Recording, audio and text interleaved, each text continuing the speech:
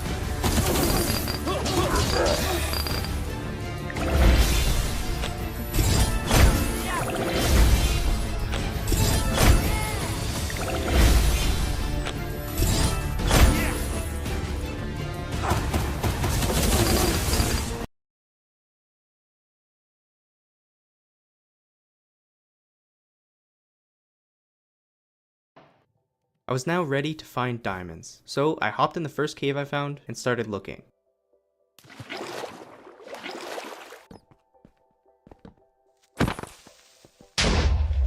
I found a circular area in the cave, which I think is the result of the new 1.17 terrain generation. Either way, it's pretty cool.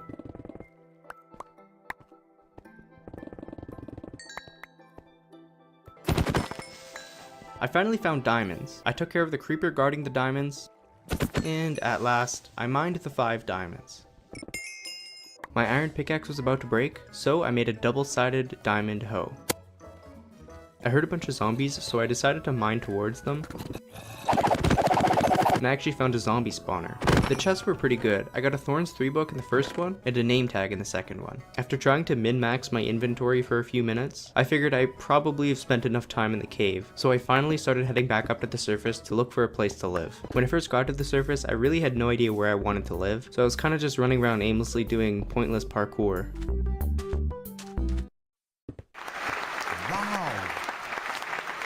Eventually I found a village, which wasn't really what I was looking for, but it's better than nothing, so, you know, I head over to it. I was planning on robbing these guys, but they were actually all broke, so kind of a pointless trip. But it actually wasn't, because right next to the village was a ruined portal, and it wasn't very ruined. I dug around for a bit looking for the chest. And in it, I found a god apple and 2 pieces of obsidian, which is actually the exact number of obsidian I needed to finish the portal. I dumped my inventory and then went to get gravel so I could go to the nether. I got pretty lucky with the flint drops, so I ran back to the portal, lit it, and then went to the nether. Right now, there wasn't much for me to do in the nether, so after checking out the spawn, I just head back. And I spawned in a completely different area. I have no idea why it happened, but it did, so yeah. Luckily I saw the tip of one of the villagers' houses, so I was able to find the original portal pretty easily. It was finally time for me to start looking for a place to live, so I took a few essential supplies and just started to run, until finally I found this. It's a little pond with a river running around it, separating a few different biomes. I think it's pretty cool, so I decided this was the place I was going to build my house. I dumped my inventory in a chest there, and then I went back to the village to pick up the rest of my supplies. Erkek yakın arkadaşını anlatamaz. Yok, anlatamaz. Hayır, anlatamaz. Peki erkek nereden fikir alacak, nerede rahatlayacak? Kendi fikri olması lazım yani. Peki kadın niye anlatıyor o zaman? bir saniye. Kadınlar da bazen zaten sansürlüyor. Sansür dediği şu, anlattığı hikayeyi kendi haklı olacağı şekilde anlatmak.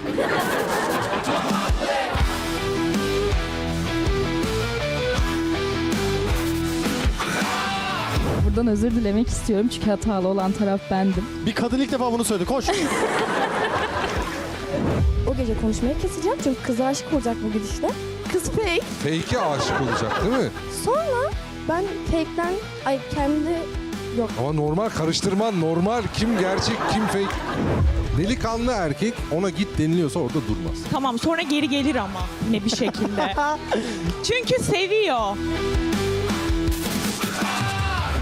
Çok pişmanım ama böyle olması gerektiğini de biliyorum. O yüzden biraz duygusalım, kusura bakmayın. Çok seviyormuşum onu ve şimdiye kadar söylemediğim için de pişmanlık duyuyorum. Allah eş diye yazmadığını aşk diye karşına çıkarmasın. Hikayeden Adamların Mahallesi'ne hepiniz hoş geldiniz dostlar.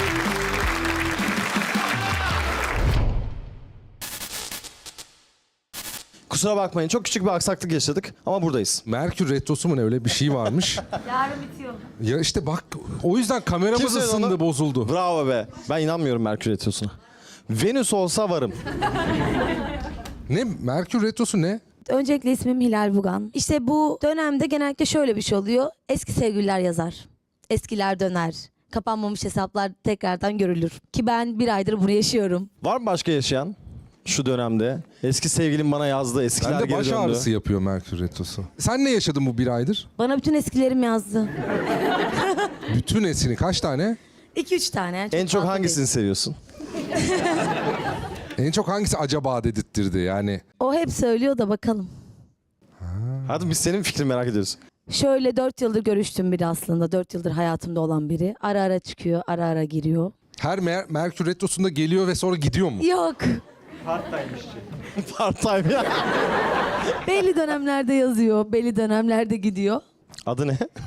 Merkür. Bence bu olsun. Adı Merkür bundan Adı sonra. Merkür olsun. Süper. Başka Merkür metrosunda değil mi? Retro muydu? Bana eski sevgilim yazdı. Bu oldu. Eski... Yazılan değil de yazan olur mu? Olmaz mı? Mikrofon alabilir miyim? Şuraya alabilir miyiz? Yani insanlar da yazabiliyor retrodan dolayı. İnsanlar. Tabii. Sen yazdın mı? Ben yazdım, aradım, gittim. Oluyor öyle şeyler yani. Hep Merkür Retrosu'nda. Sizi çok özledik. Gerçekten. Burada olmayı o kadar çok özledik ki. Bizim gibi birisini özleyen. Kaç kişi var? Mikrofonu benden alabilir misiniz? Dur, geldik oraya. Beyefendi. Seni dinliyoruz abi. Adın nedir? Botu. Bir ay önce, 1,5 ay önce ayrıldık. Ve ailesi yüzünden. 3 yıllık bir ilişkimiz vardı. Öyle bir anda tatildeyken artık olmaz dedi, işte aileme karşı çıkamıyorum vesaire vesaire deyip ayrıldı işte. Sonra ben tam 15 gün onunla tanıştım, bankta gidip şiir yazdım. Kitap haline getirdim. Şimdi basıp ona vereceğim işte. Bu kadar.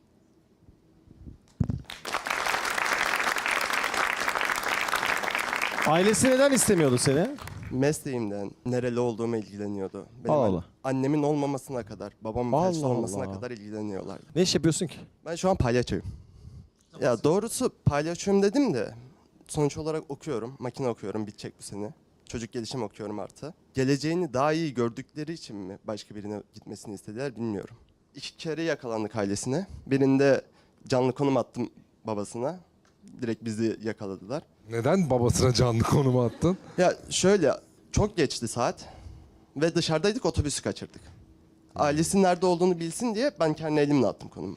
Sonra bir baktım arabayla geldiler. Sanki kimsin, hayırdır bilmem ne yapmaya başladılar. Baskın işte. gibi değil mi? Ben atmışım konum halbuki. Bir de orada şey demem sıkıntıymış. Direkt sen bunun neyi oluyorsun diye sordular.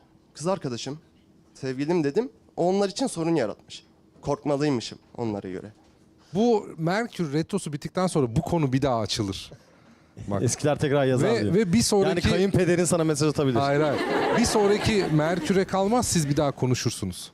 Zor görünüyor ya. Arkadaşıyla buraya gelmiş olan var mı? Dostumla buradayım. Ne kadar güzel.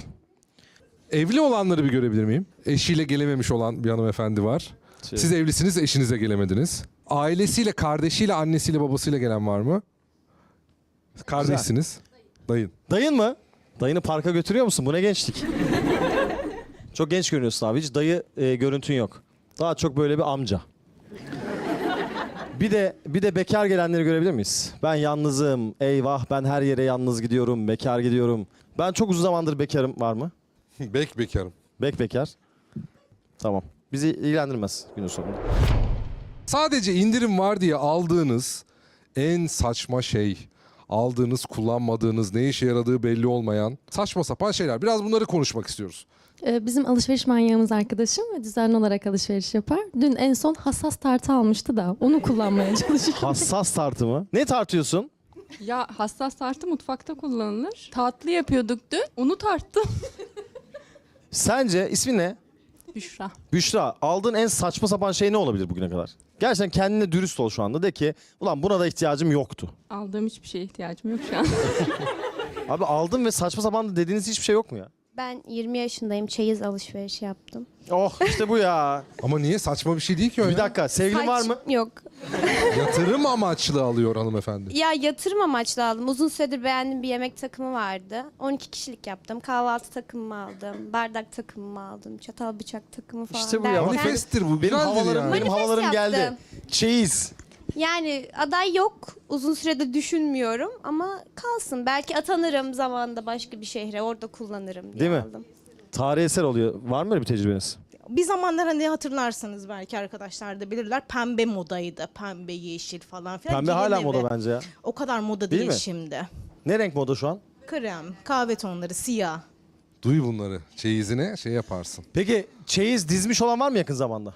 Çeyiz, merhaba Zeynep ben Merhaba öncelikle. Zeynep. 29 yaşındayım ama yani ortalama bir 10 sene önce falan ünlü bir markanın bayağı böyle büyük bir kampanyası vardı. Çamaşır makinesi, işte ısıtıcılar falan hepsinin 3000'e satıldığı bir paket. Aldım. Hani ortalama 14-15 senedir duruyor hala evin Damat içinde. yok o paketin içinde. Hiçbir şey yok. Ama her şey hazır bir paket halindeydi. Şimdi siz çeyiz deyince aklıma direkt olarak böyle eve gittim. Şu an o paketlerin arasındayım. Kız onların artık şeyi geçmiştir ya. Geçti Modası zaten. geçmiştir ya. Çalışmıyordur da muhtemelen. Ah be. Birisi nokta diyorsa ona güvenme. Mesela birisi bir cümleye başlarken yanlış anlama, bizde yanlış olmaz. İşte ya da kardeşim bak bu fiyatı başka bir yerde bulamazsın. Ya da işte first date'te oturdunuz dedi ki ilk defa böyle hissediyorum. Seninle evleneceğim ilk buluşmada mesela. Ne derse mesela bu kişiye güvenmemek için bu bir işarettir. Geliyor mesela direkt şey oluyor. İşte ben zaten ciddi düşünüyorum. Hani benim öyle kız ortamlarım olmaz. Ben sadece tek bir kadın istiyorum hayatımda, onunla devam edeceğim. Ama daha tanımıyor kimse kimseyi. İşte bende yalan olmaz. Ben sözümün eriyimdir. Hiçbir şekilde yanlışım da olmaz. Ya gibi devamı geliyor ve sürekli hep kendini övmek üzerine. İşte asla yanlış insan olmayacağı üzerine. Ama sonra hikayenin sonunda hep öyle oluyor. İnsan nereden eleştiri almak istemiyorsa onu kapatmak için Evet. bilinç altından sürekli o tarafları toparlamaya çalışıyor. Evet, zaten bir insan bir şeyi ne kadar çok söylüyorsa mutlaka o yoktur. Öyle bir şey var. Bende paran kalmaz diyorsa Kalıyor. onda mutlaka paran kalır değil mi? Sizde var mı öyle bir yaşanmışlık var gibi? Merhabalar, ismim Büşra. Genel olarak hayatta bence kendini pazarlayan insanlar olur ya hani böyle. İşte çok dürüstüm, işimi düzgün yaparım. İş hayatında da çıkıyor karşımıza böyle insanlar. Genel olarak kendini pazarlayan insanlardan uzak durmak gerektiğini düşünüyorum. Peki hep kadınlar cevap verdi. Erkeklere şunu soruyorum senden ilham alarak. Bir hanımefendiye ya ben ilk defa böyle hissediyorum dedin mi? Dedim. İlk defa mı öyle hissediyordun? Evet. Tam olarak. Çünkü bunu hayatımda 2 defa yani birine 2 defa söylemek zorunda kaldım. Öyle söyleyeyim sizlere. Birincisi bir haftanın sonunda arkadaşlığımızın ileri gittiği safhalarında söylemiştim. Arkadaşlığımız güzel gidiyordu. İkincisi ise 2 ay sonra falan oldu. Ama ondan önceki hayatımdaki insanlarla asla ama asla öyle bir his olmadığına emindim. Ondan kaynaklı. Bir de şu vardır bak. İlk defa böyle hissediyorumu birden fazla kez söylemiş olanlar Ben vardır. 2 kere aynı kişiye evlenme teklif ettim. Baba sen neler yaptın ya? Ben ilk evlenme teklif ettiğimden sonra bir 4-5 ay ayrı kalmıştık. Ben Irak'a gitmeden önce 2 ay önce tekrar barışmıştık. Benim zaten ilk içime sinmemiş. Çünkü bazı arkadaşlarımız aynı iş yerinde çalıştıkları için bir hani sanırım öğrenmiş bir hissiyatına kapıldım. Daha sonra bizim hep gittiğimiz bir mekan var. Yılbaşında orada sahneye çıkıp ettim tekrar. Kanka bir şey söyleyeyim. İlkine Efendim? kabul etmedi belli ki. Etti ya. Etti sonra ayrıldınız mı? Yok ayrılmadık. 4-5 ay konuşmadık. O da benim yüzümdendi zaten. İşte ayrılmış oluyorsun ama. Sen birinciye teklif ettin. Hanımefendi kabul etti ama Evet. 5 ay görüşmediniz sonra. Yok hayır. 2 sene devam ettik biz evlenme teklifinden sonra. Niye evlenmediniz? Ben evlenme teklif ettiğimde 19 yaşındaydım. Abi şunu yakalayamıyoruz. 4-5 ay görüşmediğin dönem hangi araya denk geliyor? Evlenme teklif ettiğimden sonraki 1,5 sene sonrası. 20,5 yaşında. 20,5 yaşında. Tamam. İkinciye kaç yaşında teklif ettin? İkinciyi 1,5 sene önce. Kaç yaşında oluyorsun o zaman? 23. Şey var mı aramızda matematik öğretmeni? Ben okul öğretmeniyim. Matematik aramıydım. Baştan söyle sen de şey yap. Sonunda kaç yaşında olduğunu bulacağız tamam mı? 19 yaşında evlenme teklif ettim. 1 sene konuştuk. Sonra 3-4 ay bir konuşmadık. 1 sene sonrasında, 1,5 sene sonrasında. Sonra ben içime sinmediği için bir daha evlenme teklif ettim. Tamam bir dakika. Siz ama bir 5 ay görüşmediniz arada. 3-4 ay işte bir görüşmedik. Tamam o ne zaman oldu? 20'den sonraki herhangi bir dönem, orayı çok net hatırlamıyorum. Tamam. İkinci evlilik teklif ettin. Ettim. Kaç yaşındaydın? Söyleme. Bundan ne kadar süre önce ettin? 1,5 sene önce. Sen de bu bilgiler şu anda. Peki ikinci evlilik teklifini kabul etti mi? Etti. Ondan sonra evlendiniz mi? Hayır. Onun üstünden ne kadar zaman geçti? Ocak'ta işte. 2025'e giderken Ocak. Evet, Tamam. kızın adı ne bilen var mı? Şimdi Burada baş harfi yazıyor da kapattım. isim ne? Tek Çağan değil mi? Çağan. Çağan kaç yaşındadır? Havuz problemi. Var mı? Çağan kaç yaşında bilen var mı? 24,5 falan. Söyleme sen. Tamam. 24,5. 24,5. Öğretmenim. 24. Çağan kaç yaşındasın? 24. Öğretmenim. Dışarı alabilir miyiz 23 diyenleri? Çağan inşallah 3. de olur. Şunu merak ediyoruz peki evlilik insanı değiştirir mi? Aslında buradan başladık ve oraya gitmek istiyorduk. Başınızı salladınız ve kazandınız. Kaybettiniz. Merhaba, evli misiniz? Hayır değilim. Sevgililik döneminde yansıtmadığı kıskançlık ya da herhangi bir sorun bunları dile getiriyor. Bence bunlar ortaya çıkıyor. Siz öyle düşünüyorsunuz ama evli değilsiniz. Bir de şimdi evli birisinden dinlememiz lazım. Siz Sen bir de evlisiniz. evliliğe Siz sanki evlisiniz. negatif bakıyorsun gibi. Artık evet. Ya artık kaç yaşındasın kız sen? 23 yaşındayım. Tamam işte daha artık bakma. Daha yavaş Ya ya yeni. olumlu bakmıyorum zaten. Daha gençliğimin baharındayım ya. Hayır, evlilik ölümle eşleştirdi ya, gençliğimin baharındayım. Evlilerden dinleyelim bir de. Yani şöyle, evlilik güzel, çok eğlenceli ama bazen de çok sıkıcı. Biz o dönemlerde tatile ayrı ayrı çıkıyoruz. Eğleniyoruz ayrı ayrı. Sonra evde toplanıyoruz bir daha. Ne zamandır birliktesiniz? 8 yıldır birlikteyiz, Ne 6 kadardır yıldır evlisiniz? evliyiz. 6 yıldır. Aynen. Evlilik değiştirdi mi? Değiştirdi. İyi mi kötü mü? İyi de kötü de, yani ben mesela çok konuşuyorum, o az konuşuyor. Ben çok konuşunca beni susturuyor. O az konuşunca ben konuşmaya çalışıyorum falan. Artık konuşmuyorum mesela. Çok konuştuğunu söylediği zaman eşin. Çok konuşuyorsun demiyor, boş konuşuyorsun diyor. O yüzden dinlemiyorum diyor.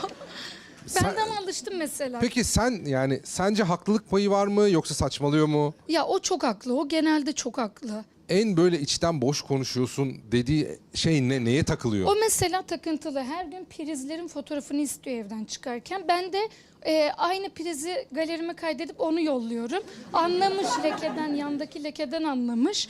İşte oradan bir mesela en son kavga ettik. Konuşuyorum ben, boş konuşuyorsun, priz at diyor mesela. Öyle genelde boş konuşuyorum. Şey mi yani, hani prizde bir şey evi Hayır, yakabilir, bir çektin şey mi olabilir. diye. Bütün evde 9 tane priz var, saydım artık. Şey değil, tek tek Beyefendi hepsini- ne iş yapıyor? Koruma. Ha, seni koruyor ama belki de. Evet. Evet. Ya evet, ben çok rahatım çünkü o çok şey. Peki kritik soruyu soracağım. Bu kadar farklı karakterlerde olup evliliğe giden yol, hani zor bir şey anlatıyorsun. Farklı insanlar, anlaşmayı ve sevmeyi nasıl başarıyorsunuz? Çünkü çok iyi birisi, çok tatlı birisi. Güzel de sever. Helal olsun be, çok güzel anlattı. Ama hep öyle ne kadar güzeldi. Hep haklıdır zaten o falan. Ama hep haklı, gerçekten haklı. Yani ben de çok gereksizim. Gerçekten öyle ama. İnanılmaz tatlısınız. Evlilik güzel ama. Evet güzel mi? Tavsiye ediyor musun? Yani benimki gibiyse ediyorum. Ozan bir soru soracak. Siz de kartlarınıza bakarak bu kartların yönlendirmesiyle cevap vermenizi isteyeceğiz. Kim ister? Huhu'dan dolayı sen kesinlikle hak ediyorsun. Siz hiç konuşmadınız, buyurun. Siz de hiç konuşmadınız, buyurun. Birazcık şöyle dağıtayım. Sercan, Sizinle sağ sohbet tarafta ettik. hanımefendi var, hiç konuşmadı. Birazcık da değişiklik olsun. Sen yanlış tahmin yaptın ya. Ben yapmadım. Siz yaptınız, evet, doğru, tamam, özür dilerim. Tabii ki ama daha devam edeceğiz zaten. En arkaya da verelim bir tane kanka. Şuraya arkadaki hanımefendi uzatır mısın? Şimdi kartınızda bir şey yazıyor. Siz okuyun ve ona göre davranın istiyoruz. Bize söylemeyin asla kartta ne olduğunu. Ben size bir soru soracağım. Bu soruyu karttaki yönlendirmeye göre cevaplayacaksınız. Senden başlıyorum. Soru şu. Daha önce fal baktırdım ve çıktı diyenler, baktırdım bakmadım. Evet, seni dinleyelim. En son eski sevgilim yazmıştı retrodan dolayı. Fal baktırdın mı onunla ilgili? Hayır. Tahmin edebilen var mı peki kartta ne yazdığını? Dur bir dakika. Merkür Retrosu konuştuk. Bir önceki konudan Biraz daha soru sor. bahset. İsmi ne? Bergüzar. Ne kadar güzel bir ismi var. Teşekkür Kaç ederim. yaşındasın? 20. Fal baktırdın mı daha önce? Evet. Çıktı mı? Çıktı. Ne çıktı? Biraz anlat bakayım. Geçen sene baktırdım. Aile yeni bir üye katılacak dediler. Kendin değil, kendi ailen olabilir. Katıldı, kuzenim doğdu. Yazın eski sevgilinle görüşeceksin dediler. O da Evet mı oldu? oldu. O da. Ben hiç uyanamıyorum kartta ne yazdığını. Eski sevgilinden bahset gibi Ay bir şey yok. mi yazıyor? Ne yazıyor kız kartta? Ay yok diyor orada. Astrolojiye bağlayarak cevapla. Astroloji konuştuğumuz için o yüzden dedim. Retro. Yani Vallahi öyle açıklayıcı oldu uzaktan mu? bağladın ki Merkür bile fark edemedi yani. Güzel. Ben seni anlıyorum. Zormuş ama. Annelere selamlar olsun. Ondan sonra ama hiç yapamadın. Kusura bakmayın. Ha, zormuş. Başka kimde var kart? Buradaki hanımefendiler de vardı. Hoş geldiniz. Hoş geldiniz. Eyvah. Selam. Selam. Benim adım Ozan. Benim adım Ozan. Çok iyi bu. Hayatımın en güzel gününü yaşıyorum. Hayatımın en güzel gününü yaşıyorum. Bak şimdi ne yapacağız biliyor musunuz? Benim söylediklerimi keseceğiz. Ve sadece o öyle bir cümle kuracak. Tamam mı? Hazır mısınız? Sen değil. Sana şimdi söyleyeceğim. Ben 23 yıllık hayatımın en güzel gününü yaşıyorum. Ben hayatımda Ozan'dan daha iyi giyinen kimseyi görmedim. Mahalleden daha güzel bir yerde bulunmadım. Bundan daha güzel bir gün yaşayacağımı da düşünmüyorum. Şimdi şöyle yapıyoruz. Bu kısımları hanımefendiyi kesiyoruz. Sercan konuşuyor. Lütfen öyle yapabilir miyiz kurguda? Ben hayatımda Ozan'dan daha iyi giyinen kimseyi görmedim. Teşekkür ederim. Bu arada fal baktırdın ve çıktı mı hiç? Evet. Eski sevgimle barışacağımı söylemişti. Birkaç hafta sonra da gerçekten öyle oldu. Ama bunu çok neşesiz anlattın. Şu an birlikte değilsiniz gibi. Yok, hayır değiliz. Ha, fal doğru çıktı da kişi doğru değilmiş. Fal doğru da kişi doğru değilmiş. Teşekkür ederiz. Başka kimde vardı? Merhaba. Merhaba. İsmi nedir? Pelin. Pelin selam. Evet sayın seyirciler. 14 Ağustos saat 14'te Üsküdar Kuzguncuk'ta fal baktırdım. Ve çıktı. Mahalle ana haber bülteni. Ne yazıyor acaba, ben de bilmiyorum. Sorulan sorulara bir tur boyunca haber spikeri gibi cevap ver. Evet. İstanbul stüdyolarından bağlanıyorum. Başka kimde kart var? Hanımefendiye lütfen. Buradayım. Merhaba Hacer ben. Hacer merhaba. Kaç yaşındasın? 20. Ne yapıyorsun? Ne iş yapıyorsun? Ne okuyorsun? Psikoloji okuyorum, öğrenciyim. Fal baktırdın mı daha önce? Aradığınız kişiye şu anda ulaşılamıyor. Lütfen daha sonra tekrar deneyiniz. Güzel. Bize sevdiğin kişinin adını söyleyebilir misin? Aradığınız kişiye şu anda ulaşılamıyor. Hiç aşık oldun mu o kişiye? Oldum. Ben anladım. Cevap vermek istemediğinde bunu söyleyecek. Arada cevap verdim, arada cevap vermedim. Sizi aklınızı karıştırmak istedim. Sağ ol, teşekkür ederiz. Kalbimiz donduk burada şu anda. İsmin ne? İsmim Yağmur. Yağmurcuğum, en çok ne yapmayı seviyorsun? En çok buraya gelmeyi seviyorum ama yolda güneş gözüme geldiği için hiç mutlu hissetmiyorum. Güzel, deli. Kaç yaşındasın? 18 yaşındayım. Fal baktırdın mı daha önce? Fal baktırmadım çünkü falcıya giden yolların hepsi merdivenli. Merdiven çıkmaktan nefret ediyorum. Birinden hoşlandın mı? Hayır hoşlanmadım çünkü erkeklerde... Çünkü erkeklerin hiçbirinin güvenilir olduğunu düşünmüyorum babam hariç. Güzel detay. Peki sana güvenmeli mi insanlar? Bilmiyorum yani yağmurlu günde tanışırsak güvenirim. Güneşli günde tanışırsak güvenilir değilim. Ne yazıyor kız kartında? Bu tur boyunca yaşadığın tüm olaylar için dış güçleri suçla.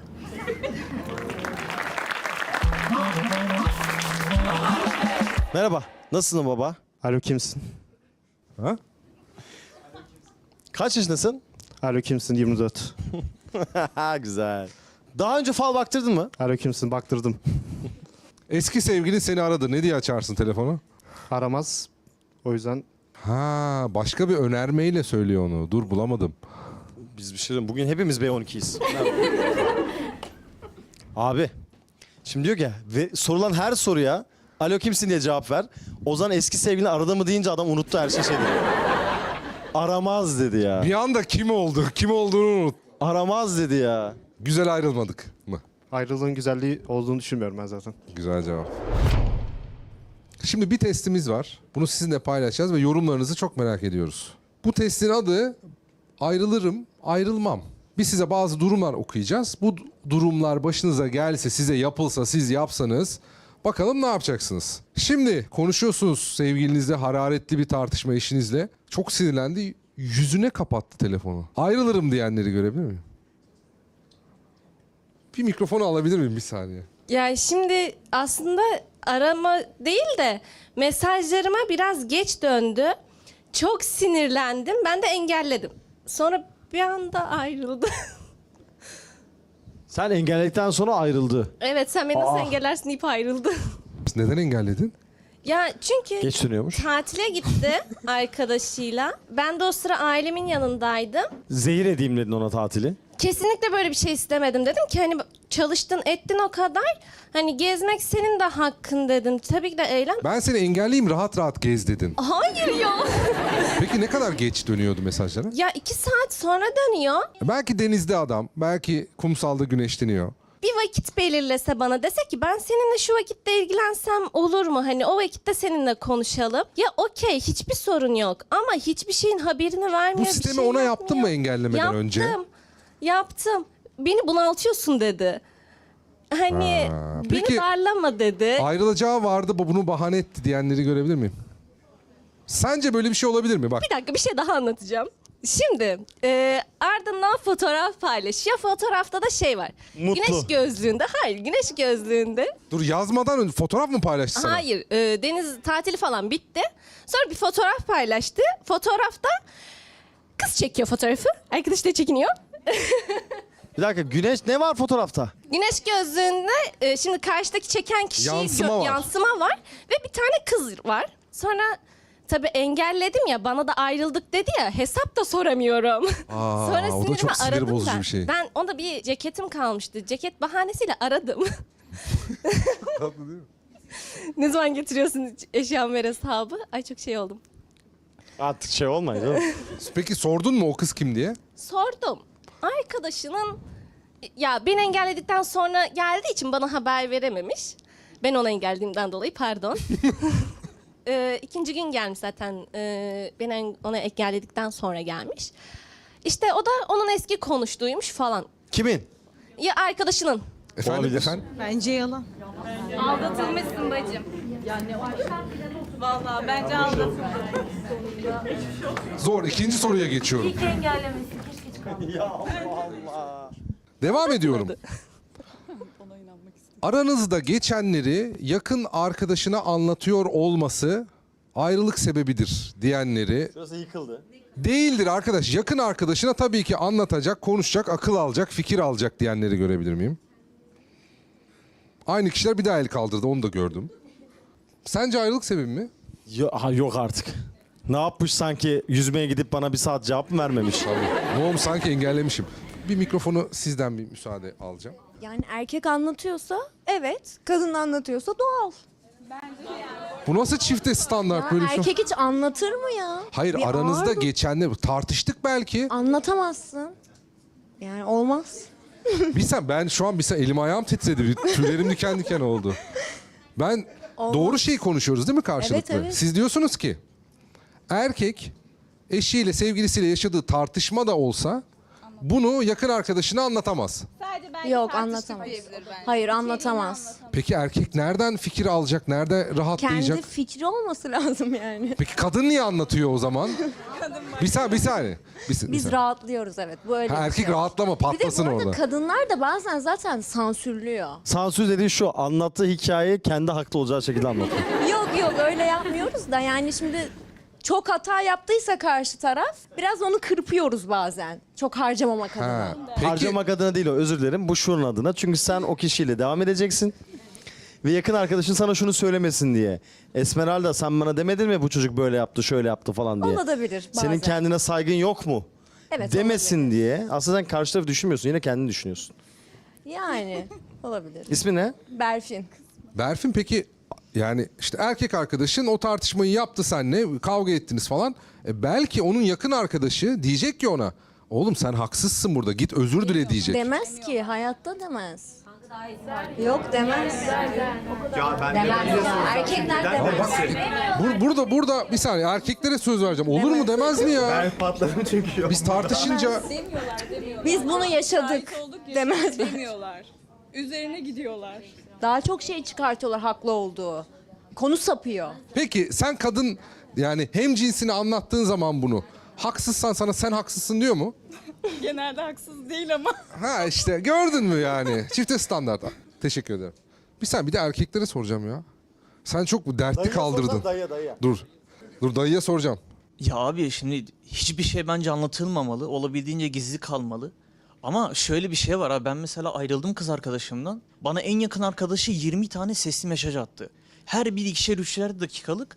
Ve SS'leri attı. Hani böyle normal gündelik konuştuğumuz SS'leri bile atıp bana hesap sordu kız. 4 tane kız var ama bana nasıl küfürler ediyorlar. Nasıl benim üstüme geliyorlar.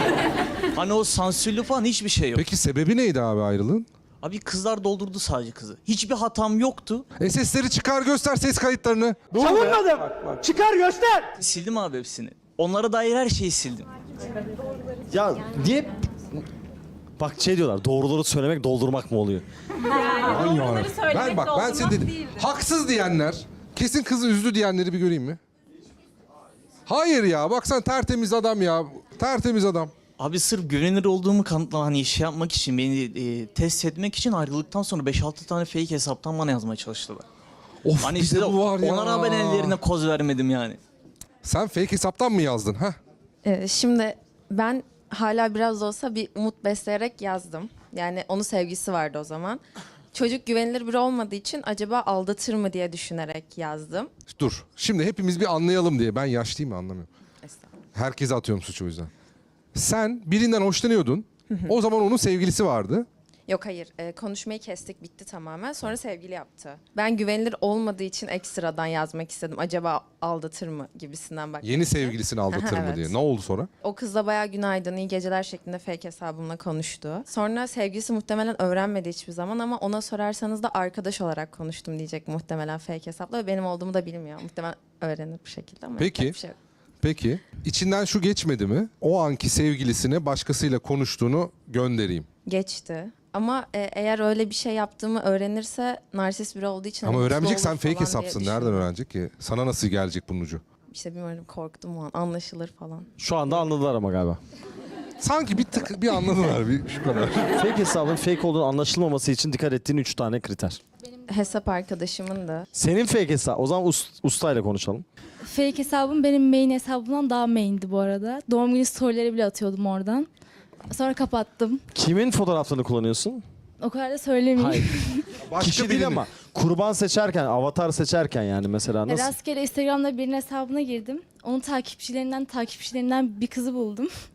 Bayağı paylaşıyordu. Sonra yakalanan 2 sene hapis gibi bir şey gördüm. Sonra direkt hesabı kapattım yani. Peki Şu anlamadım. Ben anladım. Diyor ki bir tane kızın hesabını evet bu kullanılabilir diye Tamam. seçtim. Sonra o gerçek kişinin arkadaşlarından birini daha buldum. Feed'i besledim diyor sürekli. Hatta fake hesaba kuzen hesap bile açtım. Arkadaş Fake hesabı. hesabının bile fake hesabı vardı. O yorum yazıyor değil mi sana bir de? Beraber fotoğraf atıyorlar. Sonra diyorsunuz ki erkeklere güvenilmez. Erkek diyorsun ki arkadaşına anlatıp akıl almasın diyorsun. akıl edemez ki zaten. Bu arada bir şey söyleyebilir miyim? Bizim buraya konudan bağımsız öğretmenimiz gelmişti. Tablo hediye etmiştiniz. Hatırlıyor musunuz bilmiyorum ama. İkinci bölümde evet seni Evet. kurtarmaya kimse gelmeyecek Evet. tablosu. Evet. Aa selam olsun. Onu öğreneceğiz deyince şey o fake hesap üzerine şey gibi oldu. Hocamız odur. Asıl fake. hayır. no öyle olmasın ne olur. Selam gönderin buradan ona. Bir de Hocam bir daha yapmayacağız. Biz Hocam gerçek gerçekten insanlarız. bir daha yapmayacağım. Şimdi Evet. dürüstçe bir Yapacaksın. soru soracağım agalara geçmeden. Burada kimin fake hesabı var? Hocam Allah ne yapmasın sizi ya. Fake hesap ne için kullanılır? Ben biriyle tanışmak için fake hesap kullanmıştım. Benim değildi. Bir hesap vardı. Attığım her şeyi beğeniyordu böyle. Baktım işte hiçbir kız bunu tanımıyor. Dedim tamam çocuk fake. Ama neden benim fotoğraflarımı beğeniyor? Neyse zaman geçti biraz. Bu sefer ben çocuğun fotoğraflarını falan beğeniyorum. Sadece merak ama. Sonra şey dedim bak fakesin. Biliyorum. Ama fotoğraflar da çok güzel şimdi. Hani bu kimin hesabı söyle ama yemin ederim söylemeyeceğim böyle bir fake hesap açtığını. İşte bu da tamam dedi. Çocuğun kendi hesabına attı. Baktım işte asker falandı. Sonra fake hesaptan buna yazdım. Tanışmak için nasıl biri diye. Elim ayağım düştü heyecandan şu an. Sen şimdi gerçek kişiye bu sefer sen fake hesaptan yazdın. Aynen. Şimdi bu adamın fake hesabı senin gerçek hesabını beğeniyordu. Sonra sen onun gerçeğini buldun fake hesabından ona yazdın. Doğru mu? Evet. Sonra amaç şu. Hani tanışayım, nasıl biri olduğunu öğreneyim. Ona göre kendi hesabımdan yazıp etkileyim kafası var bende. İşte yazıyorum nelerden hoşlanırsın, Dayıcım. nerelisin. Bir ara şey yaptım. Kalbini kıracak şeyler söylüyorum. Plan da şu. Kalbini kırayım sonra kendi hesabımdan yazıp bir şey yapayım böyle. Ya iyi misin? Bir problem mi var? Kendi hesabımdan da istek attım o sıralar. Çünkü sohbeti fena sarıyor. Neyse işte mesaja geç baktı şey diyorum işte. Hani çünkü asker bakamıyor, giremiyor falan. Engelleseydin. Şey yazdım hani sen hayırdır bakmıyorsun mesajlara falan. Kendi bir şey mi sanıyorsun? Çok çolukça hareketler falan. Ve şu var o gece konuşmayı keseceğim. Çünkü kıza aşık olacak bu gidişle. Kız fake. Fake'e aşık olacak değil mi? Dedim ki kalbini kıracağım. Sonra gideceğim kendi hesabımdan yazacağım. İşte mesaja geç döndüğünde şey diyeceğim. Sorun yok iyi misin? Hani olabilir böyle şeyler. Hani sen önemli bir görevdesin şu an. Berfin bile yüzü dondu bak. İnanamadı ya. Sonra ne oldu? Sen bile şaşırdın ya. İşte böyle belli bir süre sonra dedi ki, ben fark ettim sen fake'sin dedi. Neden dedim? Bilmiyorum sanki seni tanıyormuşum gibi geliyor falan yaptı. Ben de dedim ki sen eski sevgilini falan mı unutamadın? Ya sensin değil mi falan hani hemen aklına o geliyor falan yaptı. İşte düş artık peşimden bak olmuyor olduramıyoruz falan yaptı böyle. Eski sevgili damgası yedim bir de. Evet. Sonucunda ne oldu peki? Sonra ben fake'den kendi yok. Ama normal karıştırman normal. Kim gerçek kim fake? Kendi hesabından kızları takipten çıkmaya başladı ve benim storylerimi de beğeniyor o sırada. Baktım bir şey falan kaldı ve ben bayağı taktım. Facebook'tan bunun amcasının fotoğraflarına falan bakıyorum böyle. Amcası da yakışıklıymış onu da takip ettim fake hesaptan. Hayır.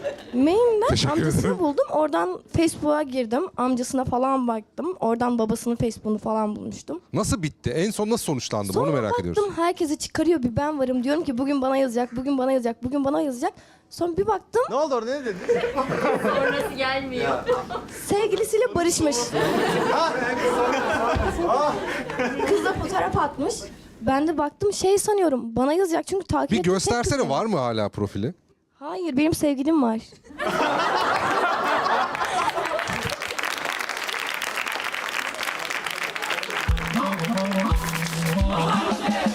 Bir de agalara soralım ya. Sizin başınıza fake profil durumu geldi mi hiç? Ya benimkine hiç gelmedi. Hiç zaten yazan mı yok diyorsun yani? Ya yok yazıyorlar da ben çok şey yapmıyorum abi. Sevmedim mi böyle birine ısınmadım mı yazmıyorum. Tamam siz yakın arkadaşsınız. Aynen. Siz birbirinize anlatıyor musunuz kız arkadaşınızla falan başınızdan geçen bir şeyi? Tartışmayı bilmem neyi. Ya ama ne kadarını anlatmamız gerektiğini biliyoruz. O yüzden çok fazla anlatmıyoruz. Küsme sebebi olur. Atıyorum ya da bir konuşmadığımız, anlaşamadığımız bir durum olur. Sadece bunu başlık olarak anlatırız. Ama içeriğini kesinlikle anlatmayız. Aynen. Yani destek alma ihtiyacın olmuyor mu? Zor ama bunu şöyle aşıyorum ben daha doğrusu. 3 tane ablam var benim. Onlara biraz daha danışıyorum. Onlar genelde... Ablaya danışılır mı Berfin? Danışsa da bilemeyeceğiz zaten doğruluğunu. O yüzden Hiç memnun değil. Hiçbir şeyden Senin memnun değil. hayatında biri var mı? yok. Olamaz ama. Yakmışsın birilerini Olsa da yakıp siz kül üçünüz etmişsin. bir olup onu mahvedersiniz. Diğer soruya geçiyorum. Daha ikinci sorudayız bak nasıl kaynadı ortalık. Her şey karşılıklı dengesinde davranıyor olması. Yani yaptığı bir harekete karşılık bekliyor olması sürekli. Bunu yaparsa her şeye karşılık bekliyorsa iyiye kötüye ayrılırım arkadaş öyle şey mi olur? Çekemem mi ya var. Olmaz Ulan diyen nasıl var. görsün elini? Kaldır şu elini kız. Ha? Ya karşılıklı tabii hayat müşterek arkadaş ben de iyi davranacağım karşılığında iyi davranış bekleyeceğim diyenleri. Karşılıklı değil. Bak, İnsanın içinden gelmesi lazım. Arkadaş bak şurada bir şeyler oluyor şu arkada el kaldırdı hanımefendi arkadaşı onun elini indirdi sus dedi. Şöyle karşılıklı her şey olursa Bu sefer sürekli yarış haline girecek. Sen bunu yaptığın için ben bunu yaptım gibi şeyler çok riskli şeyler. Abi asker künyesi var orada. Aynen. Eyvah. Şey mi yoksa? Asgari eşi olmak. Yok. Benim ayrılık ya. Kötü bir anı benimki. Benim 2,5 senelik ilişkimde şu an 4 aylık bir ayrılık yaşıyorum. Hatta inşallah gelmez de söylemem diye düşündüm ama buradan özür dilemek istiyorum. Çünkü hatalı olan taraf bendim.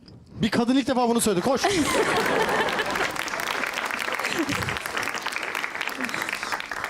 Hepimiz sessiziz. İlk defa bir kadın haksızım dedi. Buyurun. Ya ben 24 yaşındayım. Çocukluğumu da öyle çok ahım şamlı bir şekilde yaşayamadım.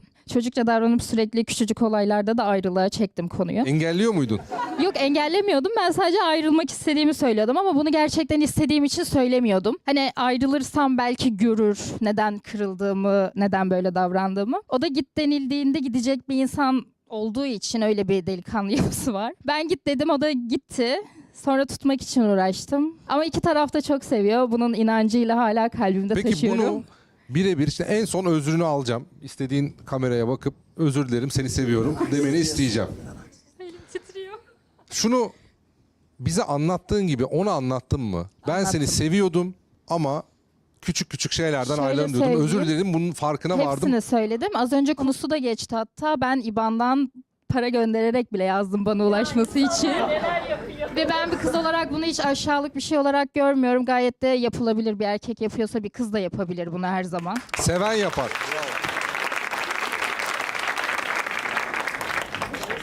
Zaten bir erkek ben bir şey yapamıyorum diyorsa yalan söylüyordur. Bir erkek ben bunu yapamam, işte ben senin yanında olamam gibisinden konuşuyorsa o yalan söylüyordur. Çünkü ben kız halimle neleri yaptığımı görebiliyorsam o erkek haliyle o güçle neleri yapabilir yani. Hani bu yüzden seviyoruz birbirimizi diyor ya. Hani bir tık belki yaşanan şeylerden dolayı hani şey de düşünüyor olabilir. Evet beni seviyor ama seven erkek gitmez baktığınızda. Merve bir şey söyleyeceğim. Sen Seven erkeğe git dersen gider. Gitmez. Hayır. Gitmez. Delikanlı erkek ona git deniliyorsa orada durmaz. Tamam sonra geri gelir ama yine bir şekilde. Çünkü seviyor. Merve benim favori karakteri bugün. Sen de dursun. Neden haksızım dedim bir konuyla ilgili. Neden kendini haksız buldun? Çünkü küçücük bir şey olduğunda bile hemen gidebiliyordum. Ve bana bunu yapmamam gerektiğini öğretmiş oldu. Hayatta bir şey daha katmış oldu bana. Gerçekten çok şey katan bir insan, onu söyleyebilirim. Bir şey daha katmış oldu. Buradan onu çok sevdiğimi söyleyebilirim en fazla. Sevgimi de biliyor, sevgisini de eminim ve bir gün geleceğini de biliyorum. Çünkü sevgisinden çok çok eminim. Sadece erkeklerin biraz dinlenme süresi var ve bunu bana açıkladı. O yüzden dinlenmesi için zaman veriyorum sadece ona. Erkekler. Doğru mu? O yüzden kafasını dinlemesi için bekliyorum şu an Evet, sadece. ben sana geri geleceğim. Bekle. Erkek var. Sen diyorsun ki hanımefendi anlattığı her şey yalan, dinlenme süresi falan yok. O aslında başka kızlarla mı geziyor? Ya başka kızlar olur ya da olmayabilir ama şimdi bir erkek gittiği zaman geri dönmez hiçbir şekilde bence. Hani böyle sipariş gibi işte git dersem git veya gel dersem gel gibi bir şey oluyor bu. Yani bir noktadan sonra bir erkek de kendi gururunu öncelikle düşünmeli. Hani bir kadın git dedikten sonra onun dönüşü olmaz bence ya. Berfin ne diyorsun? Yani ciddiye almamak lazım. Aradan denilebilir. Ayrılıyoruzu ciddiye almamak mı lazım? Olabilir yani ilişkinin dinamiğine göre olabilir. Kızmış olabilir yani. Ben de söz istiyorum ya. Ben mikrofon. Şimdi şuradan konuşuruz kardeşim. İsmim Hayrettin Kahveci. Şimdi bir kıza yani git dersin gel dersin onu bilmem ama yani kelepçe takamazsın. Ona kanat takarsın istediğinde yanına konar. Yani hayır. Seco benim sevdiğim bir kız vardı. Seco gel. Yani seni dinliyoruz abi. ama yani dünyalar tatlısı hiç yalansız beni terk etti. Yani ben ona söylüyordum sürekli söylüyordum. Onun hiçbir pırlanta takmasına gerek yok. Çünkü bütün pırlantalardan daha fazla parıldıyordu. Yani kelebeğim de o benim. Yani zorla güzellik olmaz. Sevmiyorsa sevmiyordur. Yani sürekli terk etti beni. Hani sen demiştin ya yaprak dalından sıkılmış sonbahar bahaneymiş. Gerçekten öyle. Yani ben bir gün... Kaynatmayın arkayı. Bununla ilgili şöyle... Bana bakarsan söyleyeceğim ya. Hatta bir de bana bir sarıl ya.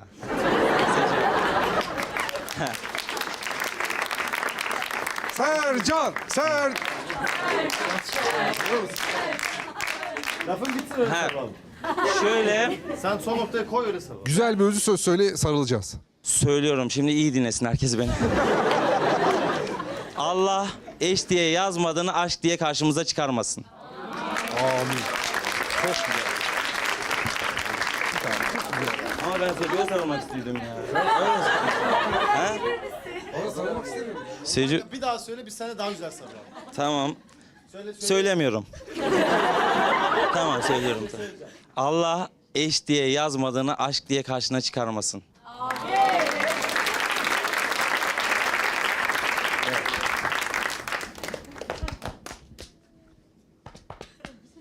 Güzel sıraladın. Amin. Geçmiş olsun. Bak bu benim mikrofonum. Kimseye vermedim bunu. Sevgili olduğunuz halde halen telefonunda flört programının olması. Ayrılık. O kadar da değil. Ayrılırım diyenleri bir görebilir miyim? Ayrılmam ya, ne olacak? Avrupalı değilim. Benim alakalı değil. Avrupa'da oluyor mu böyle şeyler? Şu soruyu soracağım. Sevgilisiniz. Konu evlilikten açıldı. Seviyorsunuz birbirinizi bayağı, hiç sorun yok. Ben evlilik düşünmüyorum dedi. Ayrılık sebebi mi? Ben bununla ilgili bir şey anlatabilir miyim? Tamam dur, geleceğim. Ayrılık sebebi diyenleri görebilir miyim? Değil arkadaş, ben sevgiliyim. Evlenmeyi düşünmüyorsa da ben hala güzel zaman geçirebilirim bu insanla. Şimdi bir hanımefendinin bir hikayesi var, oradan size geleceğim. Benim 4 yıllık olan bir ilişkim var. Yani biz Hadi ya. ayrılık. Bitti. Yani biz artık bitti. Artık yani yine yazıyor, görüşelim diyor. Tamam evet, okey, görüşüyoruz, buluşuyoruz. Her oturduğumuzda bana evlilikten bahsediyor. İşte şurada oturalım, işte burada ev tutalım, işte düğünümüzü burada yapalım, işte şuraya balayına gidelim, şunu yapalım, bunu yapalım. Bu arada zaten biz daha öncesinde ayrılma sebebimiz ben evlilik istiyorum, o istemediği içindi. Şimdi tam tersine evlenelim diye söylüyor. Tamam diyorum o zaman. O zaman gel. Evlenelim. İste beni yani, evet. Diyor ki ben şu an düşünmüyorum diyor. Sen bir önüne bak istersen diyor.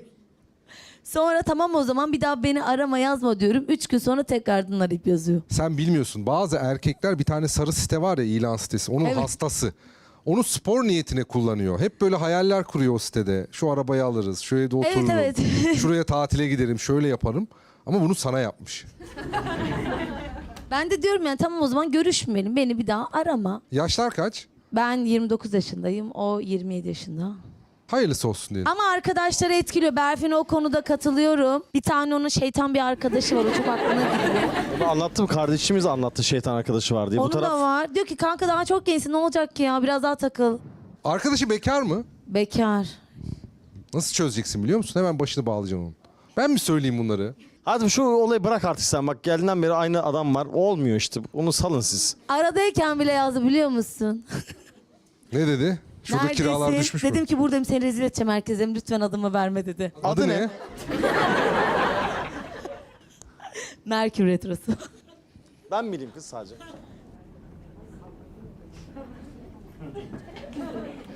Söyleyemem arkadaşlar. Ama baş harfi ne? Biz bulalım. 11. bölümü izlediğinizde orada çok geçen bir isim var. 2 kişi aynı isimde. 2 kişi de platonik aşkından bahsediyor. O 2 kişinin ismi bu insanın ismi. Arkadaşlar şimdi bildiğiniz gibi biz sizi zorlamıyoruz. Asla böyle bir şeyimiz yok ama Rüzgar Telefonu diye bir köşemiz var. Bu köşede paylaşmak istediğiniz şeyler varsa, söyleyemediğiniz, teşekkür etmek istediğiniz ama fırsat bulamadığınız durumlar, kişiler varsa bizimle paylaşmanızı rica edeceğiz. Bir hanımefendi var, arkaya doğru geleceğim. Oradan size doğru alacağım. Öncelikle merhaba, benim ismim Zehra. Benim Down sendromlu bir kardeşim var. Kendisi 7 yaşında, ellerinizden öper.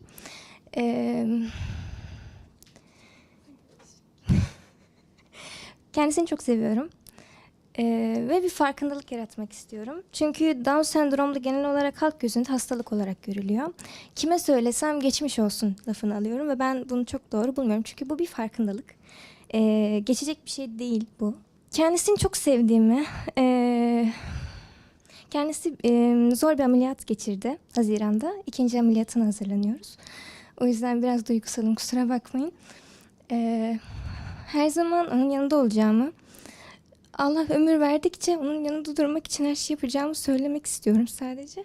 Çünkü ona her gün söylüyorum onu çok sevdiğimi ama her zaman o farkındalıkta olamayabiliyorlar. Bu kelimelerin gerçek anlamını algılayamayabiliyorlar. O yüzden ona buradan söylemek istiyorum. Seni çok seviyorum. Senin için elimden gelen her şeyi yaparım. Umarım ömrü hayatım boyunca hep yanımda olabilirim.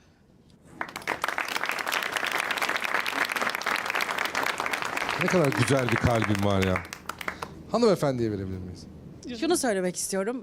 Ben de ortalama bir 8-9 senedir falan anksiyete, panik atakla mücadele eden biriyim. Bunu yaşayanın beni kalpten anlayacağını çok eminim. Ama yaşamayanın da maalesef böyle şımarıklık olarak adlandırdığına çok da eminim. İş yerinde bir toplantıya girdiğim zaman çok böyle hani panik oluyorum falan. Keza buraya ilk geldiğimde de kapıda sıra beklerken kalbim böyle inanılmaz atıyor. Hani bunu aşmam gerekiyor. Ve bunu nerede aşabilirim diye düşündüm. Dedim ki en iyi yer mahalle sanırım. O yüzden buraya geldiğim için çok mutluyum sizinle tanıştığım için. Şu an nasıl hissediyorsun? Biraz böyle ellerim titriyor ama açtım gibi bir şey. Ya İlk bir adım moral attım en alkışı. azından. Hoş geldin. Sağ olun. Öne doğru alabilir miyiz? Hanımefendiye Merhaba. Yaklaşık 2 yıl önce babamı kaybettim ben. 1 yıl komada kaldı. Beyin kanaması geçirmişti. Zorlu bir hastane sürecimiz oldu. Onu çok seviyorum ve onun bana söylediği bir laf vardı. Kendine yakıştırdığın her şeyi yapabilirsin kızım derdi. Hala da benim pusulam odur. Hayatımda yolumu çizen odur. İyi ki vardı, iyi ki babamdı. Bir daha dünyaya gelsem yine onun kızı olmak isterim. sağ olsun.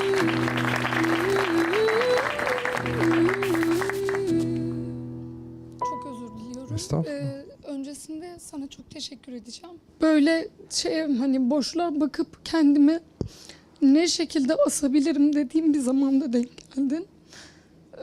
1 Mart'ta ben kızımı kaybettim. Ve bu karar bize verildi. Yani yaşaması ya da ölmesi babasıyla benim elimdeydi. Ama çok zor olacaktı ve bir karar vermemiz gerekiyordu. Biz ölümü seçmek zorunda kaldık.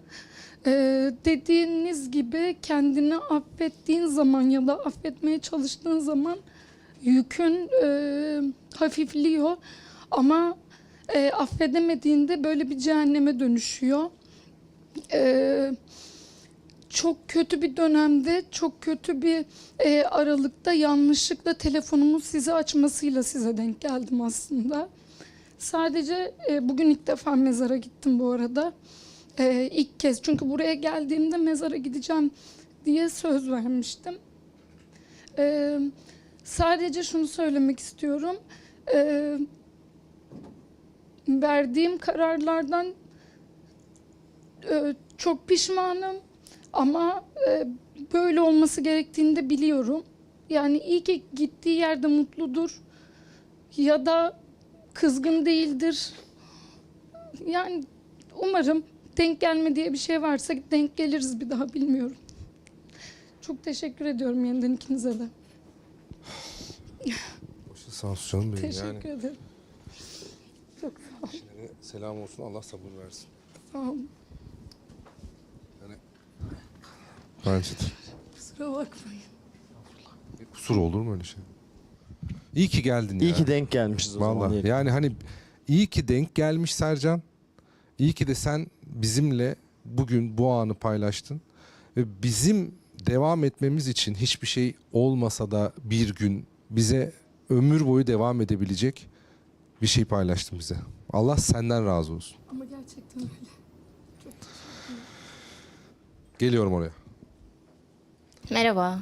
Hoş geldin. Ben 25 yaşındayım ve bu yaşıma kadar annemle çok böyle bir şeyimiz olmadı. İşte anne kız ilişkisi mi denir, nasıl denir bilmiyorum. Bizim o taraflarda biraz çünkü serttir. İşte Diyarbakırlıyım ben ve annem bize o sevgi yüzünü çok göstermez.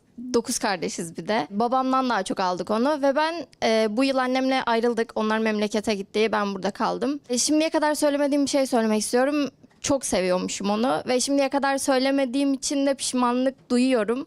Neyse ki çok şükür ki hala hayattalar ve 1 ay sonra yine beraber olacağız. Ve sadece onu söylediğimi söylemek istedim. Ağzına sağlık. Siz de dinleyelim.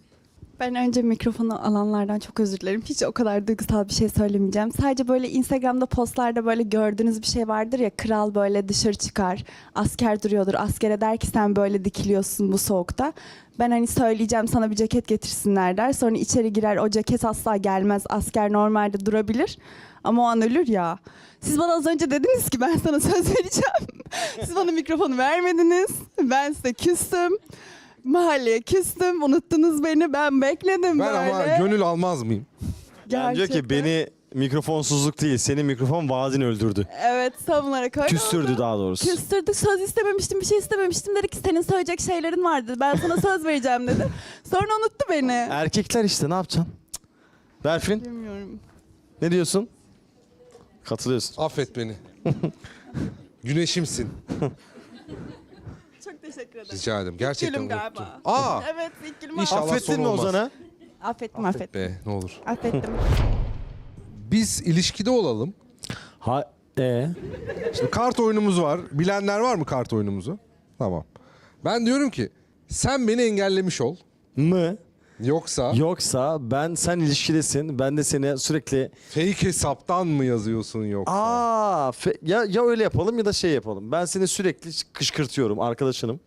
Ha. Sen bana ilişkisel problemlerini anlatıyorsun. Ben de sürekli şey diyorum. Boş ver Sana kanka. kız mı yok Ayrıl diyorsun? kanka Tamam. falan. Güzel. Sen övmeye çalış, ben gömmeye çalışayım. Hayır bak. Benim ilişkimde kötü giden bir şey olsun. Ben böyle sana anlatayım, aslında hani basit bir şey. Ama sen hemen sana kızmıyor. Böyle bir şey olmaz ya. Oraya getir. Tamam, yarısını aldım. Tamam. Öğürüyor. Sürekli öğürüyor. Bir mide problemi var bence ama söyleyemiyorum. Hazımsızı olan insanla çıkamazsın. Baba, ben diyorum ki sana bir mide sorunu olabilir. Ben söyleyemiyorum. Sen ayrılman lazım diyorsun. Ne alakası var? Belki sağlıksal bir durum var. Şanslı bir adamsın. Senin hayatında birçok kadın olabilir. Sen gidip öğren bir kadınla birlikte oluyorsun. Cani misin sen? Senin hayatında kimse yok mu? Bu yüzden mi yok? Çita gibi adamsın.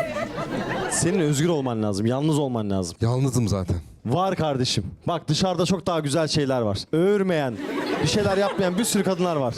Işık tut, göster bana neredeler? Hadi bir göster. Ufkunu açacağım senin. Sen bir ayrıl, ben senin ufkunu açacağım. Kadınlar diyordun, nerede? Nerede, hadi. Önce göster, ayrılmam. Reflusu olmayan bir kız. Edirne'ye gidelim. Orada reflü sorunu yokmuş. Kimse de reflü olmuyormuş. Jönsün sen, jön. Senin kimseyle evlenmemen lazım. Gaza getiriyorsun beni. Beni sürekli gaza getiriyorsun. T'yi alacaksın kadınlara. Diyeceksin ki ben evlenmek istiyorum. Hadi gelin sarı siteden ev bakalım, nişanlık bakalım, araba bakalım ama evlenmeyeceksin. T'yi alacaksın. En az 4,5 sene. Derler sonra arkamdan. Bana sövdürtme. Abartıyorsun, bence hiçbir şey yok. Üzülür. Ayrılırsam çok üzülür. İyi akşamlar. İyi akşamlar. Kardeşim, iyiyse cami yaptırsın. Ha, güzel. İyiyse cami yaptırsın. Senin cami yaptıran birisine ihtiyacı yok. Seni öğürmeyen, mutlu eden, ondan sonra seninle evlenmek Öğrenme istemeyen, olmaz mı? seni bloklamayan, engellemeyen, git demeyen, git dediğinde hemen arkasından gel diyen. Sen konuş, ben hediyemizi atacağım bu sırada. Aa, hediyemiz var. Üf. Çok teşekkür ederim.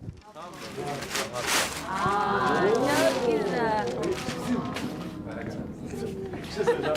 Sen mi çizdin bunları? Ona göre mi yapıyorum?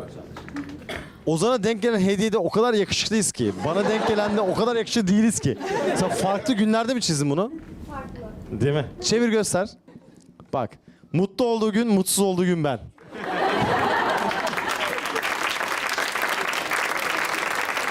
Emeğine sağlık. Çok teşekkür ederiz. Sizi çok seviyoruz. İyi ki varsınız. Eyvallah. Mahalle bu haftalık sona erdi. Haftaya Cuma görüşene kadar. Şimdilik hoşçakalın.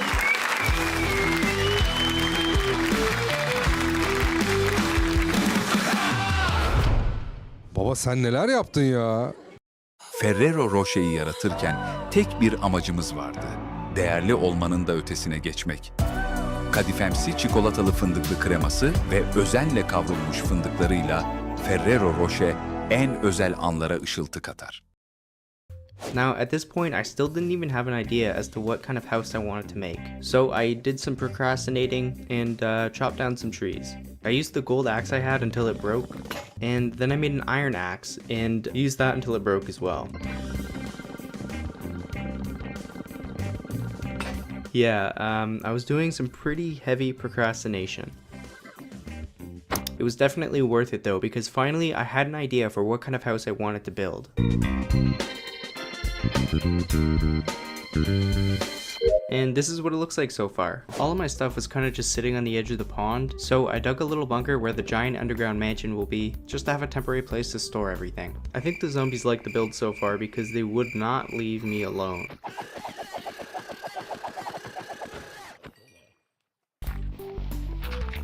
I placed some torches down in the little bunker and placed chests for the little bit of stuff I have. I moved the last of my supplies into the bunker and at last placed my bed. I think it looks pretty nice so far. We can't really start working on it with the tools we currently have because that would take forever. So in this one, our goal is to get better tools. And by better tools, I don't just mean diamond tools, I mean enchanted diamond tools. Unfortunately for us, we're kind of broke. And we can't just go mining because we're also pretty much out of food. So the first thing we're gonna do is build a completely automatic chicken farm. I got 1 seed and then made a little wheat farm so I could duplicate it until I had 5. Then I ran around looking for chicken, picking up eggs along the way. When I felt like I had enough to start the farm, I brought them all back to my house and locked them in the basement. They all willingly followed me into my basement, blissfully ignorant of the fate that lies ahead. I tried to lead all of these chicken into the area they'll be laying their eggs, but it was surprisingly difficult, and I really struggled getting them all in. I started crafting the redstone components I'll need for the build, and then I realized that I need quartz, which is something that I do not have. Luckily for me, I found a ruined nether portal in the last one, so I already had a way to get to the nether. A few minutes of running later, and I was at the portal. And there was actually a lot of quartz that spawned right by the portal, so I just started to mine. And it wasn't long until I had 50 quartz to my name, so I jumped back into the portal and head to the overworld. Finally, I got back to my base, made the redstone comparator, and continued with the build. And I was happy to see it working perfectly, but then I ruined it by accidentally mining a block that was keeping the chicken in. So, yeah. Oh, no, no, no, no, no, no, no, no, no, no. At this point, there were more chicken running around my basement than there were in the farm, so I got the seeds out and tried to get them all back in the farm.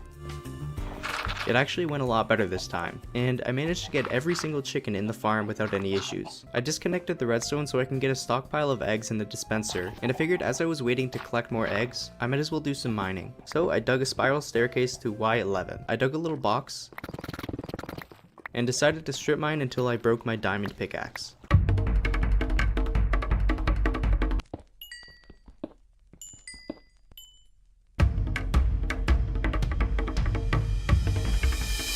Before it broke though, I found a cave and immediately found 2 veins of diamond vein, bringing the total diamond count of this trip so far to 12. My pickaxe still had a bit of durability left, so I just kept looking around in the cave trying to find more diamonds. And eventually my diamond pickaxe broke. So I was officially done with mining for now, and got a total of 12 diamonds. I made a full set of diamond tools, including a pickaxe, sword, axe, and shovel. I didn't get as many eggs as I would have liked, but it's better than nothing. The only thing I needed to finish the chicken farm was a source of lava, and luckily I knew exactly where a lava pool was from the last episode, so I ran over to it. I scooped up some lava in a bucket, I placed the lava in the chicken farm, and now it is officially complete. So now all that's left is to get an enchanting table and enchant our pickaxe. So I braved the outside world in search of cows. I found the ruined portal that I visited in the very first episode of the series. You know, the one that had the curse of binding boots that I mistakenly put on. I remember TikTok'ta aile eşleşmesi kullanıyoruz. Çocuğumun izleyebildikleri sınırlı.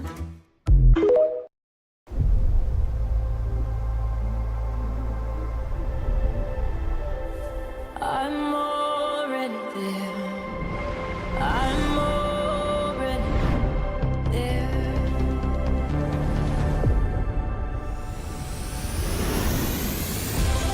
I hear you follow that road.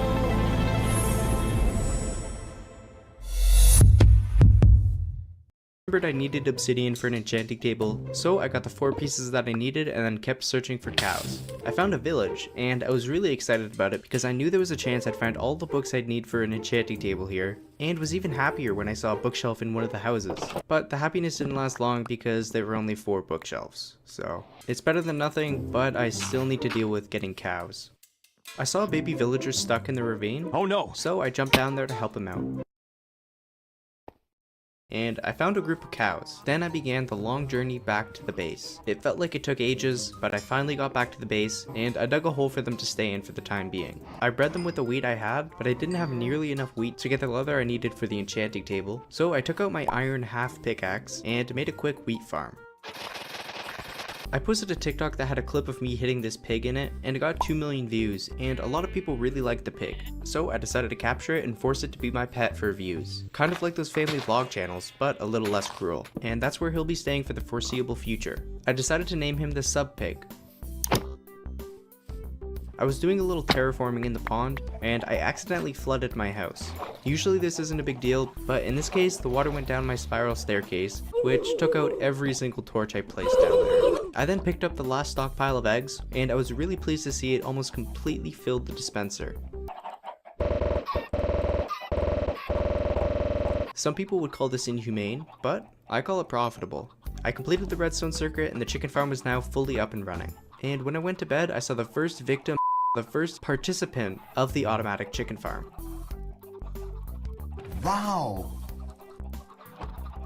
In the morning, I tried to expand my cow farm, and it led to this. Yeah, I finally had enough cows and sugarcane to make the completed enchanting table, so I Thanos snapped the cows, and then made an enchanting table, and bookshelves. Now finally, I was able to enchant my pickaxe. And I only got efficiency 3. I didn't like that, so I grindstoneed the pickaxe, and then I tried it again. And this time I got unbreaking 3, efficiency 4, and fortune 2. And then I start a very long mining session. Wow. It didn't take me long to find my first vein of diamonds. So I brought out the fortune 2 pickaxe. And I got 15 diamonds, which I think is below the expected value for Fortune 2, but I'll take it though. And it wasn't long until I found the next vein of diamonds. But this one was only a vein of 2, and with Fortune 2, it only gave me 3.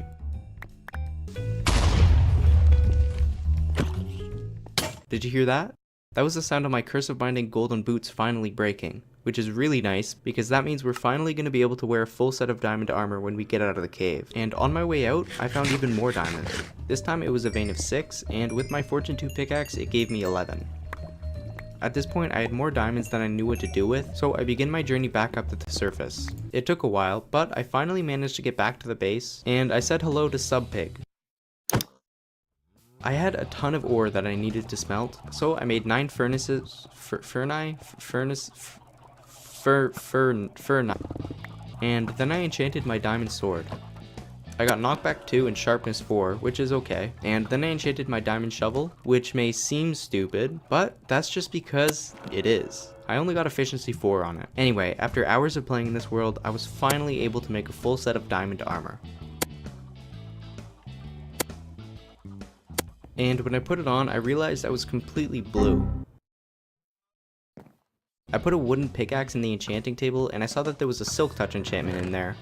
Tosta boyut atlatması da bir artı. Hop, lezzeti uzatması da. İçim kaşarla. Hayata dolu tarafından bak. Evde, işte, yurt dışında okurken, tatilde. Aksa Dijital Sağlık Sigortası'yla dilediğiniz yerde, dilediğiniz zaman dijital muayene ayrıcalığı Aksafit uygulamasında sizinle. Aksa Dijital Sağlık Sigortası'yla sağlığınız size eşlik eder. So I made another diamond pickaxe, enchanted it, and I got Unbreaking 3, Efficiency 4, and Silk Touch. I then upgraded my diamond chestplate, and I got Fire Protection 3 and Unbreaking 3. I made an anvil my first try because I never forget a crafting recipe. You're stupid. And at long last, named my name tag, and officially gave Sub Pig the title of Sub Pig. Then I stood in the center, brought out my coordinates, and did some quick maths to figure out how far I needed to dig in each direction to make a circle of diameter 51 blocks. And once I went 25 blocks in each direction, I started to dig out the circle. And now my enchanted diamond shovel actually looks pretty nice. Unfortunately, because it didn't have unbreaking on it, the diamond shovel didn't last too long. So I made another shovel, but I didn't have enough levels to enchant it, so I just did some mining with the unenchanted shovel. Yeah, it wasn't very fun. Luckily, I didn't have much left to do, so it really didn't take that long. And I had officially hollowed out the first quarter of the circle. Now, I still had 3/4 of the circle left to go, and I don't have an enchanted shovel anymore. So I went out in the night to fight some mobs, so I could hopefully get level 30 and enchant my shovel. When the night was up, I found myself at level 32, so I enchanted my diamond shovel and I got Unbreaking 3, Fortune 2, and Efficiency 3. I was happy with the enchantment and I started working on digging out the second quarter of the circle, but I ran into a lot of problems. The circle didn't match up with what I had, and it seemed like it didn't matter what I did, it just wouldn't fit. Yeah, I was stuck there just counting blocks over and over again for a while, until finally I realized that the quick maths I did earlier were completely wrong. After I sorted that out, the rest of the digging went a lot smoother, and it didn't take long for me to completely finish digging out the circle. Oh, there's a wandering trader here. Let's see. Yikes. I am so scared. Oh no, where did he go? He just disappeared. Anyway, now that I had more space underground, I thought it was only fit to expand the staircase and the logs of the entrance. And this is what the build looks like so far. Now, in the future episodes, I'll be digging out the base much deeper. But right now, since I don't have any mending, digging this hole is kind of just destroying my double-sided hoe. So that's where we're going to stop the base progress in this episode. And now we get into a project that just might have the potential to crash my computer. I left my base and found a zombie chilling in the pond, and the zombie dropped a carrot. Now, this may not yet seem significant, but you're gonna have to trust me when I say it is very significant. This carrot is going places no other carrot has ever gone before, okay? This carrot will be the grand carrot of thousands of other carrots, because the next project we're working on is making a giant sub-pig farm. So I leave the base and search for a new place to put the sub-pig farm. Eventually I find a nice place sufficiently far away from my base and start setting up. I make some spruce fences, and then I start making a perimeter. I found the first victim, I found the first volunteer, and used the lead to bring him inside the pen. And I found another one and did the same thing with him. Then I put some water in the ground and 2 pigs popped out. So now I had 4 pigs. We're gonna have a sub pig for every member that's in our Discord server. At the time I'm recording this, we have 246 people in the Discord, and to make a pig we need to breed 2 pigs using 2 carrots. So that means we're gonna need 2 times 246 carrots, which is 492 carrots. That's a lot of carrots, and that's gonna be a lot of pigs. Now we know what we need to do, and that is get a lot of carrots. So I made a diamond hoe, enchanted it, and got Efficiency 4, Fortune 3, and Unbreaking 3. Almost the perfect diamond hoe. Then I did a little bit more skeleton farming. By the time morning came around, I had 29 bones, so I converted it all to bone meal. I used the bone meal on the carrots, and then I tried using my Fortune 3 diamond hoe. Bu salı BİM'de Peros 10 kilogram toz deterjan 299 lira. Molpet Pure and Soft 30'lu gece hijyenik pet 99 lira.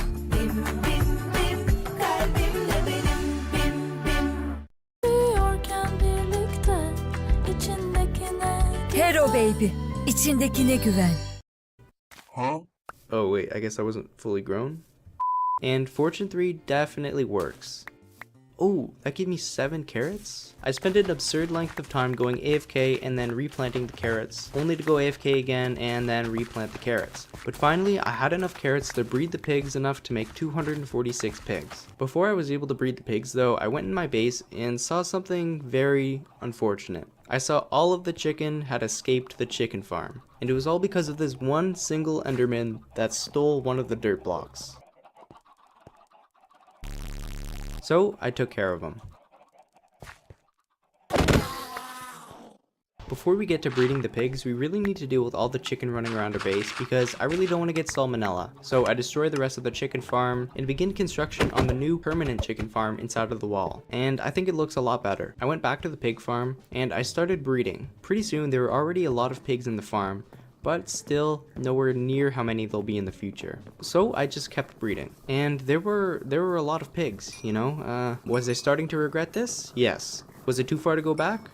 Also yes. Finally, I had given the last carrot And so now there should be 246 pigs in this farm. In this one, we're going to build the first part of the mansion, which will be a villager trading hall. Anyway, I have 42 levels after breeding all the pigs in the last one, so the first thing I do is enchant my diamond armor. I saw my diamond helmet had respiration 3, so I enchanted it and got respiration 3 and aqua affinity. My next enchantment were my diamond pants, and I only got unbreaking 3. Then I enchanted my diamond boots and got protection 4 and depth strider 3. To start the trading hall, I'll first need 2 villagers. So I run over to a nearby village and kidnap and get 2 volunteers to come back to the base with me. Like always, on my way over there, I did a lot of completely unnecessary parkour. Wow. When I got to the village, I took out my leads and was sad to see that they don't work on villagers, which kind of ruins my plans. Not to worry though, because I can make a boat to boat the villagers. Yeah, I didn't get very far with the boat before I decided that it would be way too slow. Luckily, I'm a Minecraft veteran, so I knew that the best way to travel in the overworld was through the Nether. I got the obsidian from the old Nether portal. Then I made a new portal by the village in a spot that would be easy to get the villagers into. And it spawned me 1 block beside where the previous portal was instead of linking it together.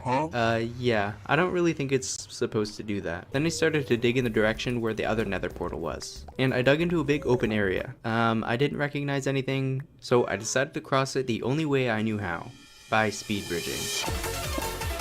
Now that I had fire protection on my armor, I wasn't really worried about falling. But that didn't really matter because I didn't mess up the speed bridging. Until the end. When I finally got there, I built a new portal, and to my absolute delight, spawned right inside of the village. Now it was easy for me to bring the villagers over, so I used a boat and brought the first villager to the Nether. Then we head off on a long journey to the portal connected to my base. Finally, we made it to the portal, and I got him out of the boat, and sent him to my base. Then I trapped him in the overworld, and I went back to get another villager. And then I started working on building a villager breeder. I got this design from Zingji. I hope that's how you pronounce it, but a link to his video is going to be in the description. After I built the breeder, I let the villagers free and hoped that they would go to the beds and sleep. The first one did, but the second one didn't. I don't know why he wasn't choosing one of the beds to sleep in, but yeah. I was tired of waiting for him, so I just went in the base and slept, and I fell off my bed. In the morning I went back to the breeder and tried to get him into the hole. It ended up working surprisingly well, and before I knew it, he was in the breeder. Now that I had the 2 villagers in the breeder, I threw my carrots at them and let them breed. The breeder has a chute where the babies fall into, so I dug underneath where the breeder was and connected it to my base. This way, when the villagers breed, the babies will fall down the chute and be in an easy position for me to move them to the trader hall. Now that I had a system set up to bring the villagers into the base, I decided to start digging out where the trader hall would be. After digging it out, I dug a little hole for where a villager would be, and I tried to figure out how I would design it. I started with spruce planks and birch logs, but I didn't really like it. This is what I decided on for now, but it'll soon change. I then made a railway track going from the chute to the villager trading hall, and I broke the glass to let the villagers out. One of them immediately jumped in the cart, which was nice to see. I then pushed the baby villager into the first villager slot. I pushed the second villager into the trader hall, and when I placed the lectern down, I noticed that the first villager had grown up. I kept moving villagers into the trading hall, and I also replaced some of the birch logs with smooth stone. This is the 3rd time I've made changes to the design, and it's not going to be the last, because the next thing I do is push the villagers back 1 block, and then place a trapdoor above the lectern, so I could freely break the workstation without having the villager escape. I also hung lanterns between the villagers, which I think looks a lot nicer. I then dug out the floor of the villager trading hall, getting ready to put the floor in. Oo, lezzeti uzar gider. İçim kaşarla hayata dolu tarafından bak.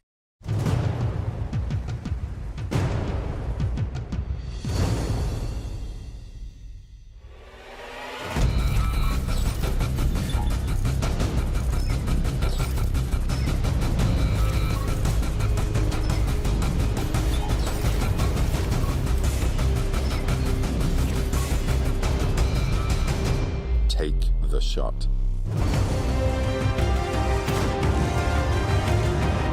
It's the best time of the year to start playing World of Tanks.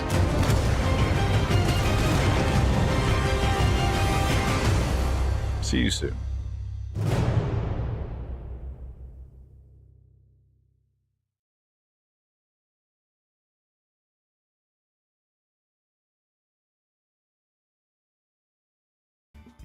I wanted to use dark oak wood for the floor, so I went outside and started to run. After only a few minutes of running, I found a dark oak forest, and used my diamond axe until it broke.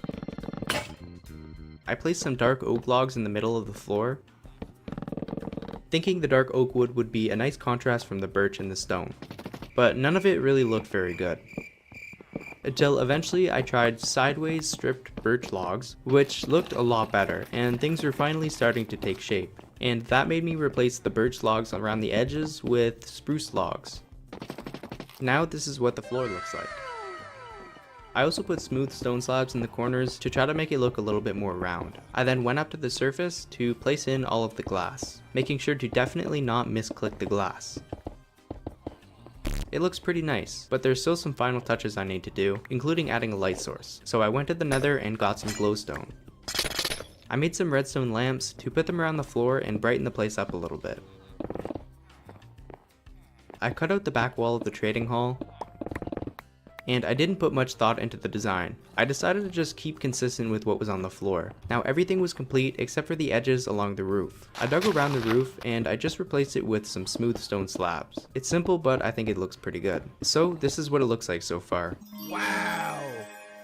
I went to the carrot chest and I withdrew enough carrots to breed 1,000 pigs from the 250 pigs we already had. Then I went on my way to the pig farm, and I could really tell where it was because as soon as I got into the render distance of the pigs, my game started to lag. Now I know I won't be able to fit 1,000 pigs into the pen that's already there because a lot of the pigs will die from entity cramming. So I dig out an area around the pen to place the new larger pen. But eventually I had an area big enough to hold 1,000 pigs. So I made some spruce fences and placed the perimeter.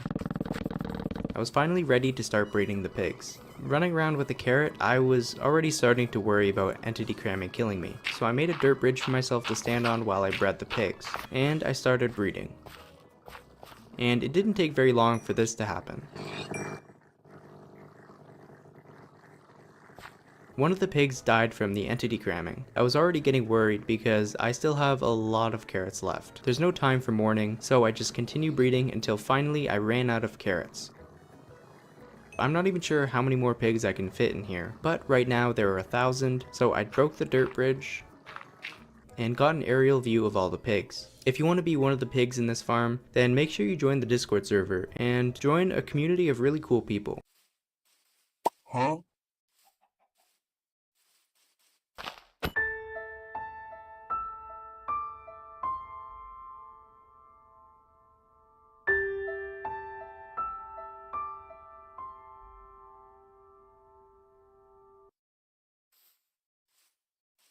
Anyway, now that we were done breeding the pigs, I took a look at my armor and noticed that a lot of it was almost broken. I didn't want my armor to break while I was working on the base, so I decided to just get enough diamonds to make a new set of armor by getting a Fortune 3 book from a librarian and then going mining. I made a new diamond pickaxe with the last 3 diamonds I had, and then I enchanted it and only saw efficiency 4, which would normally suck, but I combined it with my Fortune 2 diamond pickaxe, and I made an Unbreaking 3 Efficiency 5 Fortune 3 pickaxe. And then I went mining. I immediately found 6 diamonds, and with Fortune 3 that gave me 12.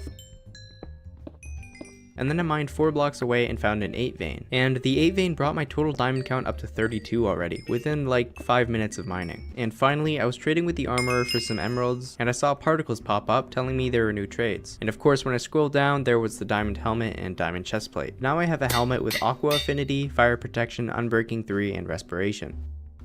Nice. Now that my diamond armor wasn't going to immediately break, it was time to start working on building the base. The first idea I had for the base was to make a giant glass ceiling underneath the water. That's going to require a lot of sand, so I went to the desert to try to find a good spot to get what I needed. It became night pretty fast, so I broke into this villager's house, kicked him out of his bed, and then slept in it. I continued to look for a place to dig up the sand in the morning, and that's when I found another village.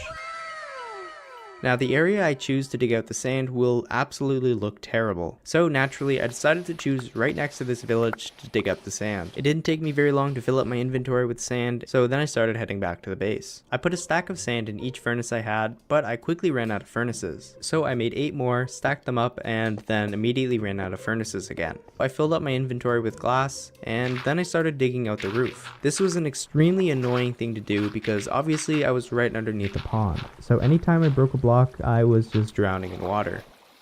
I redesigned the area around the entrance of the base because if I didn't, I would always just hit my head on the glass walking down the stairs. I finally finished putting all the glass in.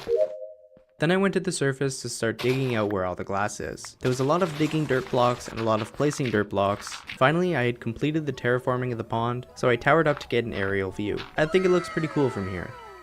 I was really close to going for a water bucket clutch on top of the house, but decided against it because I didn't want to deal with the dirt pillar. And I realized it was a good idea I didn't go for it because the top of the entrance were slabs. So I wouldn't have been able to use the water bucket and probably just would have died. It's time to start working on the next section of the top part of the base, which will be a bedroom. And it's not just going to be for me, it's also going to be for Subpig. I randomly choose this side of the circle and I start digging. I think circles and spheres in Minecraft look really cool, so I wanted my bedroom to be a mini sphere. I plan on having a wooden floor for the bedroom, so I make a diamond axe, enchant it, and get some more wood. And then I realized it should probably be one block lower. So with the power of editing, I moved it all down one block. Boom. Wow. Crazy. So cool. I added smooth stone slabs around the edges to make it look a little bit more round. And then I added redstone lamps. I dug out some of the floor with a silk touch pickaxe so I can get some stone. I then started to fill in the wall with various stone variants. I added some coal and iron ore to the walls to break up some of the monotony. And then I started doing the same thing with the ceiling. I thought so far the room was looking pretty nice, but I knew it wouldn't look very nice from the surface because of all the exposed stone. So I covered the stone up with dirt and did my best to make it look natural. I then put some spruce logs in my bedroom and then I stripped them. And there was definitely not any innuendo in that sentence. The problem with bedrooms in Minecraft is that the bed always looks terrible. So I made this little bed design to try to make it look a little bit better. Then for the first time since he got there, I moved Subpig. I placed this fence post above my bed, so this is what it looks like. I didn't like the spruce on the floor, so with the power of editing, I changed it to birch. And this is what the bedroom looks like. I think it already looks pretty cool, but I think it's going to look a lot cooler when I dig out the giant exploded sphere and having the bedroom looking down on that area. We have two goals for this episode. The first one is to actually beat the game, and the second one is to get an elytra so that we can fly around our world. Before we do anything, I need to make sure that my tools don't break while we're in a fight, so I place a lectern down by a villager, check the enchantment. If it's not mending, then I just break the lectern and try again. Eventually I get a mending trade. Nice. So I bring him over to the villager trading hall, and I replace one of the useless villagers with the mending villager. I need to head to the nether to get ender pearls and blaze rods. As I'm sure most of you know, I need to collect gold to trade with the piglins so I can try to get ender pearls. And thus begins the very tedious process of running around collecting gold. I collected more gold, converted the gold nuggets into gold ingots, and traded with the piglins, but I didn't get any ender pearls. I took a quick break to play some baseball.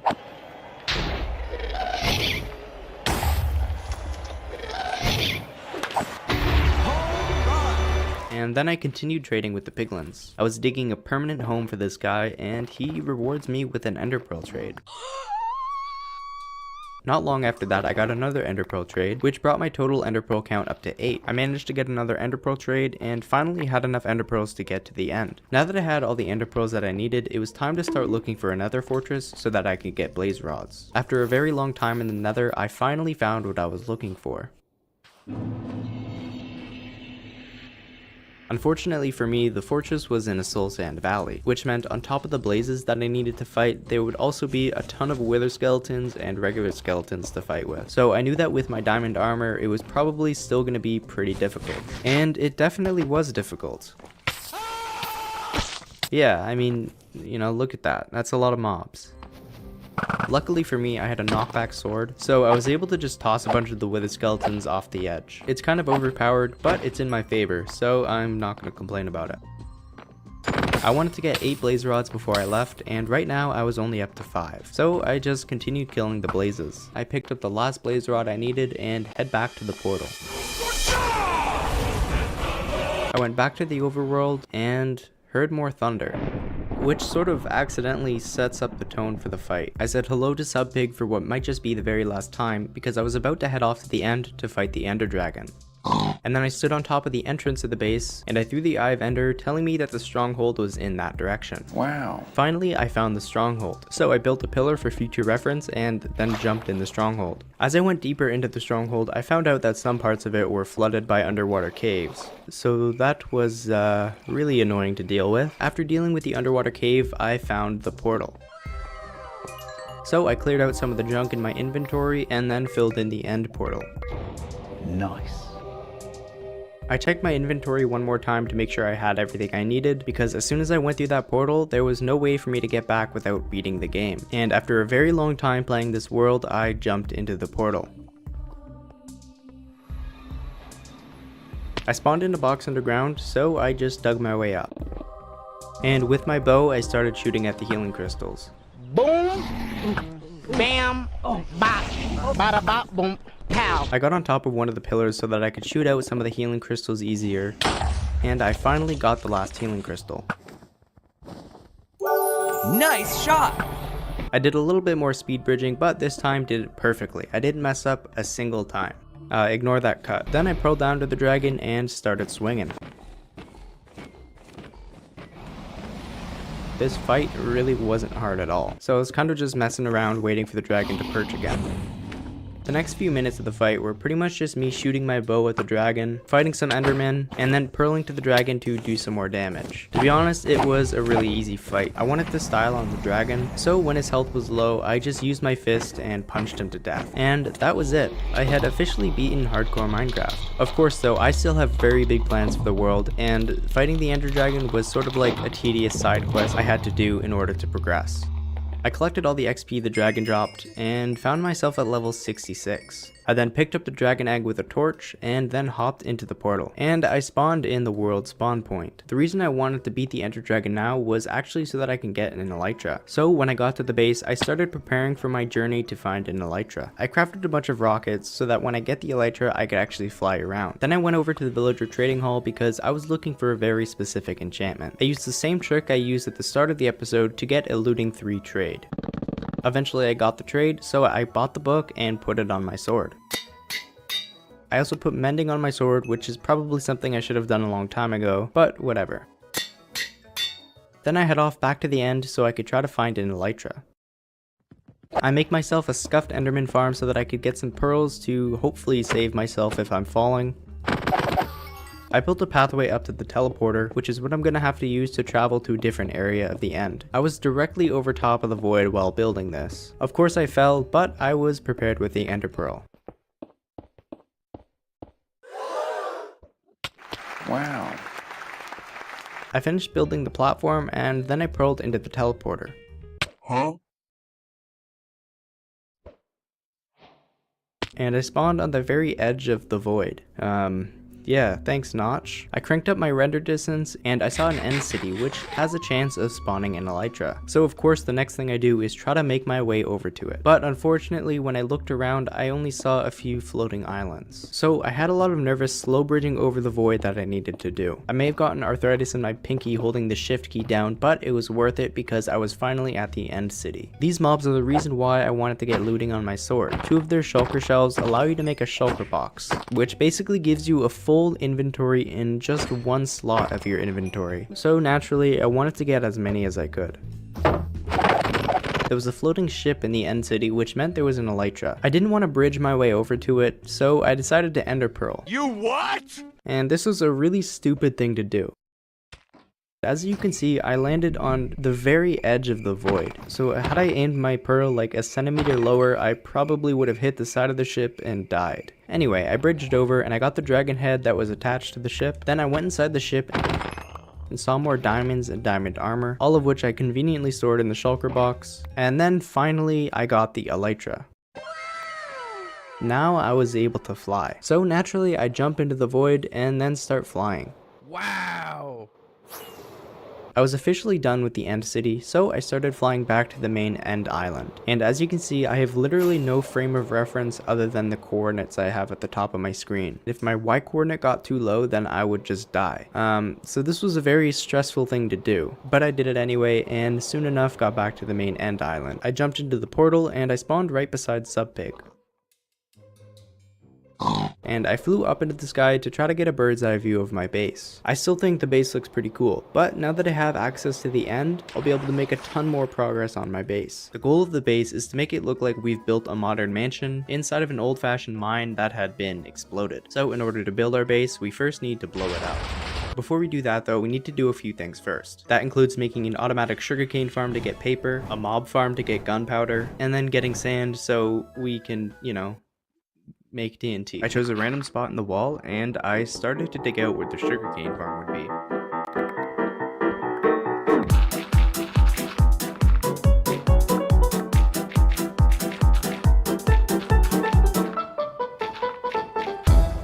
After doing that, I filled in the sand where the sugarcane would be, and I filled the area beside the sand with water. I did some quick maths. Boom, quick maths! And figure out that I would need just under 2 stacks of each material for the build. That included pistons, observers, redstone, and sugarcane. I had enough to make the pistons, but I didn't have enough nether quartz to make the observers that I needed. So I spent some time in the nether with my fortune pickaxe, just mining some nether quartz. And when I got the nether quartz I needed, I checked back with the recipe and noticed I didn't have enough cobblestone. Yeah. Never thought I'd go strip mining for cobblestone, but here we are. Now I needed a way to collect the sugarcane when it breaks, so I broke all the sand I had just placed, and then I placed rails underneath. I put a powered rail on a hopper at both of the ends of the track. That way when the hopper reaches one of the ends, it'll deposit some of the sugarcane it has and then bounce right back. And I watched in absolute awe as the hopper minecart traveled along the track. Oh my gosh, that is epic.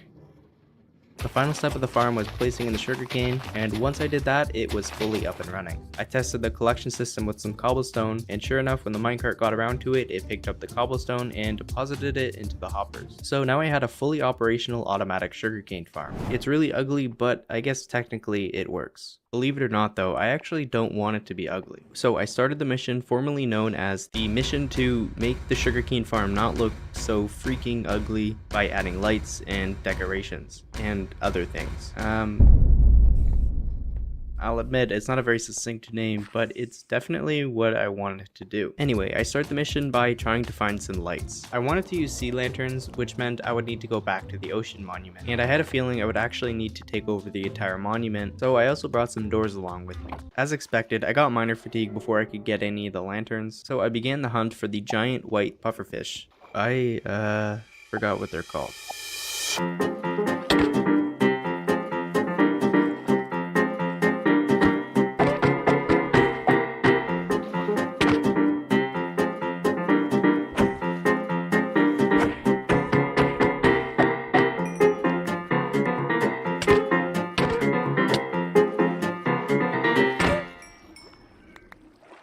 I managed to kill them all pretty quickly, and so I drank my milk.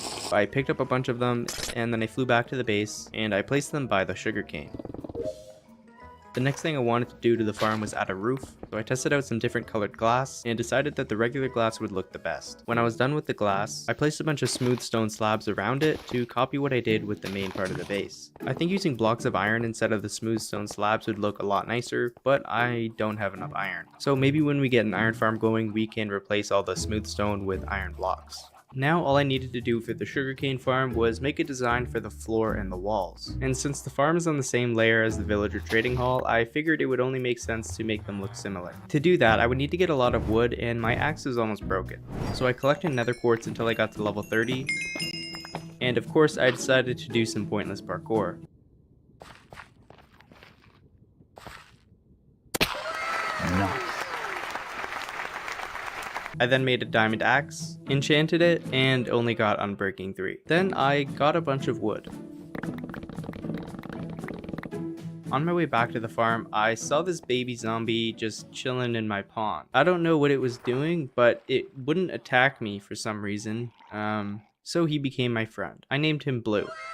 Anyway, I went through a bunch of different designs for the floor, but I couldn't really get anything that looked decent. But eventually I just decided on this gradient of spruce, then birch, and then birch planks. I then started to dig out the walls, and also struggled to find a decent design, until eventually I just went with the simple stripped spruce logs on the top and bottom and birch planks in between them. I needed to add some more lighting, so I just went with redstone lamps. All I had left to do was make a storage system, and checking on the hoppers, they were already starting to overflow. So I dug out a tunnel connecting the two hoppers, and then I dug out one of the walls to put the chests in. So I made as many hoppers as I could, and the sugarcane farm was now officially complete.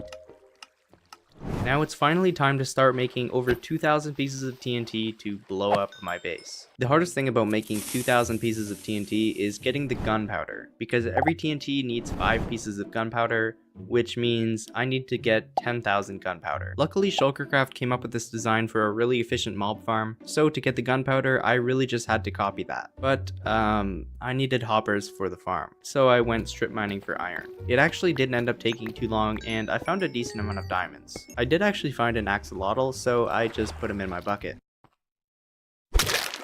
Also, let me know in the comments what you think I should name the axolotl. I made all the things I would need to make the farm, including hoppers, repeaters, soul campfires, and dispensers, and then I head off in the desert to build it. This mob farm is going to be a huge eyesore, so I decided to build it right in the middle of this village. I needed a ton of building material for the farm, so I figured it was probably best to just use the sandstone.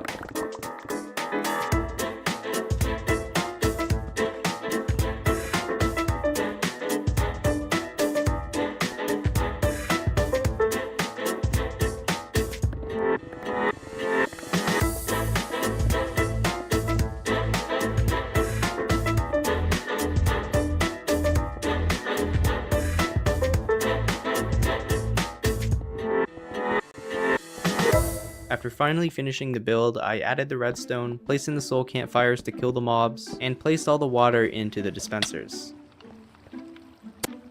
I built an AFK area about 90 blocks above the top of the farm, and then I finally turned it on. For the first test, I spent 10 minutes AFK, and I came down to see that the collection area was exploded. A creeper must have blown up, but I don't really know how that could have happened. In the 10 minutes I was AFK, the farm actually made 252 gunpowder. If we extrapolated that data, that meant that I would need to AFK for a little bit under 7 hours to get the gunpowder I needed. Now the concern is getting enough sand. I'm gonna need 8,000 pieces, which is a lot. Yeah. While I was collecting sand, I saw a villager that somehow got in here with me. I don't know when he came in, but I know when he's leaving. Never. Because I trapped him in there. Yeah, I was going to need to spend around 8 hours between going AFK at the farm and mining sand. So while I do that, let's head back to the base and dig out the area where I'll place the TNT. I used my staircase to the mineshaft to get to around Y level 45, and then I started to dig out a box. This box was huge. I had done a lot of math and testing to figure out how much TNT I needed and where it needed to go in order to get the explosion that I was looking for. So after doing that work, all I needed to do was dig it out. And just like that, I dug out the area that will soon be completely filled with TNT. It was a big area. Yeah, this explosion is definitely going to be huge. Now that that's done, let's check back with the past version of myself to see where I'm at with the TNT. It had taken about 8 hours of mindless work, but I finally had enough TNT to fill up the hole. So I head back to the base, doing pointless parkour in the form of taking off my elytra mid-flight. Oh no! And I smashed my face down in the pond, and then I started placing the TNT. Even just placing the TNT took way too much time. I had finally filled the hole I dug with TNT, so I got ready to blow it up. I was planning on just lighting it with flint and steel myself, so I made sure I would have a clean way of getting out without dying. And then I hopped in with my flint and steel and lit it.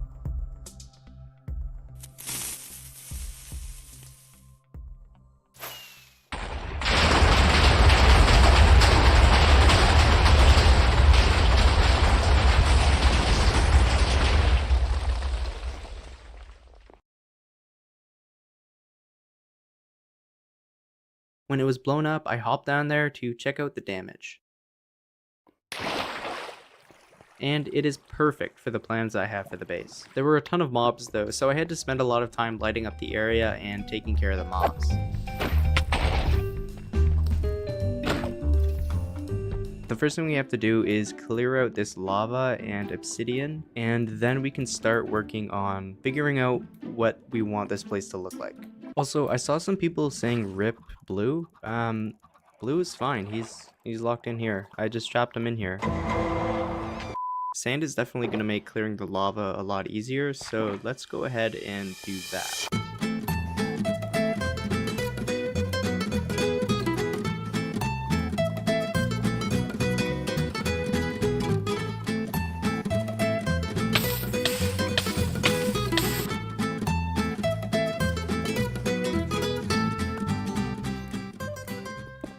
Okay, and that's the last lava pit. So now we're gonna start working on the next part, which will be the ceiling. The base was exploded like in the middle, so right at the top of the ceiling should be unaffected by the explosion. Okay, so I spent a lot of time getting resources. I got a bunch of wood. Yeah, so let's just build the scaffolding.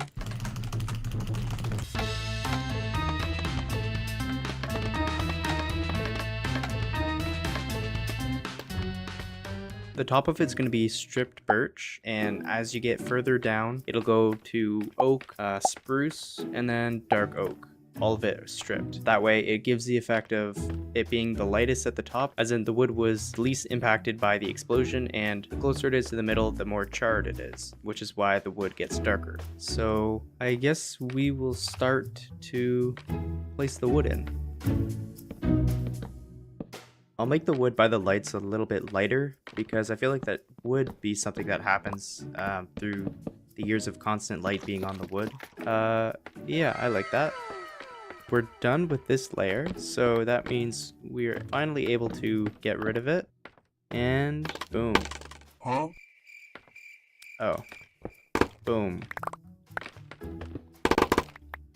Nice. Okay, so that's the last layer of the semicircle. I think it looks pretty decent. Now, what I need to do is actually connect it to the wall. I mean, you can't really see it because of the platform, but it's not even connected. It's sort of just like a circle sitting in the air right now. Stop! Yeah, if I could just extend it to the wall, that would be perfect. I'm not really sure how to go about doing this.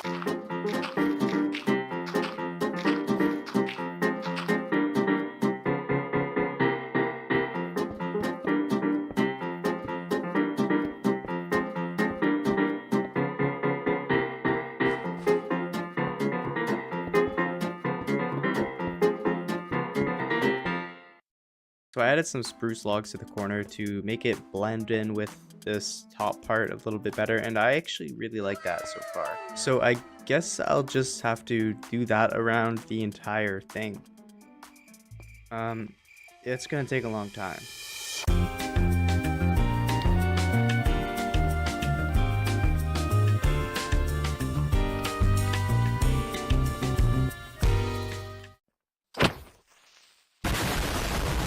Let's check to make sure that I didn't mess up again. Yeah, that looks a lot better. It actually looks circular now.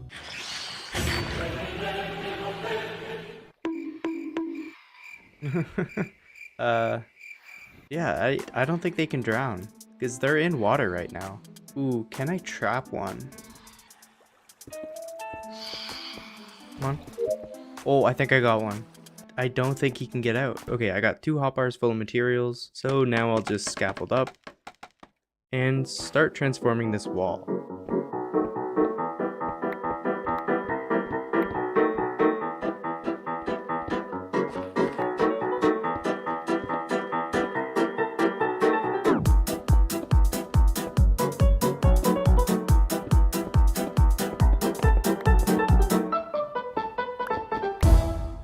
So I finished this first wall, and I'm not sure I really like it. I think there's just too much texture. So I'll try replacing the cobblestone with stone, I think, and I'll see how that looks. Yeah, that looks a lot better actually. So we're gonna have to use this design across all of the walls now. This is gonna take ages. As I work on transforming the walls, it would really help if you could like the video and make sure you're subscribed, because videos like these take a long time to make. Transforming the walls alone took over 5 hours for me to do, and all of that work can only be put into a small section of the video. So please make sure you like and subscribe, and also follow me on Twitch, because I do actually plan on live streaming the next episode.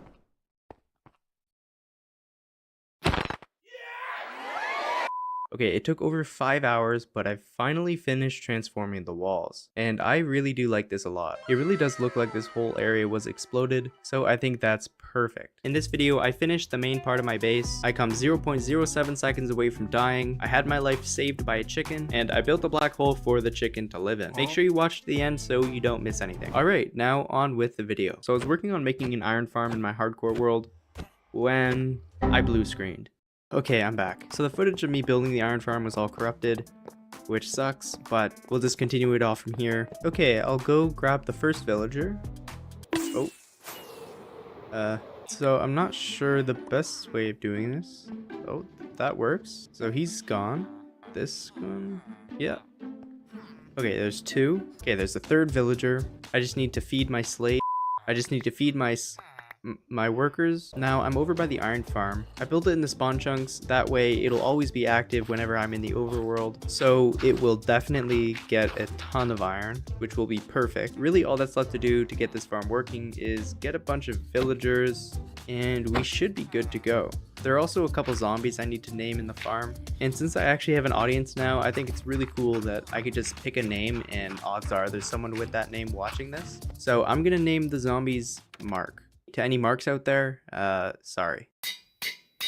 I'll name the first zombie and the second zombie also Mark. After trapping the marks in there, I spent the next couple hours breeding and then sending the villagers over to the farm until the farm was completely finished. This is where the iron golems go when they spawn in the nether portals. Oh. It's just a simple collection area. They'll walk off the edge and die to the lava. Just like the mob farm, this iron farm was designed by Shulkercraft. The farm is completely finished, so let's hop back to the overworld and see how it works. Nothing is spawning. Okay, we got our first one. Oh, and there are 2 more. Okay, perfect. So it's working. Okay, it's been 15 minutes, so let's see how much iron we got. And wow. Okay, that's a lot. So every 15 minutes we spend playing the game in the overworld, we're gonna get almost 6 stacks of iron. That's absurd. Okay, so we're good for iron. So now we have the iron farm out of the way, but there's still one farm we need to make before we can start working on transforming the rest of the crater. And that is an Enderman farm. To be efficient, the farm needs to be on Y level 0, so I'll just make a box around here to put the water in. There we go. And I'll start building my way down. Oh. Okay, I guess we'll just keep going. Okay, one more. Don't fall out of the water. Okay, we got it. Okay, and that's on Y0. Okay, now that we're down here, we just need to bridge over 200 blocks, and I'll just go ahead and build the farm.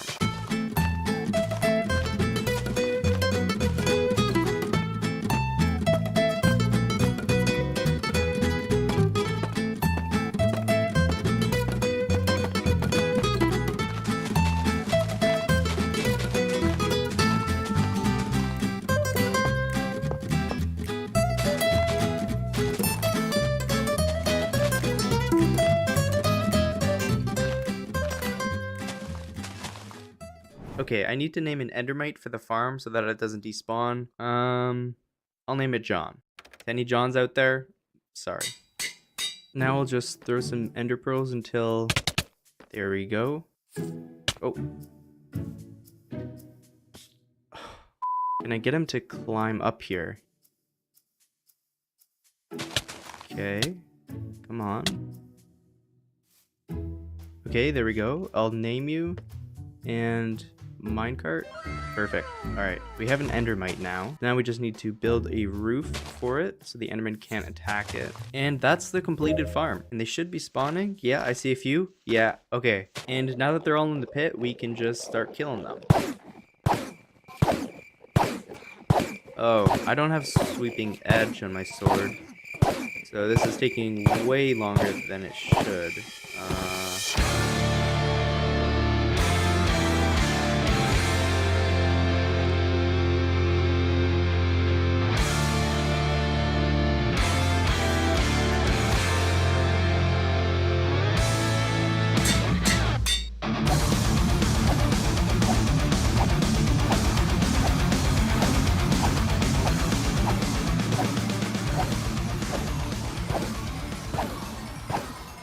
Now that I had the 2 farms finished, I was finally ready to start working on the rest of the transformation, starting with the pathway around the crater. Like I mentioned in the past, there were 2 different types of paths I needed to make. One for the refurbished path, which would be in the areas that were exposed to the explosion, and a wooden path in the places that were protected by the explosion. I wanted the 2 paths to look similar, so I just used the same design for both types of paths. The only difference being, instead of polished deep slate, I used oak planks. Instead of deep slate tiles, I used stripped spruce logs. And instead of sea lanterns, I used redstone lamps. I also made a bridge going across the open area I had left before, and I just gave that the same look as the stone path.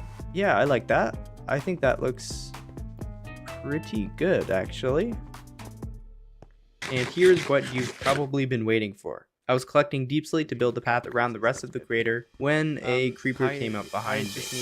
The creeper launched me in the air with only half a heart, and I was so high up in the air that I was definitely going to take fall damage. That meant I was pretty much guaranteed to die and lose my hardcore world. But luckily for me, exactly 1 minute and 42 seconds previously, I'd eaten chicken while only down half a hunger. And because of that single piece of chicken, I regened half a heart exactly 0.07 seconds before hitting the ground. And that let me live on half a heart instead of losing my hardcore world. So technically you could say that a chicken saved my hardcore world. That was too close. It was half a heart and I took fall damage. I should have died there, definitely. Oh my god. I immediately knew which chicken it had to be that saved my life. And of course, it was parkour chicken from episode 6. But Sand, there's no way you could have known what chicken it was that you ate. Yeah, well, I mean, you know, if we all believe it's true, then it is true, okay? How do you think currency works, alright? If everyone believes parkour chicken is the one that saved the world, then, you know, parkour chicken is the one that saved the world. It was at this point I realized that I needed to do something special for parkour chicken. I needed to memorialize him in some way, and I actually came up with the perfect way of doing that. But before I could do that, I need to get better armor and a totem of undying. I then spent the next couple hours cycling through different enchantments, combining the ones that were good, and putting them on my armor. Obviously, I'm not going to show you this because, I mean, it was extremely boring. Yeah, I was standing there for like 2 hours just doing nothing. And just like that, 2 hours later, I had perfect armor. Except it's not netherite and I don't have thorns, but honestly, I kind of like it that way. Now, to get a totem of undying, I'll need to complete a raid. So I first need to fly around and look for some pillagers. Oh, here's a pillager outpost. That's perfect. So now we just need to kill a bunch of them until we find one with a flag on it. Here's Flagman. All right, there he goes. And now we fly back to our base and start the raid.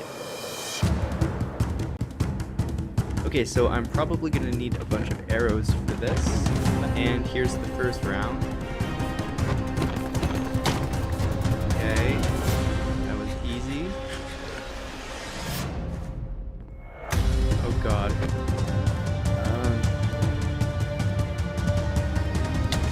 Okay, I need to get rid of these guys.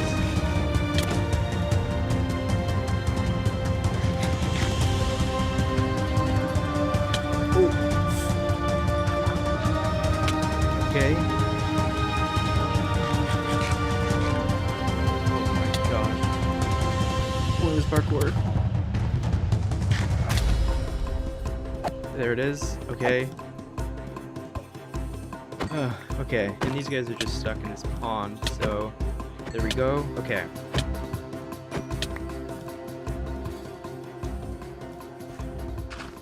Five totems of undying. That's pretty sweet. And there's the last guy there, and boom. Holy frick, we're certified heroes. Let's go. Now, I really don't like the look of the totem, so I just changed it to my own skin. Because, I mean, when you think about it, you know, a totem gives you a second life. So, you know, I'm holding a second life in my hand. Yeah, so it works. For this spot, I do want to do something a little bit different. So what I'll do is extend the roof so it's like a curve going down, so it can be like another path that's being hung by the chains. Yeah, it does look like it's just sort of floating there, which is perfect. And from the top, it also looks very natural. We are now officially done with the pathway around the base, so we can start working on the main centerpiece. And this is where parkour chicken comes in. I want there to be a reason why this mineshaft was refurbished, and that reason is because somehow when the mineshaft exploded, a black hole formed, so the mineshaft had to be refurbished into a research lab where they study the black hole. And inside of that black hole, I want there to be a chicken, because, you know, it just seems like the perfect spot for someone who is, you know, essentially God. So we need to build a black hole. Okay, I'll finally need to move these chests out of the way.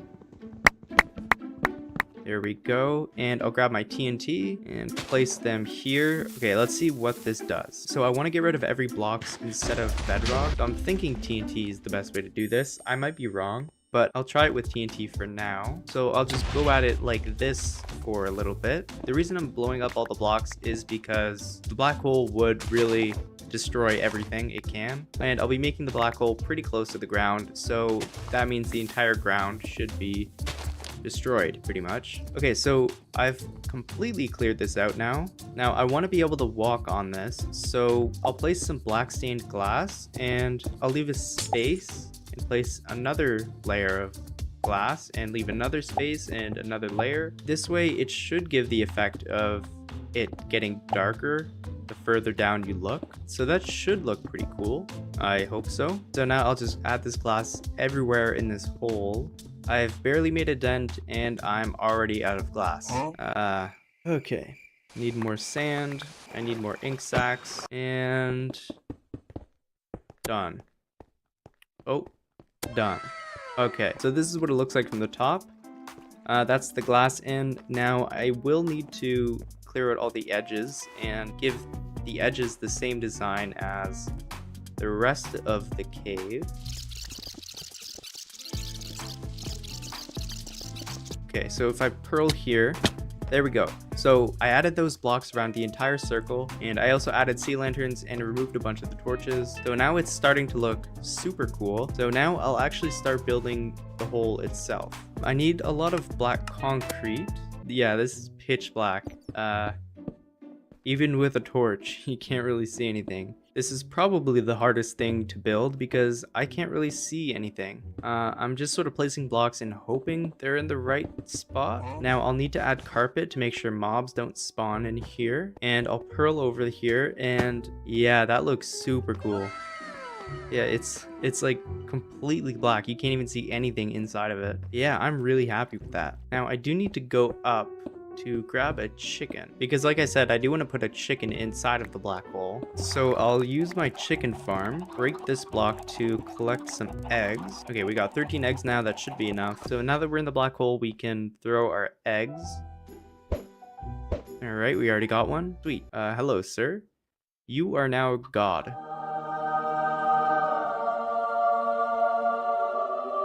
Now, it doesn't really make sense having a chicken as a god and also having a chicken farm, so I'll let you guys out now. Now, this really sucks, but, you know, it's canonical, so I guess it had to be done. I'll head over to the iron farm, and it's still working, so that's nice. I will just have to craft a bunch of iron blocks. What are you doing, man? Get out of here. I've made over 7 stacks of iron blocks, and we've barely made a dent in the iron. So yeah, we should be good on iron for a long time. We can finally swap out this smooth stone for iron blocks.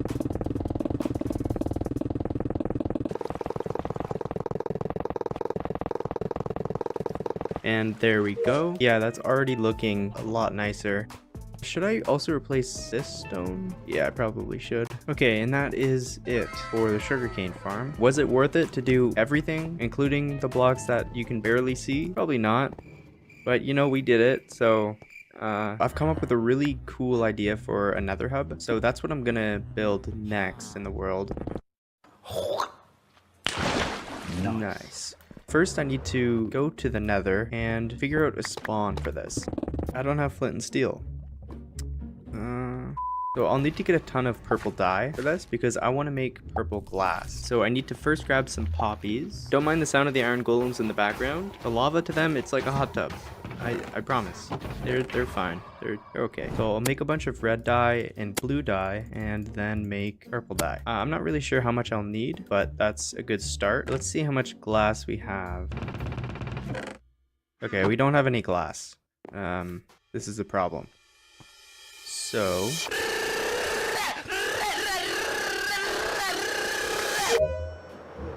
Huh? I think I hit myself with that pearl. While we wait for those to smelt, I'll go grab the next thing we'll need, which is deep slate. I need to get deep slate and stone. I should already have enough stone, but I won't have enough deep slate.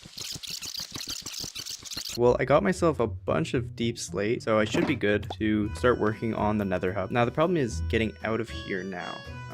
If I do this... Okay.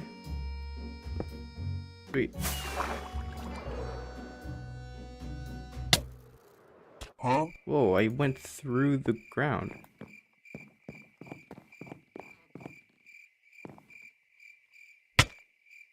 Whoa. All the glass is done smelting. I'm not sure if this is even going to be enough, but it is a good start. So I'll make it all purple glass. First of all, I want to have 4 portals in the middle here. So I'll just place stone instead of obsidian for now.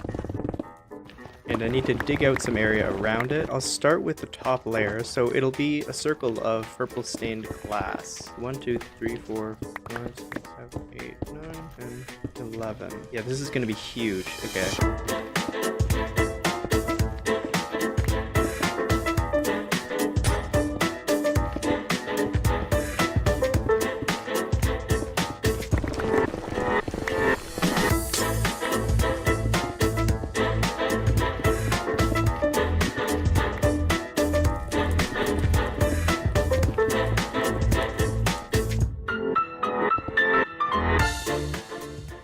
I've done the first layer, and you may be thinking, well, that's not that much glass. Why did you need to get so much? And that's because I need to do this times 6. Or times 7, actually. Yeah, times 7. And I'm already almost out of glass. I actually came up with an idea that I think will actually make the build look a lot better. The only problem is it's going to take twice as much glass and an entirely new color of glass. So I'm now looking for a specific type of flower. Do I know the name of the flower? No, but it's magenta. Is this it? No. This is so sad. Smash like and sub if you're sad. Is this it? Oh, sweet. Alright, perfect. That was pretty fast. Now, the reason I want this flower in particular was because all I need is some bone meal. So if I just plant the flower here, get my bone meal. Yeah, look at that. The reason I wanted magenta glass was because if I put the magenta glass underneath the purple glass, I can give it a much cooler fading effect. Yes, it's going to take twice the amount of work, but it should be worth it. Oh, this is going to be such a pain as well.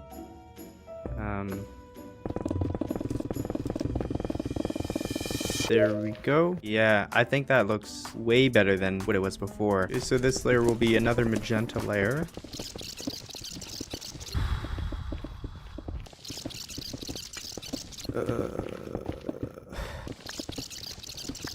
Oh wow, that looks super cool. You can't even see the bottom. I thought I was gonna need a bunch more layers, but that's actually good.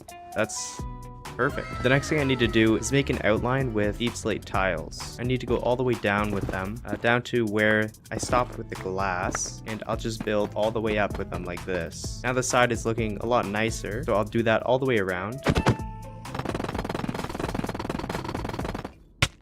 Oh my, that scared me. Okay. Yeah, I like that. You can't see the bottom of it, which is perfect. The next step is to make a ring around it. So that involves a lot of digging out netherrack. Oh, it's ancient debris. Sweet. I didn't even know it spawned this high up. I'll take that. Oh, that scared me. I need to make a little ring here around the glass. I think I'll do it like this. Polished deep slate like that. I'll go one layer up. I'll put a layer of smooth stone like this. Behind the smooth stone, I'll put another layer of polished deep slate. And then I'll put another layer of deep slate tiles. And then I'll have a platform here as one quadrant, but I am running very low on durability, so I should probably first fix that.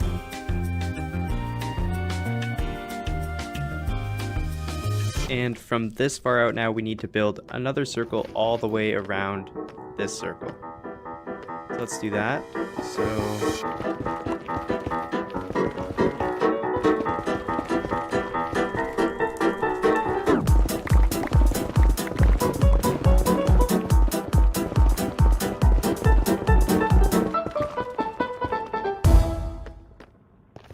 So of course no nether hub is complete without an entrance to the nether, which is why I'm digging this out now. I need to build an entrance. I want this area close to the exterior here to be pretty much the same as the cave, just like that. And then I'll dig out another big area around it, which will be nether themed. It would be pretty cool to include bedrock as the design, so I'll dig this out as well and start placing some netherrack, gold ore as well, some quartz, as well as some magma blocks.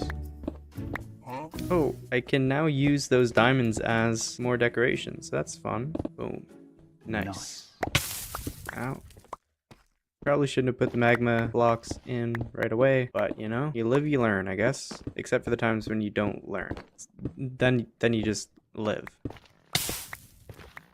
I'll add some quartz in the walls and some gold in the roof, and I'll add these little mini pillars here to make it look like the pathway is somewhat standing. For the final touch, I will add these nether walls, just like that, and it is now done. This is the entrance to the nether. Perfect. So now what I'll need to do is actually go get the resources to decorate the build, and I realized I haven't even told you what I want to do with this yet. There's a reason there are 4 quadrants to the build. Each quadrant will be like a mini biome for one of the different nether biomes. So I'll need one for the soul sand biome, so I'll grab this.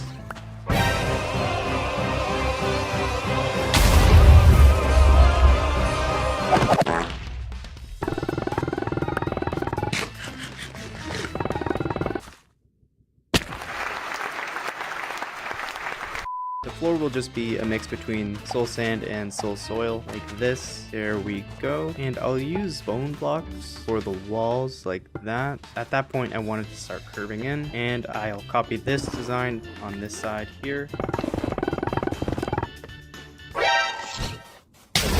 Oh my. That was annoying. Oh, I could flint and steel this and make it look nicer. Oh, sweet. Alright, thanks, Ghast. For the rest of the wall, I will use soul soil. There we go, the wall is done. Now I need to actually make this curve in, so it's like a dome.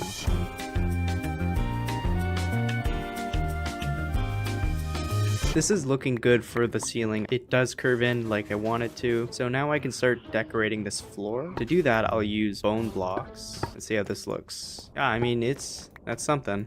Yeah, so I'll make a few of those. There's not too much else I can do with this biome besides adding fire. For the other biomes though, there's a lot more I can do with them to make them look even cooler. But yeah, this is the first quadrant of the nether hub complete. Now that we're done this first quadrant, it's time to move on to the next quadrant. Here's a basalt biome. So I will just start yoinking some of this material. I need to be really careful about the lava that's literally everywhere in here. I might come back here to get a bit more lava. I almost missed that jump. Let's go back. Ow. I'll grab a bunch of iron from the iron farm and turn it into a bunch of buckets. That's a lot. And I can go grab some lava. Oh, that's... well, that should be enough. So we'll go back now. Ow.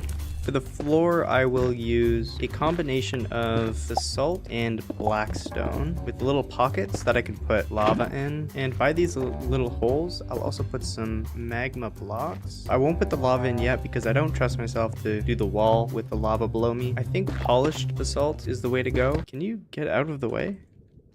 Holy frick. For the block between them, I guess blackstone would be the best way to do it. Yeah, I do like the look of that blackstone between the basalt, so I'll continue doing that around everything, and the end result will definitely look pretty awesome. Now, I'll do the worst part of the entire build, and that is making it into a dome. This is always annoying. And I can place the lava in now. You're just gonna stay there? Okay. Enjoy the hot tub, man. Alright, and there's the completed biome. I think it's the same as the other one. If it isn't the same, don't tell me because I don't want to have to fix it. Now I'll be on my way to find another biome that I haven't been to. Ow. Oh, here we go. Here's a crimson biome. Unlike the other two I've done, this one actually has a lot of new blocks. So I'll grab this nether carpet, some of these logs, this tree light here, and the red nether leaves. I think I'm supposed to use a hoe to mine this, but I don't have a hoe on me. So, yeah. And see ya. Ow. You didn't see anything, alright? Alright, we got all the materials from that biome, so I'll go back, place the nether carpet as the floor, and the pillars I'll use this wood. Oh my gosh, that was a fast pillar. Yeah, they call me the fast pillar guy, because I build things fast. Oh, alright, cut that. You are always getting in my way, man. What are you doing? Excuse me. Yeah, you know what? Yeah, this is what you get. I'll place some of the tree lights in here, maybe 3 of them like that. There we go, so that's the main part done. Now I can add some trees to make this place look a little bit nicer, so I'll go ahead and do that. Because of the shape of the dome, I can't really make the trees super tall, so they're gonna be looking kind of scuffed, but you know, that's fine. I guess it's fine, that's alright. It looks pretty nice. And I'll make another one. There we go, okay. Oh my gosh, how did gas spawn in here? Alright, well, no time to think about it. Let's just keep going. I'll put one more tree in the middle like this. I'll make it a little bit taller. There we go. And the final touch will be adding some bone meal. Boom, boom, boom, and boom. Pow. Now, it's already looking good, but when we get that last quadrant in there, it's definitely going to be looking a lot better. So, of course, the last one we need to add is the warped biome. Now, I'm not sure where a warped biome is exactly. I'll need to just fly around for a bit until I find one. Whoa, that scared me. Okay, we keep going. Oh, here's a warped biome. Ooh, why is this tree so big?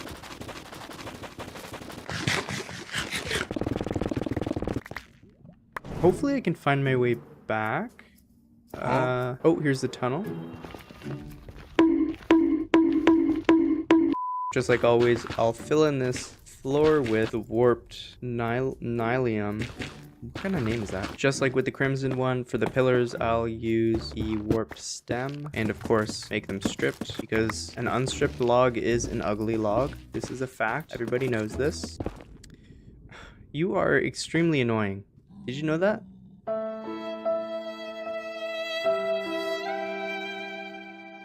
And I'll also add some lights in the middle. There we go. That should be the wall done. And I can add some bone meal to the ground here.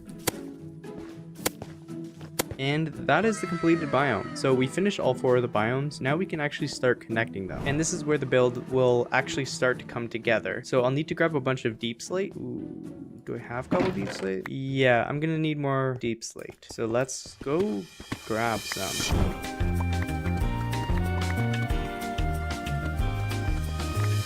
Alright, that is another deep slate deposit completely mined out. So now let's head back to the nether and finish off this massive project. So I'll just be putting the deep slate here and I'll connect it just like that. So that's what it looks like. I do really like that. So I'll add this connection for the other quadrants now.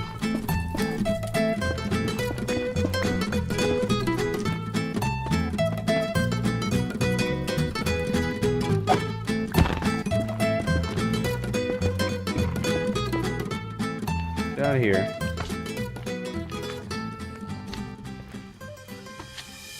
And there we go. So I've done all 4 connecting parts. Ooh, you know what? So I was planning on having just another brick roof, but what I think will look a lot cooler is if I use the same glass design as I used on the floor on the roof. I'll go ahead and do that. It'll need a lot more glass, but it will definitely be worth it. I'm not exactly sure how high up this needs to be in order to get the same effect as down there. So I'll do the first layer with purple glass because that is what I have the most of.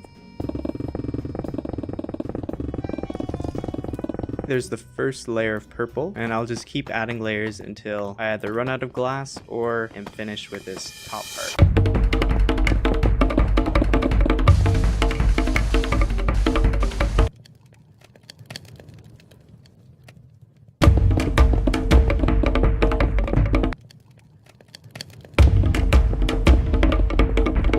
And finally, that is the roof complete. Ooh, that looks super cool. Yeah, that was definitely worth it. It took forever, but that looks awesome. That looks super sick. Now, it's not really a complete nether hub without actually doing the tunnels. I almost just hit you. So I'll make the tunnel for this one here because this actually heads to the end. I'll use polished deep slate for border and then another 4x4 border here. And I'm thinking deep slate bricks for the middle and the sides here, as well as the roof. And then the rest rest will be deep slate tiles.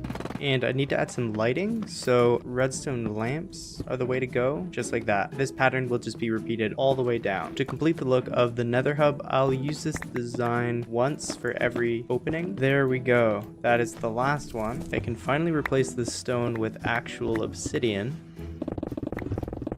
Boom. Yeah, I definitely really like the look of this. Before we can start collecting all the building blocks, we'll first need a place to place the blocks.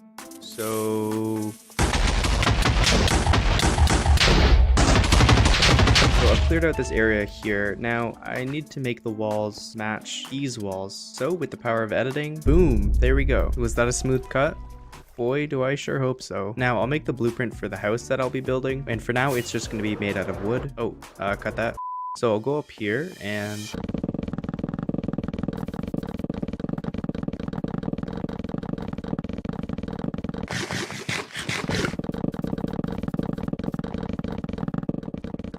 And there we go, we have a wooden house. So throughout the episode, for each block we get, we'll replace one block of the house. So by the end of this video, this house will be made out of every single type of building block in the game.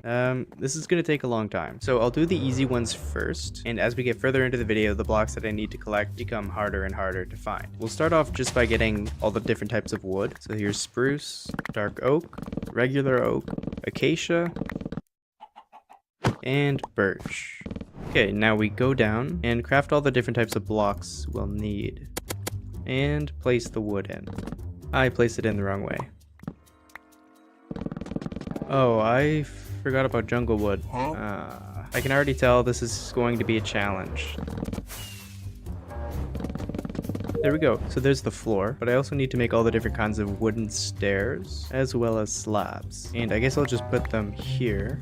And there we go. So we have all the different types of wood in now. The next type of blocks I want to collect are blocks from the nether. Luckily for us, we already have a bunch of different types of nether blocks. There are only a few blocks I'm missing from the nether now. Red nether brick, gilded blackstone, ancient debris, and a block of netherite. Whoa, that's a big pillar. Why are you chasing me, man? Leave me alone. Okay, here we go. Here's the fortress. Oh, no way. A wither skeleton skull. I killed like 3 of them. Maybe I could put a beacon in the house too. Make a house with the beacon? That would be cool.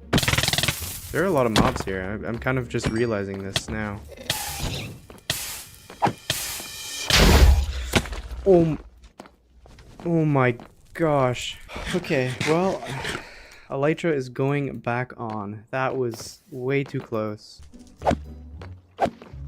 Oh, another one. Did they like change the loot tables? I just need one more to be able to spawn a wither in, and then I can get a beacon. So that would be epic. Building a house out of a beacon before I even have a real beacon. That'd be pretty cool. There are so many mobs here. Okay.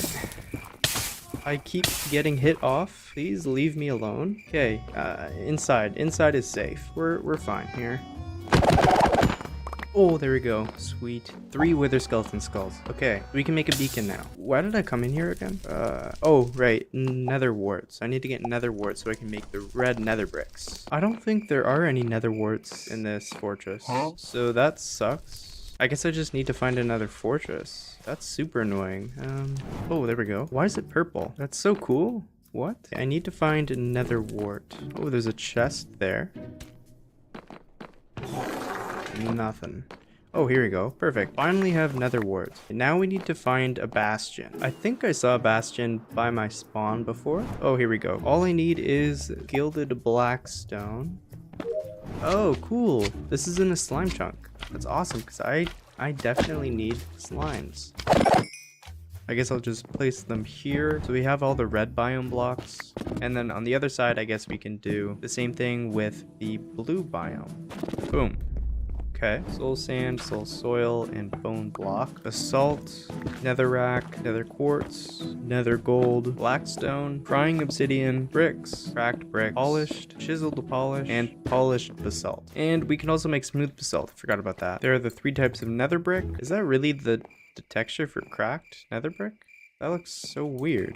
gilded blackstone, glowstone, and finally we can place the red nether brick in. So now we have every single block from the nether with the exception of ancient debris, netherite block, and a beacon. But all three of those things we're going to be adding at the end of the video. So for now we're completely finished with the nether. Now I'm on a mission to get every single dye in Minecraft. So to start off, I'll see how many types we have. Just to clarify, I'm getting all the blocks from the building blocks tab of creative mode. There are some blocks like a block of redstone that are in the redstone tab. For this project, we aren't going to be worrying about getting those blocks. Okay, we actually have a ton of dye. Literally all I need is yellow dye. Oh, right here. And brown dye. And boom, there we go. All 16 dyes are right in here in this chest. So I'll grab a bunch of wool. Oh. And make one type of each wool. There are 16 different types, so I'll just make it this floor here. If I make it this floor, it'll go almost all the way to the end. There we go. All the wool is in place. I need to get a bunch of sand so I can make glass and concrete. This part's gonna take a while for me, but for you, it'll just be a couple seconds. So, oh, hey buddy. How's it going? All right.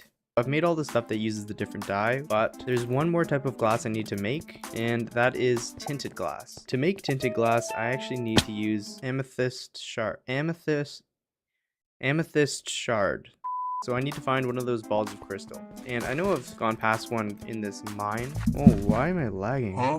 Oh, I'm lagging because I'm underneath the pig farm. That's annoying. Oh, there's a mine shaft here. Okay, probably where my chest plate.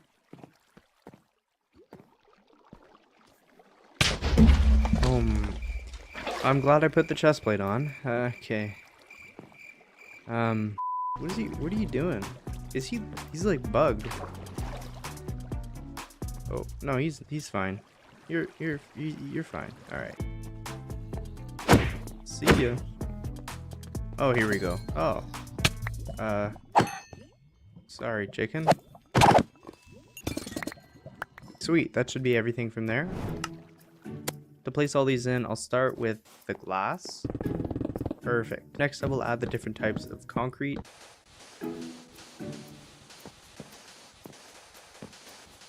There we go. Now I need to make one of them concrete and leave the other concrete powder. So I'll just do this with water. Did it work? Perfect. Now for the amethite. So for the amethyst stuff, I guess I could put them at the front here. There's no way to get budding amethyst, so those are the only two blocks I can get in game. And boom, there we go. This house is already starting to look really cool, and when we start putting the blocks of diamond and netherite and the beacon in, it's definitely gonna look even cooler. So make sure you keep watching to the end. We've now reached a point where the blocks we need to get are starting to get really hard to find. So we need to start off by getting some spruce saplings. There's a specific type of dirt that I need to collect, and that dirt will grow underneath one of those big spruce trees. All I need to do is this, and then boom. And this is what I need. Well, there we go. That's one block down. There are some pumpkins over here. And I need to make some shears. And I need one more because I need to make it a jack-o'-lantern. Now I need to go somewhere snowy because I need to get a block of snow. Wow. Okay, this isn't how you do it. How do I do this? That's not what I wanted to do. Yeah, there we go. So I just need to collect some snowballs, throw some at the townspeople. Uh-oh. Quickly turn it into a block of snow. Ow. And we're good.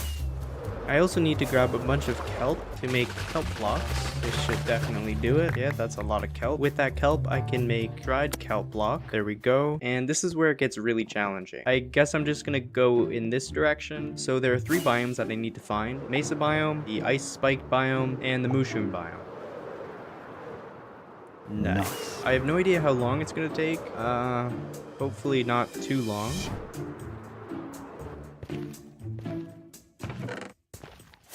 Oh, sweet. All right, so I'll just grab some of these and that's it. Now I can head back. I fixed up my elytra. Now instead of going this way, I guess I'll go this way. I still need to find a mesa biome and one of those spiked ice biomes. So after I get those, it should be the last of the flying around aimlessly. Hopefully.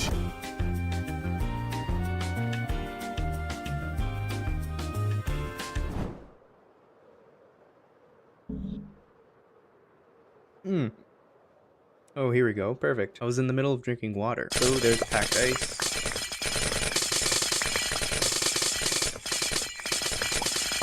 Yeah, I only needed one, so that should be enough. Now we just keep going until we find a mesa biome. Oh, we finally found the biome. That is a relief. It may not seem like a big deal because it was just a split second between the ice biome and the mesa biome, but it is a huge pain finding these different biomes.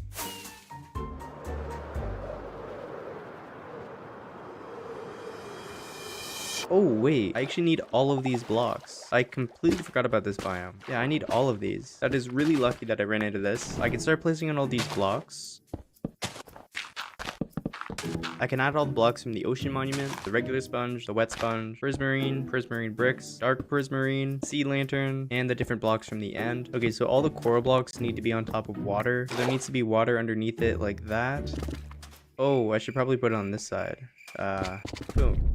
Then on top of it, I can put another layer of the same blocks, and the top ones will turn into the dead coral. Then I can also place in the blue ice right beside the packed ice. I don't think there's a way to have ice in the house because I do need to have the house lit, and that'll always just melt the ice. Sand, sandstone, cut sandstone, smooth sandstone, and chiseled sandstone. I'll also hop up here to add the different kinds of slabs, as well as the stairs. Just like that. We're finally in the home stretch of this massive project, so the next thing we need to get are all the different types of ore and stone variants. Getting all the ores on their own is easy, but the thing that makes it difficult is getting all the deep slate versions of the ore. Deep slate emerald ore is actually the rarest ore in the game, so yeah, this is going to take me a long time. I guess strip mining inside of a vein of deep slate is the best way to find these deep slate ores. Here's iron, redstone, I already have redstone. We have all the different types of deep slate ore except for diamond and emerald, and we've strip mined this entire vein of deep slate, so I guess now we'll just strip mine normally.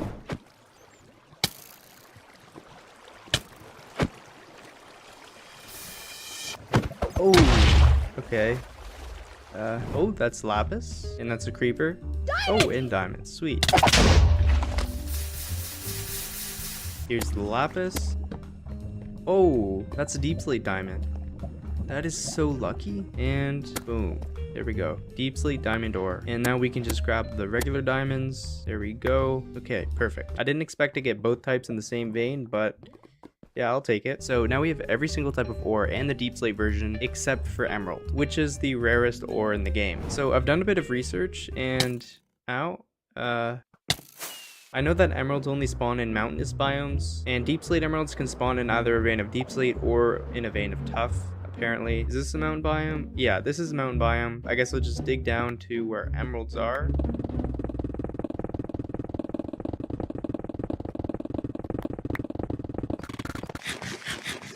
I guess I'll just start strip mining here in the deep slate.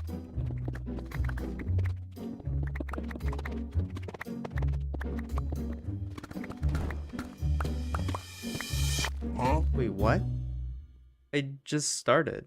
I just got the rarest ore in the game in like 2 minutes. I guess I just need to find regular emerald ore now, so...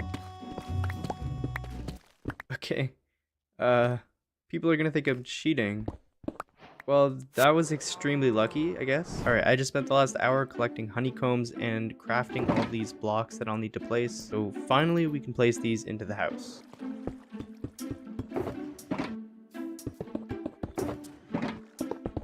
There we go. So there are 2 blocks I need to do. This one's going to be a beacon, and this one's going to be a block of netherite when we get those blocks. Adding those 2 blocks will 100% complete the build. So before we do that, we need to finish the rest. The only other type of block we need are the different blocks of copper. We need to get the different levels of oxidation on them. So I'll lay them out like that. Then I guess just wait until they oxidize. This is another one of those things where it's a split second for you, but for me, it'll probably take like an hour. So yeah, okay, it's been 2 to 3 hours. Now most of the copper is completely oxidized. So I'll need 3 of each type, and I've been told if I right click on the oxidized copper, it'll turn it into weathered copper. So let's hope I didn't get lied to. Nice. I didn't get lied to. Let's go. Now I can use the honeycombs, make them waxed so they'll stay like that. Now we have every single type of copper, so boom. believe it or not, this is almost every single type of building block in the game. The next thing we'll do is get a block of netherite and ancient debris, and we'll finish off the video by killing a wither. I don't have much gunpowder, and I only have a stack of TNT, so I'll quickly go to the sand pit. Also, by the way, the sand pit is what I call my Discord server. Yeah. It's a good plug, I think. So yeah, go join my Discord. The link will be in the description. I'm on Y14. That should be good. I'll just dig out a little area here. I'll start with 1 TNT. All right, let's see what that does. All right, and then I'll just make a little bridge across and do the same thing. And I guess I'll just keep doing this until I run out of TNT.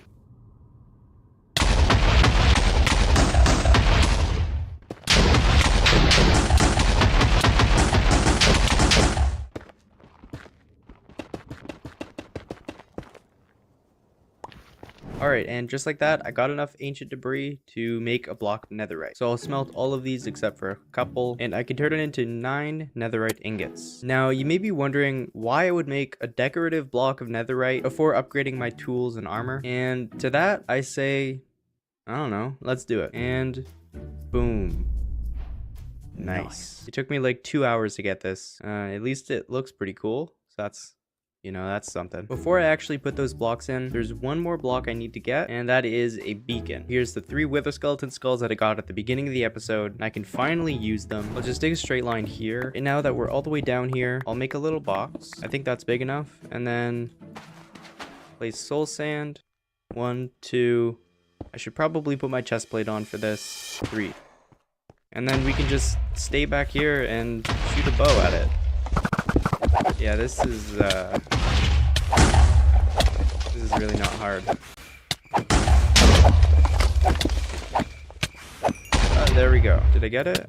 Yeah, nether star. Perfect. Finally, we can craft the decorative beacon. That's right. I'm not going to be using this at all. It's not even going to be working. It's just going to be decoration for this house. Sadly, the ratio of blocks to stairs doesn't let you make a nice looking house. That makes us have to use a bunch of duplicate blocks to fill in the rest of the house. So I got a bunch of blocks I've already used here, and I'll just go ahead and fill in the rest of the house.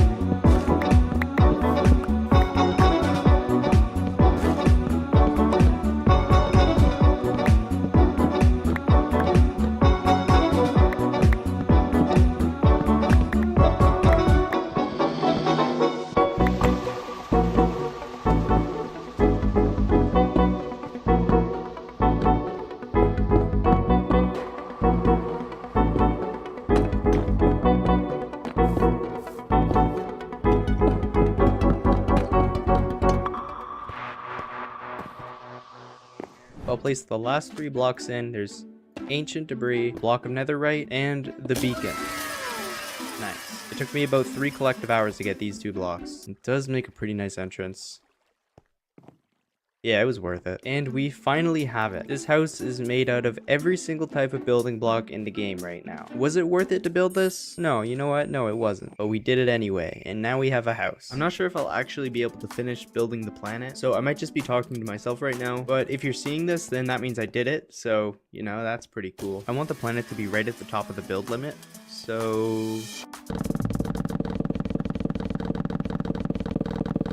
So this is where the bottom of the planet will be. So I'll use some dirt for the building blocks, and then I'll just build 5 blocks up, and this is where I'll build the next layer. So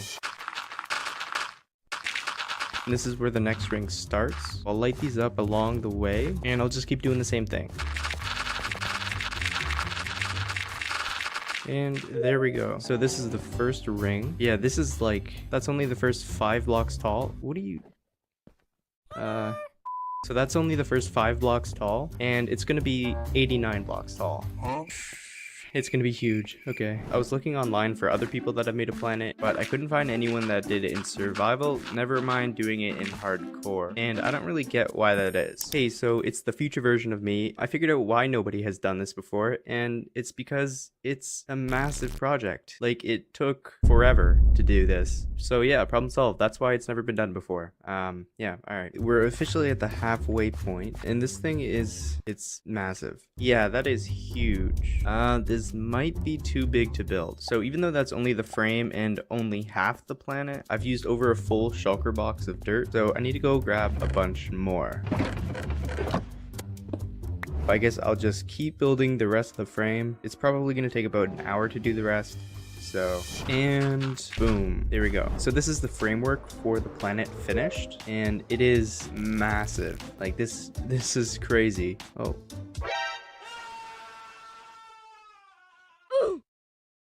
This is so sad. So building this took about 3 shulker boxes full of dirt, and yeah, that's a lot of dirt. This is gonna look so cool when it's filled in. So let's start filling it in. So I want to build a planet with a bunch of different biomes, and I guess the first one we can do is the regular plains biome. So we need to get some trees. I forgot I need shears.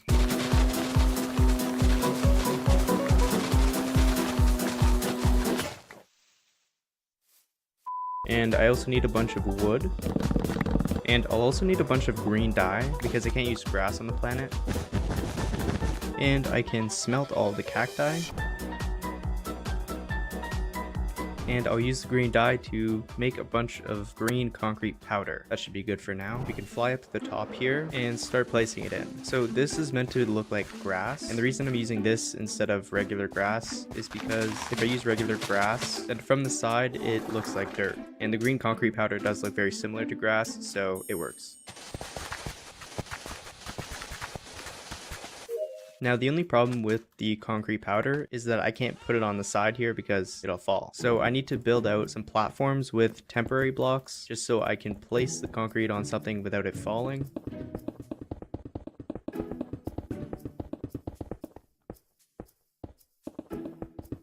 Yoink! Huh? You just stole the torch. Oh, it looks so cool from over here. Yeah, this is gonna be super sick. Now I can just place the rest of the concrete powder in. Probably should have lit this place up first.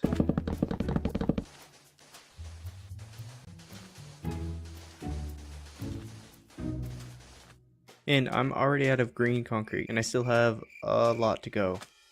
So... and there we go. That should be everything. Yeah, that looks pretty cool. Now we can start working on adding different trees and bushes and stuff like that. So the trees up here are really easy to do. All I need is dirt, saplings, and bone meal, and there we go. But it gets trickier as we get to the side of the planet because these trees, instead of sticking straight up, they're going to be sticking up to the side. I'll try putting one right here. So since it's on the corner here, it should go like that, I think. Yeah, that looks good. So if you look at it as if you're standing on the planet, it looks like it's just straight up. I think what would be cool is if I were to put a little pond in here. Ow. Let's try that again. Wow. First try. So I'll fill the bottom in with stone. And I'll also sprinkle in a bit of andesite in here. Oh, I forgot it turns into concrete.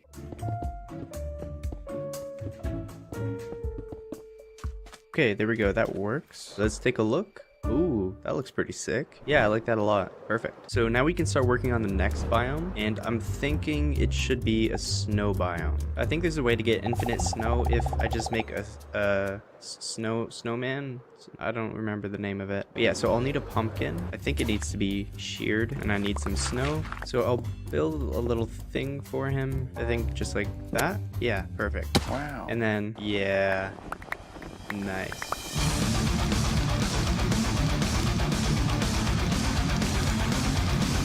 Yeah, this is actually going to take me a long time. I've been doing this for like 2 minutes, and I only have almost 3 stacks. Huh? And on top of all the snow, I'll need to grab some packed ice. Luckily, in the last episode, I grabbed way more packed ice than I needed. I guess for the snow biome, I'll put it on this side. And this is going to be a lot easier than the other biome because snow won't fall, meaning I can just spam it everywhere. Now, the reason I'm just placing these somewhat randomly is because I don't want it to be a perfectly round planet. I think that would just kind of look weird. I want to have irregular ridges to it. I want to have little areas that extend further than you would expect, like this. I think that'll just make the end result look way cooler. Can I place a torch here without it melting? Sweet. They will not melt. That is epic. Now I'll take this packed ice and build some spikes with it. But like that maybe? Yeah, that works. That's pretty nice. But it is on the side of the planet, so it should be leaning that way. So I guess it should be more like this. Yeah, that works. And there are also just some random surfaces that are made of packed ice. Yeah, that looks nice. So we're finished with 2 biomes. Now, if we're just walking on the planet, as we get further down the planet, our perspective sort of shifts. So it looks like we're rotating with the planet's curve. So that is pretty cool. It's already looking super cool with only 2 biomes in it. So imagine how cool it's gonna look when I have the entire planet filled with different biomes. So make sure you keep watching to the end to see that. This is how much of the planet we've covered so far, and we have all the rest of this to do still. I'm starting to realize why I haven't seen anybody else build a planet in survival Minecraft before, but I've passed the point of no return, so I sort of have to finish this. Can I do it? I hope so. I want to make the next biome a desert biome, so... Alright, we have over a full shulker box of sandstone.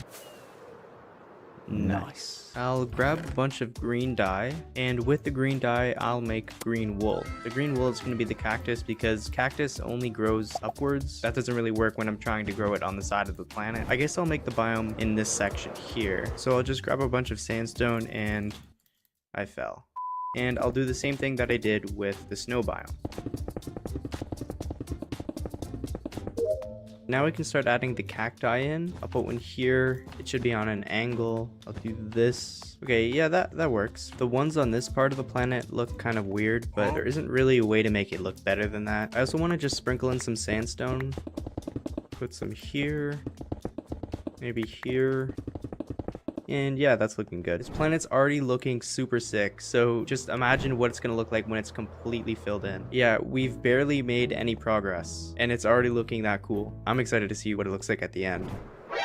Oh, I'll save you, Wandering Trader. Oh. Okay.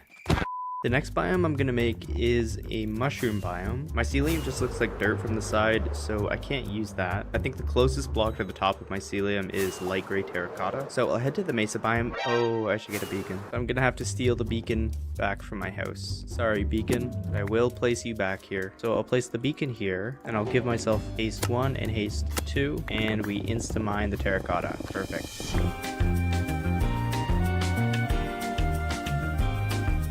Place the beacon back down. Sorry, house. The last thing I'll need to get are some of these mushroom trees.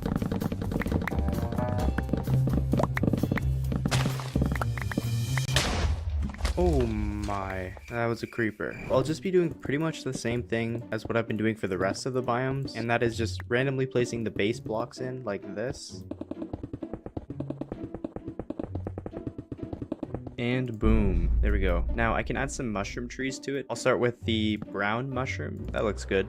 Perfect. The trees that are going to be really hard to make are the red trees. So I guess like that. Whenever I place a block beside another block and then remove it, it like cuts off one of the sides of the block. That makes it really annoying to do this. This is really bad.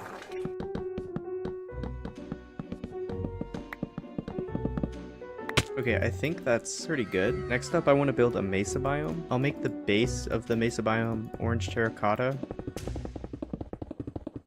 And there we go. Now I want to use some of this white and black terracotta to make it look more like a mesa biome. So I guess I'll sort of just do layers, a layer of black terracotta. I don't really know what I'm doing, but I will try to make it look decent. Okay, I think that look is the best we're gonna get. I'll also put some cacti on the red sandstone. It's not easy making a mesa biome on its side, but I don't think this looks terrible, so I guess we'll just move on. Just so you can get an idea of how much progress we've made so far, this is what it looked like at the start of the video, and this is what it looks like now. We've already made a ton of progress, but I don't think the progress is fast enough. There are only 2 more biomes that I want to do before we start working on making custom biomes, so let's go ahead and grab the resources for those biomes.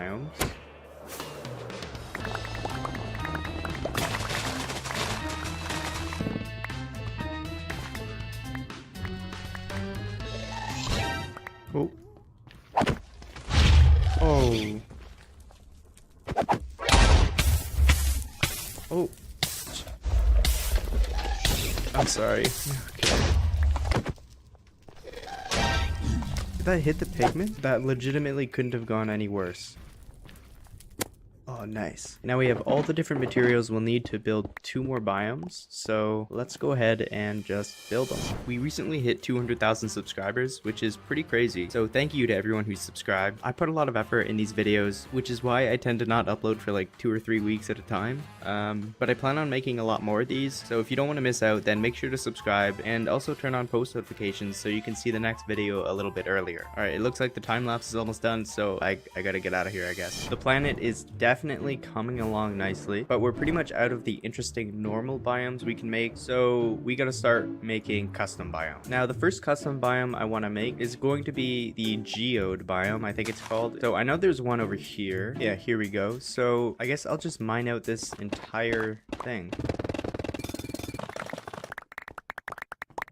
We actually got a pretty good amount of materials from that. So I guess right here would be the perfect spot. I'll start by adding a geode. Now, these are pretty tough to make, but I think that looks pretty natural. And around it, I'll just do a layer of the white calcite. Then around everything, I'll just be putting smooth basalt. Perfect. Yeah, that looks pretty cool. So I'll make a couple more of these around it and just fill in the rest with the smooth basalt. Okay, and that is that biome finished. For this one, I'm thinking of having it be a bunch of the different stone variants. So I'll first put the base layer of stone. Okay, the stone base is in place. So now I'll just like take a chunk out of different parts and then just replace it with diorite, granite, and andesite. And I'll also place some different ores around. So coal, iron, copper, gold, lapis, redstone, and diamonds. There we go. That biome's looking good. So now we have one more custom biome to do before we start changing it up again. For the last biome, I want to make it farm themed, which means I need to get a lot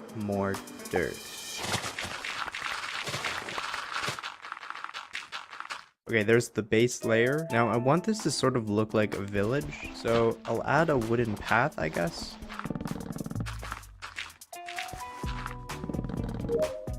Now I want to build a little house. I guess right here would be a good spot.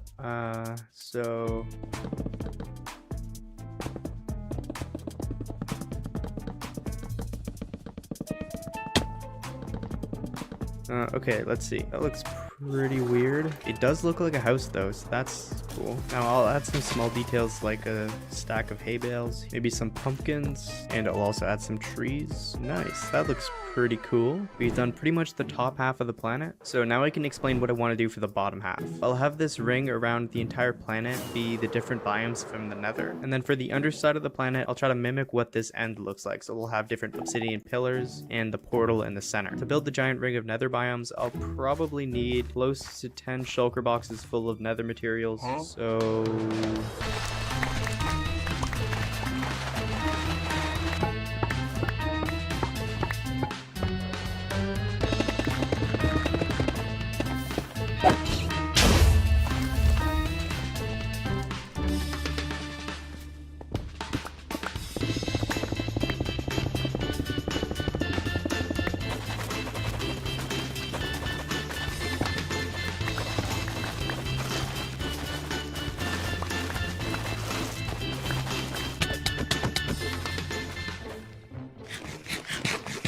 two hours later, we have the 7 chests of items, so I guess we just need to place all these blocks in now. This is gonna take a long time. Here's the base layer done for the crimson biome. The nether wart block is the closest to the normal ground, so that's what I decided to use. But that would make the trees look kind of weird because the leaves would be the same as the ground. So for the trees, I'm just going to have no leaves. Wow. And I'll also throw in some shroom lights. Yeah, it's definitely looking weird, but when I finish the ring of nether, it'll hopefully look a lot more natural. So I'll do the same thing I did here with 3 other biomes around the ring, and we'll see what that looks like. Okay, it's been 5 or 6 hours. I don't even know at this point, but I've done the 4 different biomes. So to complete the ring of nether, I just need to fill in the blank spots with nether wasteland. So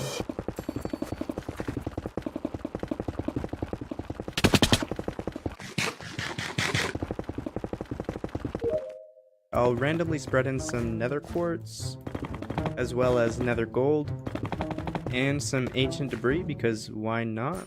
And there we go. Before I show you the nether ring, I do want to completely finish the planet. So I stole the beacon from my house, and I'll build a beacon here.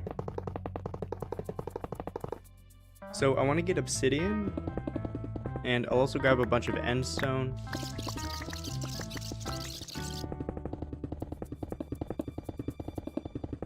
And boom.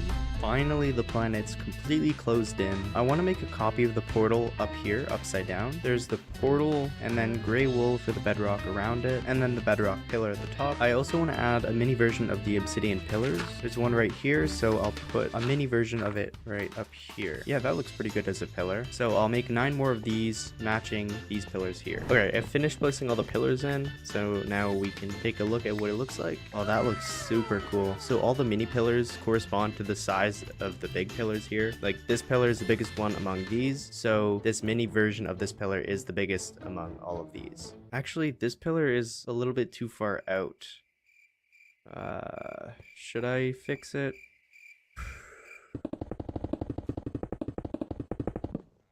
Alright, yeah, that's much better. Perfect. We have a big problem. Well, 2 actually. The first one is that after I spent 40 hours building this planet in the last episode, a bunch of you guys said that I couldn't respawn the Ender Dragon again since it might destroy the planet, which wouldn't be very good. And the second problem is that the planet looks really great, but yeah, the rest of the end looks pretty bad. So we're gonna have to transform the end, and to do that we're gonna have to spawn the Ender Dragon again and risk destroying the planet.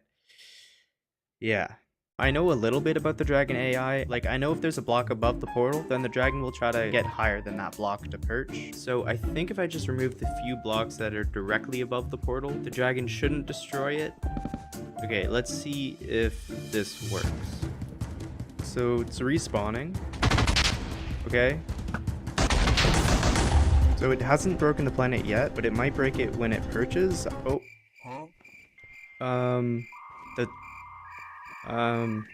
So the dragon didn't break the planet. The planet broke the dragon. Sorry, dude. This is a little unfair, but there we go. Cool. Well, we know we can still spawn the Ender Dragon, so problem 1 is solved. And now we can start actually transforming the end to try to make it not look so bad. The first thing I'll do is try to get rid of all the bedrock around the portal. I promise at the end of the video this will make more sense, but for now you just kind of have to trust me.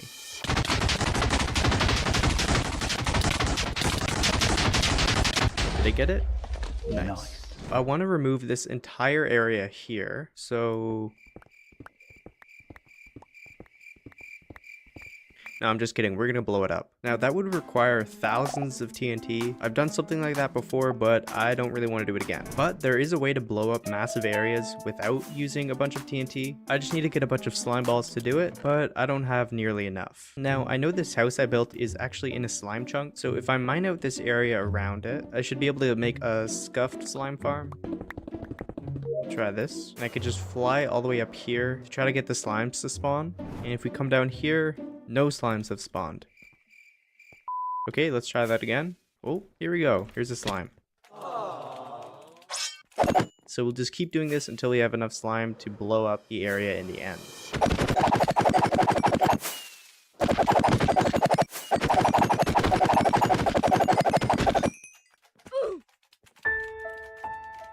Okay, so we have 51 slime blocks now. That should be enough. Now we got all the materials, so let's start building this.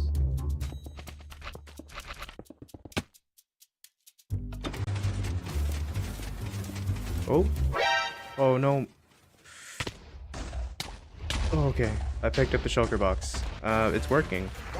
So this thing will just continue to drop TNT here, going back and forth until this area is completely mined all the way through. So while this mines out this area here, I'll start working on building the next one.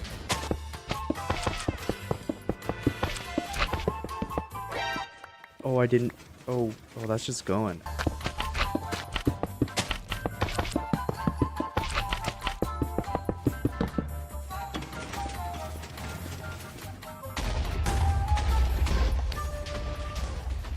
So this is what it looks like right now. I have a really cool idea for what I want this place to look like. I basically want to use the obsidian pillars here to separate different biomes that I make in the walls and on the floor. So by the end of it, it'll sort of look like a biome pie, like a big pie. The end pie.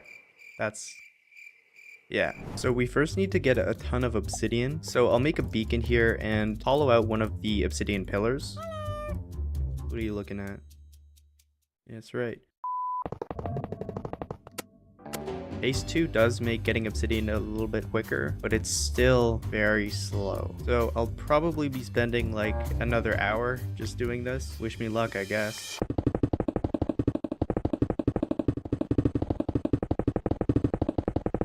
Okay, there we go. So we'll block that back up and pretend like it's completely filled in. And we can use this obsidian to start building the floor.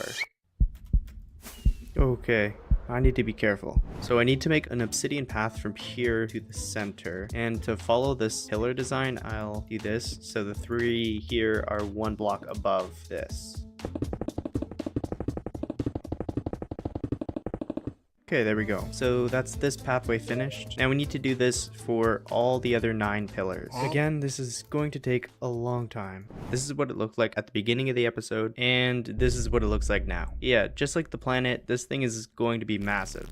So now that we have these slices of pie, we can start filling them in with different types of biomes. So we'll start with the simple biomes and gradually work our way towards the more complex biomes. So we can start off with the classic plains biome. What are you doing here, man? Oh god, I didn't know that would kill him. So I guess I'll build the plains biome in this pie wedge, and I'll try to keep it on the same level as this bottom row of obsidian.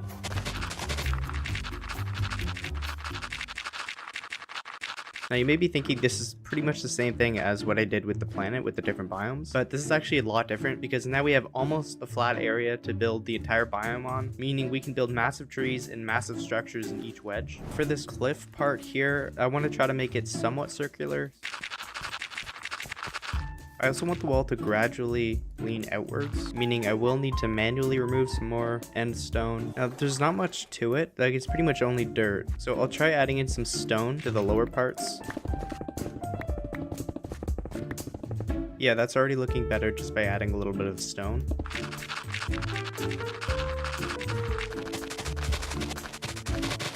Okay, now that I'm at the top here, I want it to sort of curve outward even more. I'll also make it sort of blend into the biome, like this. Okay, yeah, that looks surprisingly natural. So now I can start decorating this bottom area. First of all, we can just spam a bunch of bone meal here. Oh, I guess flowers don't grow in the end. I'll also just build a mini house in here. And I'll put a little pile of hay here. Why not? So there's the plains biome complete. Now the next biome I want to make is actually the end biome. Now I already have a bunch of end stone from clearing out the wall, but I will need a bunch of the end berries. Chorus fruit. Okay, we have 20. That should be plenty. And we can start building the next wedge. I'm sort of doing this the opposite of the way I did this one, so I'm kind of working from the top down, because it is easier to carve out the shape that I want. Okay, I was wrong. It's harder to carve out. Oh, an Enderman stole a piece of dirt. This guy. Can I have that back? Oh, thanks, man. Yeah, appreciate it. We can finish off this biome by adding the chorus flower. Now, I've never used chorus flower before, but from my very limited research online, this should just grow. Hey, look at that. It's growing. Cool. Now we'll start getting into the biomes that are a little bit more difficult to make. I don't want to repeat too many of the biomes I've already made on the planet. So the next biome, I'll actually make it a biome that a lot of you said I forgot to build on the planet. And that is a jungle / bamboo biome. So I'll yoink a bunch of this dirt and bamboo, and I'll also grab a bunch of leaves. Oh, it's a parrot. I'll also grab a bunch of jungle wood.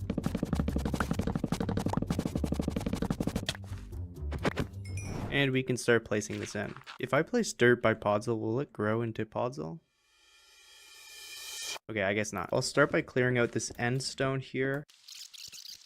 Okay, there we go. That should be most of the clearing out that I'll need to do. For the wall here, I'll use jungle wood and try to make it look like there are different trees. And we can spawn a big tree as well. Okay, that's not working. So regular trees it is. The only problem is I need to clear out some area before the trees can grow. There we go. And then I'll fill in the spaces with more wood.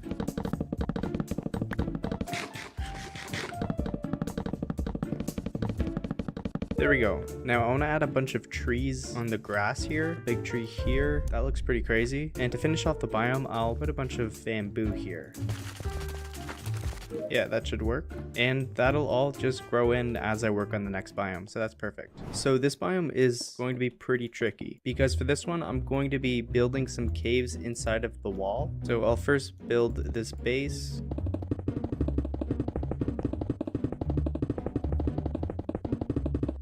And there we go. Perfect. Now the part that makes this biome difficult is what I want to do in the wall and the ground. So I want to build a mini cave going down and also in the wall. So it should extend downwards like this, and it'll extend this way and then go up. Okay, now that there's this pathway here, I can start building upwards. And there we go, I hit the wall up at the top. And then we can break through this wall here, and I'm out of stone. Alright, cool. So now the two holes are connected. So now it's like a real cave biome. So that's cool. Now normally underground there are also some patches of granite, diorite, and andesite. And the final touch will be just sprinkling around some ore. Here's iron ore, coal, what you're gonna get for Christmas if you don't like and subscribe right now. And inside of the cave is where it's deeper, so I'll put some redstone ore and gold ore. So this is the cave biome finished. It looks pretty cool, and there's an actual cave. Now the next biome is interesting because it can connect to this end spawn room. So if I dig all the way through here, it goes right into the pillar. I wasn't expecting that. Oh. What's up, man? So for this one, I wanted to not just be nether themed, but actually nether fortress themed. So I'll first build this base of netherrack. So I guess now I'll go to a fortress and try to mine a bunch of those blocks. Where's the fortress? I don't even remember. Whoops. Easy clap. Okay. Here we go. Okay, this part seems safe, so I guess I'll just mine a giant chunk of this. I want to have one pillar here, and there'll also be another pillar right here. This is the level that you spawn on when you enter the end, so this should be the top of the fortress. There's the first pillar done, and of course I am out of nether brick, so I need to go back. I literally do this every single time. Okay, and we're back at it. For this part here, it should gradually be destroyed, like, because it's the end of the fortress. I guess that works. Okay, and then I'll add another broken end here. I'll replace this spawn area with a bunch of netherrack. Since I always need to go through the nether to get to the end, it sort of makes sense having this be nether. I'll try my best to make it look like a natural nether cave. And there we go. So here's this pathway completely finished. I tried to make it somewhat natural, but it's kind of hard to do that. But what I can do is add a bit of nether quartz ore and also some gold ore. There we go. That's looking better already. There's water in the nether. Wow. How does he do it? So now I get to actually build this wall, which is definitely the worst part of building these biomes by far, easily. So boom, and there's the wall done, finally. And this is what is almost the completed biome. I am missing one more block that I want to put in the walls, and you could probably guess that it's ancient debris. I've gotten so many comments of people wondering why I use ancient debris in my builds, but I don't have netherite armor. And it's because the diamond armor matches my skin. Yeah, that's it. Perfect. Just to remind you where we're at, this is what it looked like at the beginning of the episode, and this is what it looks like now. It actually looks insane. It's gonna look really cool when it's completely filled in, so let's just keep going. I want the next chunk to be snow related, so I need to go over to this pumpkin dude that I made in the last episode. So I'll just sit here for a while.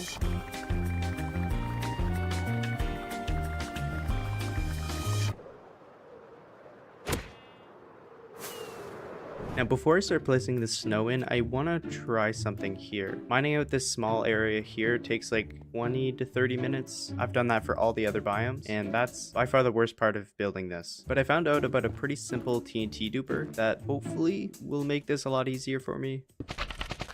Okay, and if I just flick this lever, so I can just spam this, and sweet. Yeah, and it blows up a big area. Now, I'm a little bit worried it'll fly over to the other biome and destroy that, but it's looking pretty good. Oh, yeah, one did get launched.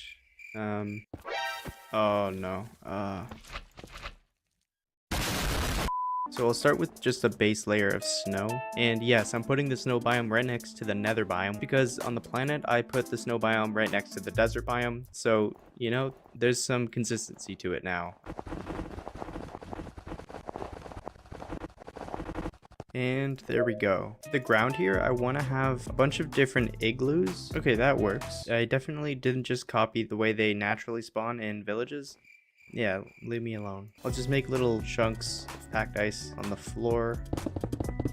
I'll make some little light posts, just like that. Also put a lantern inside of the house, because why not? And I also want to add some villagers to it. And by villagers, I mean snowmen. Yeah. And I guess I'll name them Jerry. So that there's Jerry 1, Jerry 2, and Jerry 3. Perfect. Okay, that should do it for this biome. And now we can start working on the next one. Ow. So first things first, I need to actually blow up the wall to make it easier on myself. Oh, I guess some of the TNT blew over here. Luckily, Jerry 1's still trapped in here. Or, wait, is that Jerry 2? Or 3? I don't know. This biome is actually going to be pretty interesting to make because I don't really know how I'm going to build it yet, but I know it'll look cool. So basically what I want to do in that biome is try to make a cool looking mine shaft. And I know I've seen a mine shaft around here somewhere. Oh, okay. I swear I get blown up by a creeper in every episode. I'll grab a bunch of cobwebs.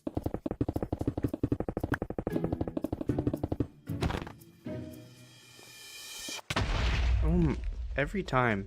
So I want to have part of the mineshaft coming out here, and every once in a while there'll be some fences with oak planks on top like that. So the floor should be all stone, same with the walls, and that should be good. I can also add a minecart with chests. I guess I'll put it right here, and I'll fill it up with the stuff that I got in the real one. We have a mending book as decoration now, so that's cool. Now it would be pretty lazy to only have this biome be this single mineshaft, so I want to build some more mineshafts in the middle of the wall, and I want this part to extend a little bit over the cliff. Am I seriously out of stone? Now I can add some of the smaller details in, like some patches of different ore, especially gold. There's a lot of gold in mine shafts, and a bit of diamond because why not? And finally I'll add a few cobwebs in here, and that's the completed biome. Now I'll be honest, the next biome is sort of a filler biome. Everyone seemed to really love the geode biome in the planet, you know, might as well bring it back. I already have a bunch of amethyst and calcite, but I'm still going to need to grab a ton of smooth basalt.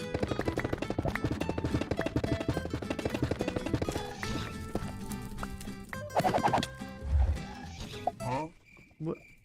It just disappeared. And now I'll blow up all 3 of the walls, so for the rest of the video we can just focus on building. And boom, there we go. And the last section is blown up a lot more because I actually have something pretty cool planned for this final biome. But to get to that point we need to first do this one. This will be the bottom of it. I'll try to make it somewhat circular. And then around it I'll do some calcite. And then the rest of the floor will just be regular smooth basalt. Excuse me. Yeah, that looks pretty cool. Okay, now these 2 biomes are the ones that will be super cool. So for this one, I want to build a part of an ocean monument. So here's the ocean monument I destroyed in a previous episode. I guess I'll just cover this pillar in netherrack. And then I could just get rid of the entire pillar without dealing with any of the water, so that's cool. I want to have a base layer of gravel, so I need to add some blocks underneath where the gravel will go because, yeah. You know, it's a lot more comforting building this, knowing that, you know, I can break this and I'm not going to die. I can't really say the same about other biomes. An ocean monument has a bunch of pillars, which are 4x4. They go up 7 blocks. And they're connected with a layer of prismarine. Why does this look green? Isn't it supposed to be like blue? Cool, so the bottom part's done. Now I need to do the top part. Okay, this is actually going to be pretty tough. I didn't blow up enough of the walls, so I kind of just need to mine this out manually. Yikes. Oh, I have an idea. So what I could do is actually give it a roof to put the gravel on. That'll let me make the ocean monument go into the wall further without me needing to mine 3 hours worth of endstone. So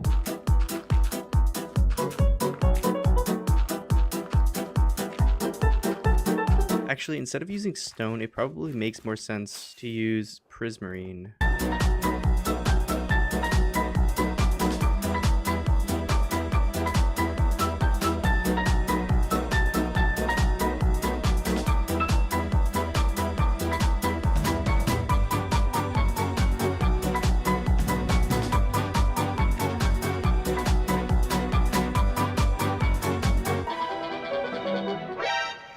Wait, what? Oh. Okay. Okay, there's the top roof in. These Endermen are starting to steal my gravel. So there's the top part added, so then I can add some more gravel on top of that. It's looking pretty cool now, but there's one final touch we can add. Ever since Wadzi cleared out his ocean monument, everybody has been clearing out theirs. So I feel like it's only fitting to add some wet sponges everywhere. Cool, that biome is finally finished, so... Oh wait, no, it's not finished. Now it's finished. Finally, for the last biome, I want it to be like the new 1.18 deep slate caves, which is why it's so big. So we need to get a bunch of deep slate. Oh wait, I forgot the beacon in the end. So the thing that's going to make this biome extra hard to make is the fact that when I place deep slate the normal way, it places it like this, it places it sideways. But in a normal cave, it spawns like this, facing up, which means I can't just build a base layer like I normally do. I have to actually build a bottom. So I'll do something similar to what I did here, and that is add a little roof. I'll need to remove all of this later. Whoa. Huh? Wait, he was just chilling in the water for a second. That's illegal. All right. That's what he gets for breaking the Minecraft law. So now I'll make sure I'm facing down and place a layer of deep slate on this end stone. So if you haven't already, make sure to like the video. You know, I think this is worth it. It's a big project. Only if you like it though. If you didn't like it, then dislike it. Okay, I think I've said enough. I'll just go back to building, I guess. Okay, and here's the base for the biome finished. I want to add a mini cave. It won't really lead anywhere, but it'll make it look a little bit more interesting. I also want to add some lava and water, so I'll grab some lava, yoink, and I can put some lava right there. I'll also add some water right here, and I'll just let that flow down. And now this actually looks like the new 1.18 deep slate biome, so that is perfect. We just need to add some final touches. Nice. And the beacon goes right here. Boom, boom, boom. Oh yeah, that is looking super cool. Yeah, that looks crazy. I don't know how I'm gonna be able to top this for the next episode. Yeah, I'm just glad I'm finished. So I was admiring my last build when... Wait, why is it called an end island? Doesn't there need to be water for it to be an island? This is not right. This is absolutely not right. I'm gonna fix this. I'm gonna build a better end island. I'm gonna need a ton of end stone though. Oh, right, we dug out a giant hole in the last one. Wow, that's convenient.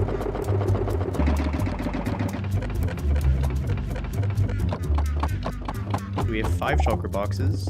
I feel like honestly that's not even gonna get us very far. Our goal is to make a better end island, so the first thing we can do is make it actually an island. I figure I can just build in this ocean here. I guess I'll just start by building the outline. Now, I don't want it to be perfectly symmetrical, so I'll kind of make it not perfectly symmetrical. Yes, that is a good sentence. Good job. So I'm at the other side of this, and you can barely see where I started. Okay, well, we're sort of off course here, but that kind of works because it makes it less circular. So that, you know, we'll take it. We'll call it intentional. Nobody has to know. As long as I don't put this part in the video. Okay, this is what it looks like so far. I actually really like the shape of that. This is my house all the way over there. That's the size of it. And this is the island. Yeah. Might be too big, but I've already built it. So, you know, we're gonna go with it. Once you draw the outline, you can never go back. That's the rule. I'll start building a part of the wall, and I'm just gonna be trying to mimic the sort of look that side of end islands have. Now, it would be pretty boring if I were to just copy the look of an end island, which is why we're going to have 3 stages to the build, with each stage increasing in difficulty. So the first stage is to just build the island itself, and the other 2 stages will just be different ways of making the island look even better. Was that a baby axolotl? Yoink. Your name is now Axe, because like you're an axolotl, you get it? Oh. Uh-oh. Okay. When I'm finished building the island, I'll make you king. You can take over the island. For now though, you stay with me. Okay, and this is what the side of the island will look like. So I'll need to do this around the entire thing. I don't even know how long this is gonna take. Why do I always make my builds so big?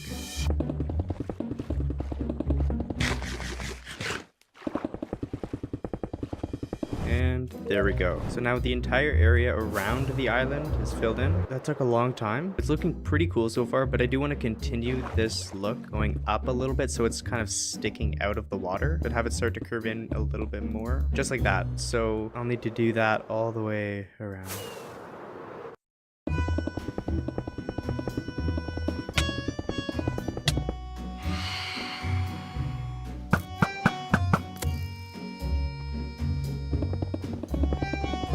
There we go. Cool. So I'm pretty much done with the walls around the entire thing now. I'll start filling this in, and I'll have it continue to gradually go upwards, just like the real End Island does. That's amazing, right? Who would have thought? I'm making it look like the End Island. That's cool. Oh. Okay. Okay. That's all the end stone I have. So this is what 5 and a bit shulker boxes of end stone looks like. So that's pretty cool, you know. I don't really want to ruin the rest of the end by digging a giant hole and stealing the end stone from there. So I'll just teleport to a different area. There's a block just chilling there. All right. So I guess I'll just steal it from this one. I forgot to bring a beacon. Okay, and we're back. And now we'll just start grabbing a bunch more end stone.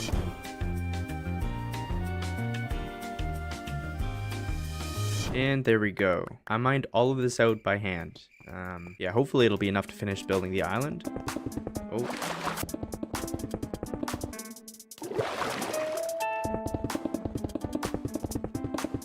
There we go. Cool. Also, in a real End Island, there are little spots where it's like a circle of raised ground, I guess. I'll try to do that. Okay, there we go. There's 1. There's 2. I want to add one more little section where it's raised 1 block, and I won't have enough endstone to do it, so gotta mine this out. Then I could pick some of this back up. Oh, even though I definitely don't need to get rid of this, it's definitely going to bug me. There we go. Cool.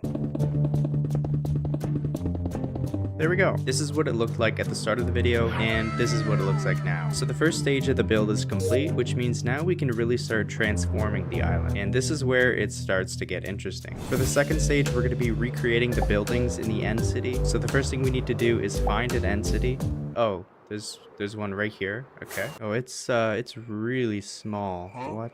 I guess we just have to find a different one. Okay, here we go. Wait, this one's also tiny. What? Oh wait, there's one over there too. Okay, well I've been to 5 of them, and pathetically this one seems to be the biggest. So I'll set up my beacon down here and just tear down this entire thing. Now, I definitely don't need to destroy this entire thing to get what I need. I could instead just grab the blocks I need and then build it. But if I destroy the entire thing, I think that'll be more satisfying. Yeah, it'll take a lot longer probably, but it'll be cooler. I hope, at least.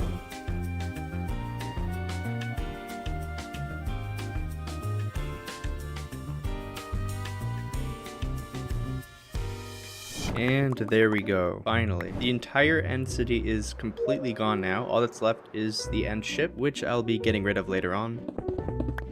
So I guess I'll just start by building the bottom base somewhere in the center. So I guess right here. Ow. And for now, I'm pretty much just going to be copying what the actual end city looks like. Honestly, the end cities do look pretty cool on their own. I'll be making some changes to it, but not a ton. One change I will make though is making this bottom have entrances on all 4 sides instead of just one side. And I'll also add some slabs here. Wait, what? Oh, dolphins were trapped in here. I should probably let them out, but that would take a little bit of work. So I'll just leave them in there. I can't use the normal staircase that's in this tower because I have 4 entrances now. So I guess I'll just have sort of a scuffed staircase where I do it like this, kind of floating there, which, you know, it works because it's in the end. So then we have some windows like here, and then they put some end rods on the corners. I'm honestly convinced the developers just added the end rods so that they could just walk backwards while building this and not have to worry about falling off. That's gotta be it.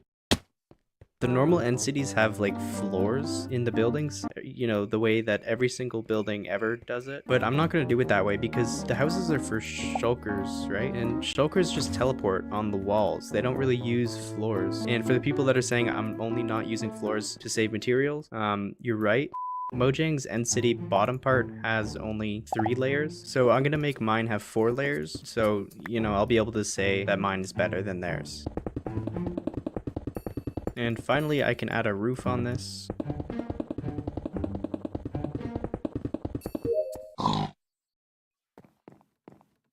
And this is what it looks like so far. I think that looks pretty cool. Now, off of this, we'll have a bunch of branches leading to different parts of the build, just like a normal end city. So I don't know why I had to explain that. Now, Mojang makes their center pillars 3 blocks wide. To, again, one-up them, instead of doing a 3x3, we're going to do 4x4, because that means it's better, right? And they also have 1 stair facing like this way, so we're going to have 2, which means it's twice as good. Don't fact check that. So this first branch I'll have it extend a little bit out this way. And I'll turn it into a mini house for one of the shulkers. Oh, I'm out of magenta glass.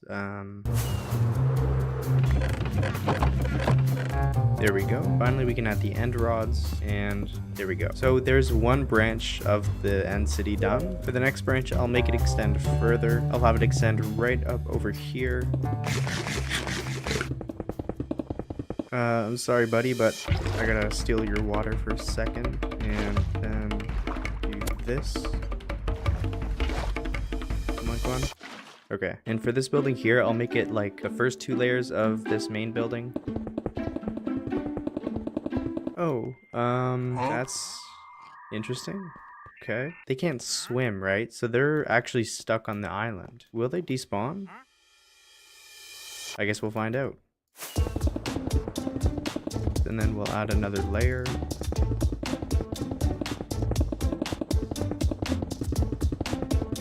There we go. Cool. Actually, you know what? These stairs do look a little bit too steep. I'm gonna change that. There we go. I think that looks better. I guess some creepers spawned up here. Nice. Now what I'll do is make this exact same build on this side. I'll try to make it a smooth cut, and there we go. Cool. Now, since I won't have a building on this side, I want to make it look like it used to have a building extended, but it was destroyed. Kind of like how the end of a nether fortress looks like. Okay, yeah, this works for that. And this pillar design is the same as what's down there, so...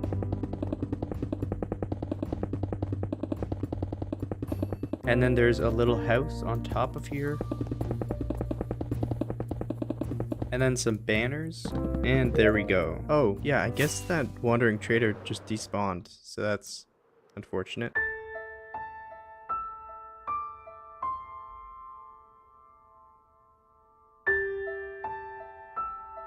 So we've designed all the different types of houses for the ant city, but we can still add more to this. So we can add this pillar off of here and then have more bridges coming off of that and so on. But all those designs are the same as just what we have here. So there's no point showing me building them. So I'll do another one of those jump cuts and boom, there we go. That's looking pretty nice so far. I want to add some floating islands around the place. So I might as well grab the end stone from the floating islands that are already in the end. That makes sense. There we go. We've hollowed out the floating end island. Can I make this pearl? Oh, sweet. Let's go. Easy clap. So I'll take some scaffolding.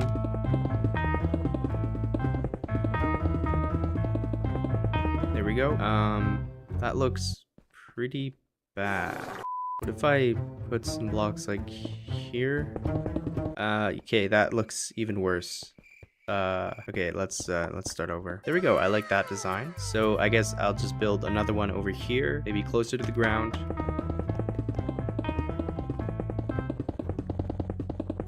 There we go, there's that one, and I guess I'll just keep building them. I also want to add some houses on top of some of them, and for the design, it'll pretty much just be the same as the design I used in the end city. Yeah, there we go. That's what one of them looks like. That's pretty nice. So I'll add some more houses to other ones, and okay, perfect. That's already looking way better. So we have a house here, here, and here. Yeah, honestly, the little islands with the houses on it, it really adds a lot. Finally, we can start the last part of the build, which is going to be making a giant end ship. Just like with the end city, we're going to completely destroy the end ship because I feel like that would be more satisfying. So here's the ship completely by itself. There's no end city attached to it because we destroyed that end city. So let's do the same to the ship. Sorry, Mr. Dragon.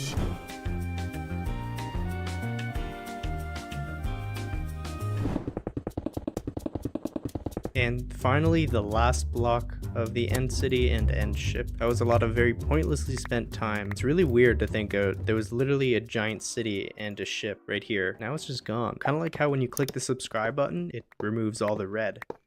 So the red's just gone. You know, that's crazy. As a way to remember what this place used to be, I'll make a little pillar of, what is this? Purpur. What kind of name is that? What? Does it make more sense to have the boat in the water because we're actually an island now? Or does it make more sense for the boat to be floating because the other stuff is floating? Ooh, what if I did like both? So have it like levitating on the island, but moving towards the water. So I'll pretty much just be copying the design that Mojang already has, but I'll make it bigger and add more details to it. How did I land that? What? So on the normal end ship, this part here only extends 1 block, so I'll make it extend 2 blocks. Okay, how does this look? That looks pretty awful. I think the problem is it doesn't come out enough on this side. That looks a lot better. So that's the back half of the ship. Let's see how this looks. I mean, that's something. It is definitely a thing, I can confirm. I feel like it's too blocky, which is probably a pretty common problem in a block game. If I do this, maybe? Oh, it's a little fish. How's it going? Yeah, I like the look of that. I think that looks pretty cool. Now I'll build the little house part in the back of the ship, and it'll very much just follow the same design as the other houses that I've already built.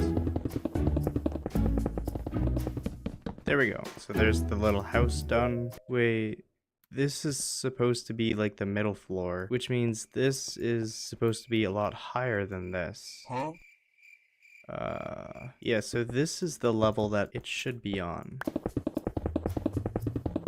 Okay, there we go. That looks a lot nicer. Now I'll add some of the smaller details, like making this different stairs. And also having like these holes in the side of the walls. What are they for? Like shooting cannonballs or something? I don't know. But Mojang put them on their ship. So underneath those, I'll put some stairs like that. Now I'll add the dragon head. Sorry, dragon. I'll also add the brewing stand with potion of healing. The normal ship also has a pillar like that. It also has some strips of obsidian. I'll just make it go all the way over here.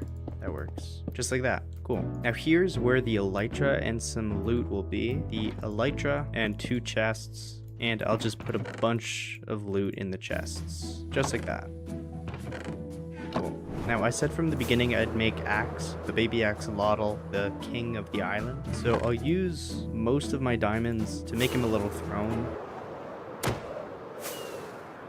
I guess I'll build it in here since this is like the captain's seat, I guess. I do need to get a name tag for him. Oh, you were hiding. There we go. Now he's chilling. And finally, for the last touch, I'll need a bunch of these end berries.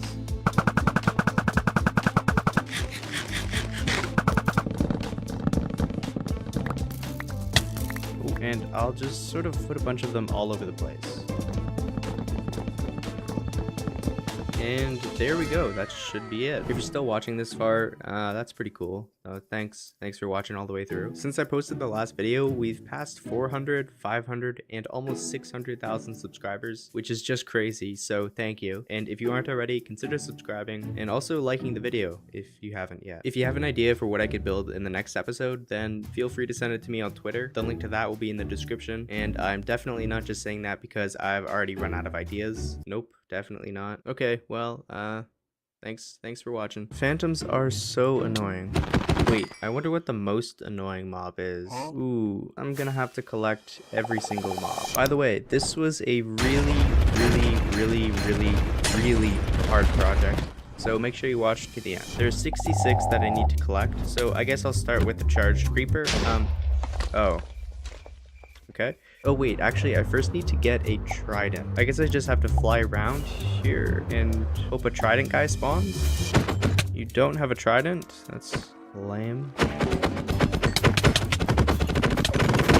Oh, he is a trident. There's an 8% chance, I think, of him dropping a trident. And of course not. Nothing. Ooh, there it is. And I'll wipe the enchantments, enchant it, and that's not what I need. There we go. Channeling. Oh wait, I probably should have caught it. Oh. Yeah, I need to collect every mob. So there's lightning now. So I need a creeper, and there we go. There's a charged creeper. Perfect. So I'll try to bring them over here. Oh. Okay. This is going to be a lot harder than I thought it was. Okay, you know what? Let's start with the easy mobs and work our way towards the harder mobs. So first I need a place to actually store these mobs. I guess I'll do it in this wall here, directly across from the house of every building block. So, boom, there we go. So I dug a giant area going all the way down here. It, goes a lot farther than you'd think. To actually get the mobs in here, I will need some slime blocks. Here we go. So I'll put a slime block right here. So we'll start with things like chicken, cow, pig. I'll drop them down here. Oh, that was the wrong spot. So they're dead. Yeah, see, it was this hole. They're supposed to go to this hole. Okay, let's try that again. So we'll grab a pig, chicken, sheep, cow, rabbit, and we'll drop them down here. All right, we'll do it without the rabbit for now. Look at that, they aren't dead. Let's go. I'll put some more slime down here, and I'll replace the bottom floor with grass, and then bring the pig in here and quickly replace it with glass. Each area will be decorated based on the mob that's in it. For these normal mobs, I'll make these little areas for them look sort of like a plains biome. Pigs like carrots, so I'll give them a carrot. And since pigs are typically in barns, I'll make this area look sort of like a barn.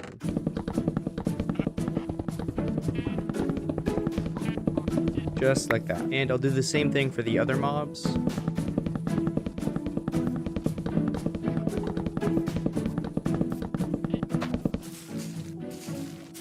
And there we go. So there's 4 mobs complete. It's nighttime, so we'll see what mobs we can get. Here's a zombie. There we go. And I'll try to make him look like he's in a cave with some gold, iron, coal, and copper. And that should be good. And there you go. We have a zombie. Ow. Now, I'll get rid of these torches so that other mobs can spawn. Oh, I see a spider. And the spider can go right in here. You just walked in there. Okay, that works. For the spider's biome, I want to have some cobwebs all over the place. So I need to find a mine shaft. Okay, here we go. So I'll do the same thing I did with the zombie and put some ores around the place. And then I'll throw in a few spider webs. That should work. Ooh, wait, can I grab the bat? How do I trap this bat? I need him to just like chill for a second. Did I get it? Oh, I did. I can hear him. Okay, so he's in there. Some creepers spawned as well. I need a plan. I'll run past him. That didn't work. That went very poorly. But we do have a bat. Hopefully he hasn't despawned yet. He despawned. This is a lot harder than I thought it would be. We can bring a slime back.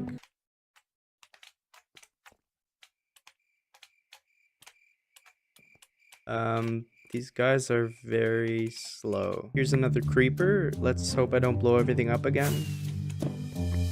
Oh, okay, there we go. Perfect. Now we can finish the slime. There we go. I want to make his box sort of look like a creeper. To do that, I'll need sand, cactus, and I'll also need to kill some squids, and that should be everything we need. I'll also put some eyes in the walls like that. Please don't blow up. And that is the creeper done. Now we also trapped the skeleton over here. For the floor, I think snow blocks would look the best because it's like pure white. And then for the walls, maybe bone blocks. And there we go. That's good for the skeleton biome. Here's an Enderman. There we go. I'm just going to be making his area a completely black box. Drop him down. Ouch. And I'll name him Enderman. We've done a bunch of the easy mobs, so now we can actually start getting into the more difficult ones. So I'll start by going to a jungle. This also means I need to build a rail to the jungle. And to test the rail, I will steal this horse. Oh, and the horse is on its way. That is not how you ride a minecart, but besides that, the rail is pretty good. Here's a parrot. Nice. Oh, here's a panda. Huh? Oh, okay, you know what? This actually works perfect because kill him, and then when I get back to the base, a raid will start. Here we go. So all of these will be mobs I need to collect, but I do need to kill them all first.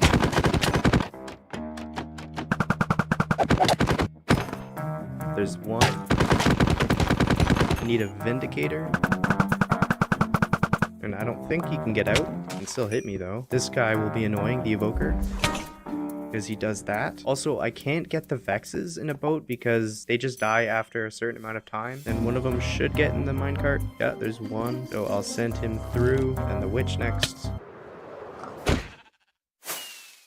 Now those two are back at the base, so I just have to do the same thing for the other mobs, and boom, there we go. I still need to push them into the hole, so I'll try to push the Ravager on the track. Oh, he's moving.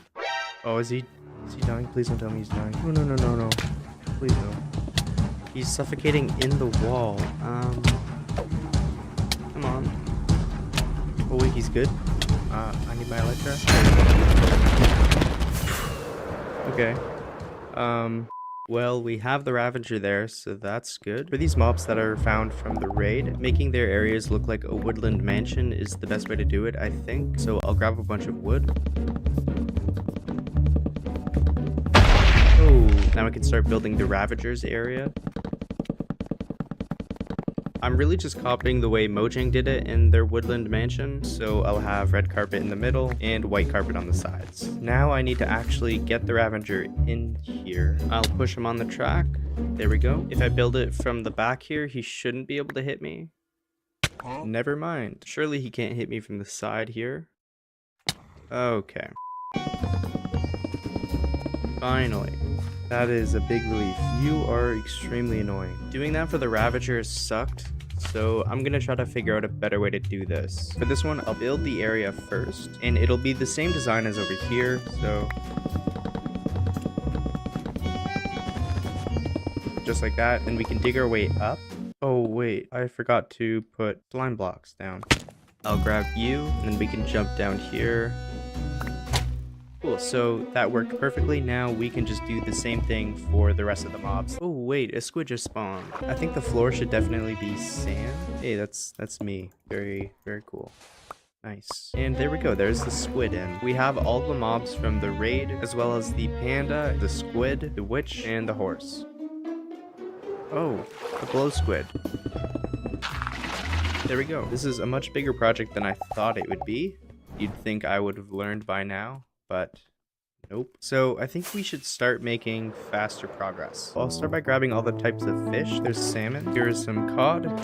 Oh, ow. Yep, that's a puffer fish. Also some tropical fish. Okay, so we have tropical fish, puffer fish, ow, cod, salmon, axolotl. Now I need to get a dolphin in here. Luckily, it's right next to a river. So if I build a pathway from here to here, I should be able to get a dolphin through it. Oh, hello. I can put a leash on it. Are you coming? Yep.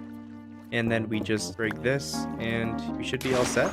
We can block this back up and we're good. And I will name it Dolphinius because that is a cooler name than dolphin. Yeah. Now I want to get a silverfish. If I mine underneath a mountain, one should eventually just spawn. Ooh. Actually, I also need a cave spider. Yeah, okay. That's... Okay, so I'll bring this guy back, and I will put you... Okay, there we go. Okay, Spider-Man. Boom. Well, we still need to get a silverfish. I'm tired of mining, so I'm just gonna go to the stronghold. So I just need to mine around here until... There we go. There's a silverfish. But I do want to get more of these blocks. Okay, that's a lot of silverfish. But I do need to get more blocks still. Okay, this is very annoying. And we just slowly walk our way back to the base. I'll also bring the parrot back. And I will put you in here. Wait, what happened to the dolphin? Oh, they need air. Oh, I drowned my dolphin. Oh no. I'll clear out the water from the top part. And that should be good. Wait, what happened to the silverfish?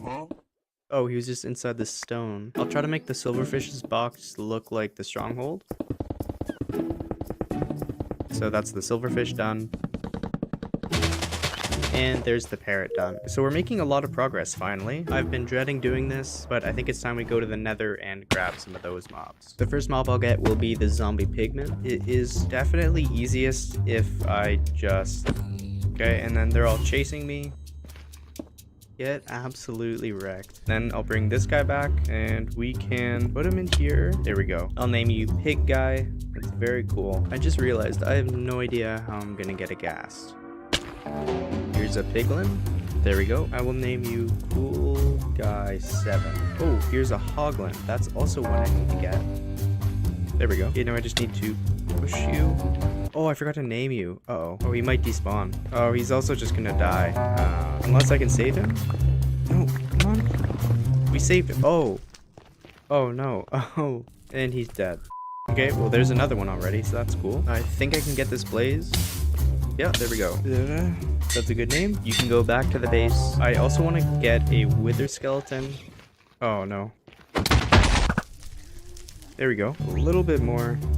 And there we go. Cool. Blaze is in. So I'll get him in here and then do this. And he can't get out. Now we need a piglin brute. And luckily the bastion is right over there. So I just need to get there. Oh, here he is. Okay, that's a lot of damage. Oh my. Name you Shroot. Yes. Good name, Shroot. I can send you back to the base. Okay, now I need a magma cube. Oh, that's not what I wanted to do. Now I'll send Cube over. Okay, he's not letting me. Okay, you know what? I'm sorry, Cube, but I need you to be smaller. We need a Strider. Right there is one. Okay, so I can push this guy along now. Jill. That is now your name. Right over here. There you go. So for the piglin, I can just do a standard Nether Wasteland look. Just like that. For the wither, I'll make it Nether Fortress themed. Oh, I was trying to mine this block. DS is 2. Okay. DS 3. And finally, you are trapped. I'll do the same thing for the blaze. A basalt biome for the magma cube. Now we have a little lava pool for Chill Jill. Come in here, please. And you're trapped in there. Some mobs, like piglins and hoglins, will turn into different mobs in the overworld. So I need a place for them to stay in the nether. Now I need to actually get the brute in here without dying. Okay, let's see if I can do this. And I just jump up here and we're good. Cool, that was easy enough. And I'll do the exact same thing for the piglin and the hoglin. So the only nether mob left is the ghast. We still have a lot to go. So I'm gonna start very quickly knocking off the easy ones, like a cat, donkey, iron golem, villager, zombie villager, husk, a bat, doggo, the drowned, a goat, a bee, snow golem, here's a rabbit.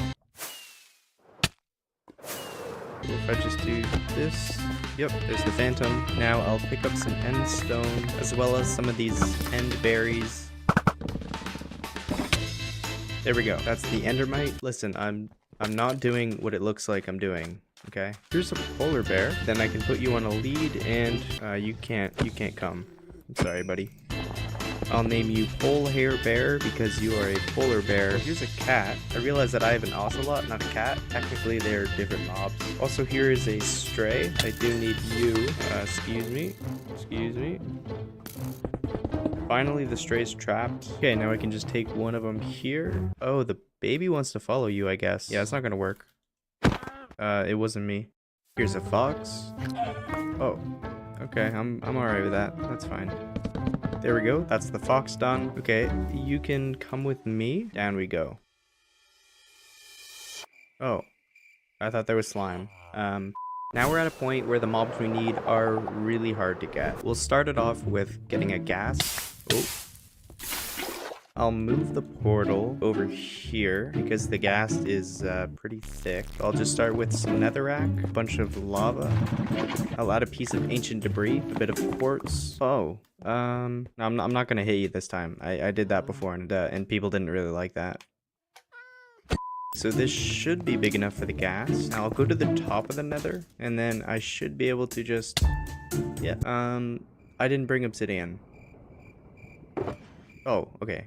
Here we go. Now ghast should spawn in here. Oh, there we go. Okay, well he got out, so that didn't work. Oh, another ghast spawn, and if I push a minecart that way... okay, let's try it again, I guess. Okay, finally we got another ghast. So I first need to get it in a minecart.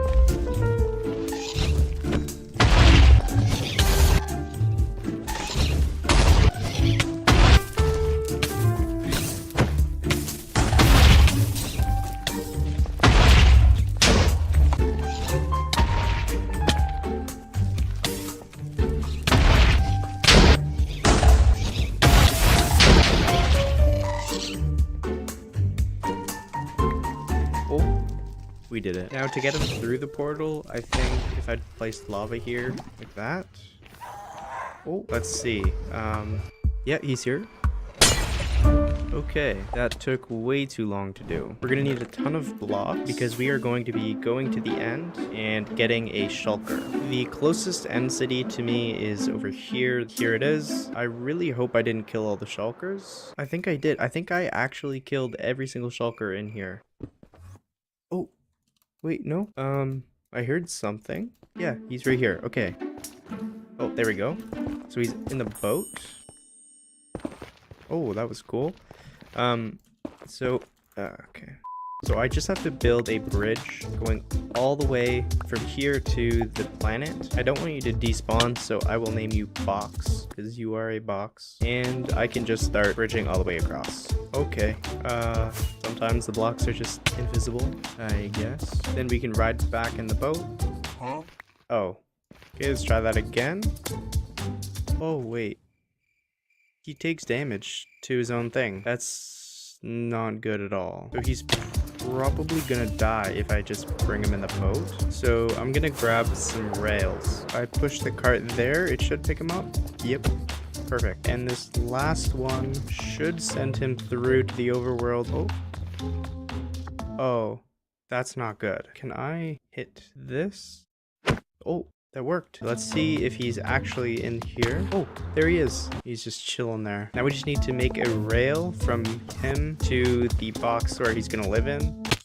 Okay, let's see. Yep, and he's still alive. That is very good. Okay, let's hop down here. Ow. We did it. Now Box is in his box forever. Ooh, that is a thunderstorm. I need to do this quickly. So I need a creeper. There we go. And I can turn him into a charged creeper, just like that. Hopefully he doesn't blow up. Now I also need a skeleton horse. Does it work like this? Oh, no. Okay, sorry, horse. So apparently one will randomly spawn when lightning strikes naturally. I guess I just have to fly around and hope one spawns. No horse. No horse. Oh, wait. Oh. No, that's a skeleton and a horse, not a skeleton horse. That is unfortunate. Oh, here we go. Okay. Wow. That's a lot of them. Well, I guess I only need one. So, okay. That was, it was really hard to find one of you. Next up, I'll do both the Guardian and the Elder Guardian. Here is an ocean monument. So first, I'll build a portal, and I'll see where I am in the nether. Oh, I got mining fatigue. That was annoying. I think I've been here. Yeah, I already have a track right here. That's really convenient. First of all, I'll make the area for the Elder Guardian to stay in. And to do that, I'm gonna need some prismarine blocks. Oh, I could use another Totem of Undying. Oh, what was that? What? Alright, and that's the end of the raid. And I'll leave some room so that I can create a portal. Wait, what? Why am I up here? I need to be under the bedrock, so this portal can't be here. So I think all I need to do to fix it is pull a dream. So I'll light the TNT here.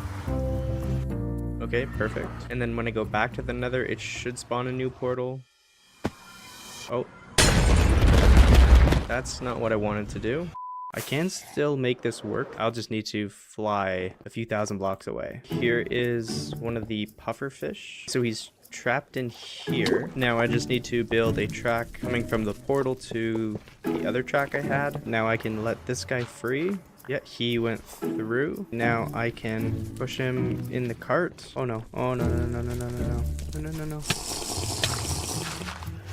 Wow. Okay, I'll make sure he can't get out, and then I will hit this. Wait, he got out. Maybe I hit him over. Okay, that didn't work. Let's try it again. Oh, he just jumped into a minecart. Drink the milk, break the obsidian, break the cart, and he's still in. Okay, boom. I think he's in. Oh, he's actually in. That took a long time. I'll name him the Big White Pufferfish. Will one of you just follow me? You're in a minecart? That's cool. And I can break the minecart. There you go. No, what? Maybe I should block this off. Yeah, it's probably a good idea. Oh, you snuck out. No, no. Why do they do that? They just jump off a cliff as soon as they see one. Here is a third one. If I do this, there we go. Now I should just be able to do this. Yeah, and he's through, and that's it. He's stuck in there now. I'll make the bone horse enclosure kind of look similar to the normal horse enclosure, except I'll make the inside of the walls made out of bone blocks. And for the charged creeper, I'll do something similar to the normal creeper. Now I have to be really careful to make sure he doesn't blow up. Oh, he's in. Hopefully he makes it all the way through. Okay, and then he drops down. And then we can jump down here. We should be able to drop him down like that. And then get him out. Okay, that's it. That's the last one. Now, I may have all the mobs in, which is very cool. That was very hard to do. It took a long time, but I'm not finished yet because, I mean, it's kind of ugly in here, you know? And boom. There we go. Oh, I almost forgot. Yeah, the most annoying mob, definitely the ghast. That thing sucks. So that is every single mob trapped. Wait, what about the Ender Dragon? Is that even possible? We found out before that because I built the planet, the dragons sort of just get stuck when you spawn it. So I could use that bug to stop the Ender Dragon. Now, then I could build a massive ring of biomes around the dragon, which will be chained to the cage, making it trapped. I want to use these teleporters as a part of the build. So to get them all to spawn, I need to kill the dragon 17 times. To respawn the dragon 17 times, I'm going to need 68 ghast tears, and I have 2 ghast tears. Okay, I think the best way to get the ghast is to use the spawning platform at the top of the Nether. I should make it a bit bigger though. Oh, here a ghast spawned. Okay, and since he's trapped here, I can actually just use my looting sword and get 0 ghast tears. Here's another ghast. Here we go. Okay, we got 2 ghast tears. Oh, ow. So we just need to do that until we have 68. There we go, finally. And I'm also gonna need some blaze rods. Okay, that should be enough. So we can go to the end and start beating the game 17 times. Now I broke the bedrock on the portal, so I kind of have to do this in a bit of a creative way and place obsidian on the sides. Then I need to make sure nothing is blocking the roof, which it looks like there is. Oh, so it's good that I checked, because if I didn't, the dragon would have gone straight through the planet, and oh, I almost died. Here we go. Then the dragon spawns. Now we can fly up here and shoot out the end crystals. That should be the last one. And there, the dragon is stuck. Perfect. So that's how we're gonna trap the dragon. We do that after we kill it 17 times. So that's one done. What's it doing? Oh, okay. Now we'll respawn the dragon and just do the same thing. There's 2. Oh, I didn't think that would hit me off. 3, 4. Oh, the Enderman just saved itself with the vine. What a beast. Okay. Okay, there's the last one, and it is stuck again. Oh, I get it. So wherever the dragon is, when I break the last end crystal, that's where he gets stuck. So that means I can sort of make him stuck in a place where I want him to be. Oh, wait. The portal disappears when I spawn the dragon. So if I run out of materials for the build, I won't be able to get back to the overworld to get more. That might be a problem. We almost have all the teleporters spawned in. We just need a few more. I feel a little bad about this one, but that's fine, I guess. And there we go. Oh, okay. So that'll make the last teleporter spawn right there, which means we finally have all 20, so we can start preparing for the build. But we also figured out that when we spawn the dragon, we can't get back to the overworld, so we need to get everything now, because if we don't get enough, we literally won't be able to finish it. So yeah, we need to make sure we do this part right. For each section of the build, we'll need about half a shulker box full of a specific block. We're going to use dirt for a few different sections, so we're going to need 2 shulker boxes full of dirt. Okay, hopefully that's all the dirt we'll need. Oh, ow. Oh, can the creeper blow up a phantom? Oh, it did. Let's go. I'll also need some coal, copper, and iron. I'll also need some stone. I'm also going to need a bunch of oak wood, sand, as well as a bunch of sandstone, cactus, twigs. Oh, it's a bunny. Ooh, I also need a bunch of lava. Oh. I always do that. I also need to grab some blue ice, some snow, this red sand for a mesa biome. Oh, that's not what I wanted to do. Okay. Everyone always loves the amethyst biome, so I'll grab some of these blocks as well. I'll grab some brown grass for a mushroom biome. Oh, I also need some more sea lanterns. Now I can mine some sea lanterns. I also need to get some gravel. I think that's the first time I've ever said that. And finally, I need a ton of deep slate. Now, I have a lot more interesting biomes that I plan on building, but if I show myself getting the materials, it'll kind of spoil it. So we can just skip over that for now and start working on the next part. I need to grab a couple villagers, so I'll make a track. Can one of you get out? Oh, there's a lot of them in there. Yep. There's one went through. Oh. Oh, he died. I guess I'll add slime blocks. All right, let's see. Will you die? Sweet. Okay. Nice. Don't die.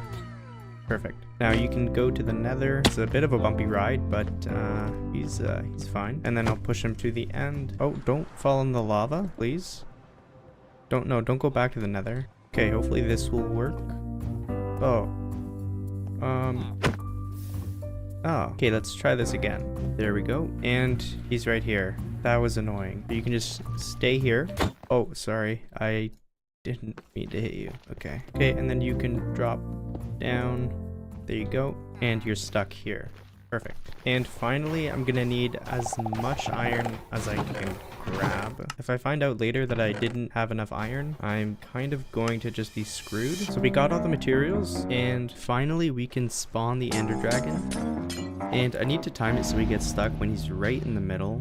Okay, so there's only one crystal left, and when I destroy it, wherever he is, he will be stuck. If he comes towards me, there. That didn't work. Oh my, he's so high up. He almost destroyed the planet. I mean, that looks cool, but that's not gonna work. Okay, we're gonna have to try this again. And I'm out of end crystals, so here we go. And boom. Didn't work. Well, he's stuck in here now. Okay, maybe third time will be the charm. Okay, is he coming towards me? Right there? No, he's perching again. Okay. This is a lot harder than I thought it would be. Well, he perched again, but what if I get him to chase me to the middle? Wait, is that it? Is he in the middle? This is as close as we're gonna get to having him in the middle, so that's good. I've now killed the Ender Dragon 38 times, but finally we can actually start the build. Right now the dragon's stuck, but to make it look like it's trapped, we'll need to build a cage for the dragon, as well as a giant ring of biomes, which will eventually be chained to... which will eventually be chained to the dragon's cage, which will make it actually look like the dragon's trapped. Hopefully. To start off, I'm just doing the classic plains biome, and for the areas around the pillars, I think it'll look cool if we have obsidian spikes going down, you know? I think I'll go down 9 blocks, and we'll start it very thin at the bottom, and then build around it. That looks better, I think. Yeah, I also think we could add some crying obsidian to it. I only have 47, which means I can do 2 pieces per pillar. I probably should have brought more, but I can't get more now because to get back, I would need to kill the dragon. For the biome, I think I'll go 4 blocks down and I'll just connect it to the pillars, and then I'll just build around it and then do it one more time, but this time make it with dirt. Okay, that looks a lot better. I can also add some coal, iron, a little bit of gold near the bottom, and a couple diamonds as well. Okay, yeah, that looks pretty cool, but I kind of want to make the pillars connected to the main part. For the top, I want all of it to be grass, so I kind of have to just wait here. While we wait for that, we can just put some flowers around, a couple trees, boom, boom. Oh, wait, trees can spawn with the beehives. I didn't even know that. That's perfect. Okay. What would also be pretty cool is if I were to build a little house on there. Okay, there's the house. We can't really have a house without having someone living in it. This is why we grabbed these villagers. I'll quickly build a villager breeder. Oh, wait, does that mean I'm out of wool now? Wait, I can turn cobwebs into wool, right? String goes to wool, yeah. Wow, I'm very lucky. Let's try to not almost die this time. I'll name this guy Mark, and I'll name this guy not Mark, because I don't know his name, but I just know it isn't Mark. Then I can throw some carrots down, and there we go. Now we have a villager in the house. For the final touches, we can just add a bit of grass here, and that's the plains biome finished. I think that looks pretty cool. The next biome we'll build will be a desert biome. For the bottom layer of this, I'll switch between stone and sandstone, and I'll make it gradually go from the stone to sandstone. Then I'll make the top layer sand. I should also add a few ores. Okay, that looks pretty good for the sides. Now I want to build a little house. The orange terracotta can be like that, and then we do the same thing for over here, and then we just have to connect them. So it sort of looks like a buried desert temple. I think that looks pretty cool. Now the biomes will be getting more complicated over time. I'll just add some dead bushes and cacti for this one. Then I'll bring this rail over here, put the villager in. So there's the desert biome complete. The biome here will be a snow biome. Oh, I didn't mean to do that. Okay. We'll put some torches down and build the walls around it. Why does that look weird? Yeah, it looks weird. Okay, yeah, that looks better. Okay. These Endermen are pretty annoying, and I'll throw in a few patches of ice. These Endermen are really annoying. Now I'll build little spike pillars, and then between 2 of the pillars, I'll turn it into a little mini house, just like that. So that's the ice biome finished, and we can now start working on some of the more difficult biomes. So we will start with making the pillar. I want this one to be like a little nether fortress. Oh, I need to run. Okay, there we go. There's the base layer done. And just like always, I'll make the obsidian transition more into the biome. Now, I want the villager to sort of be living in the nether fortress. I want it to sort of extend off of the island a little bit and have a railing into a bridge. And then I guess I'll just add a roof. Actually, the roof should be higher.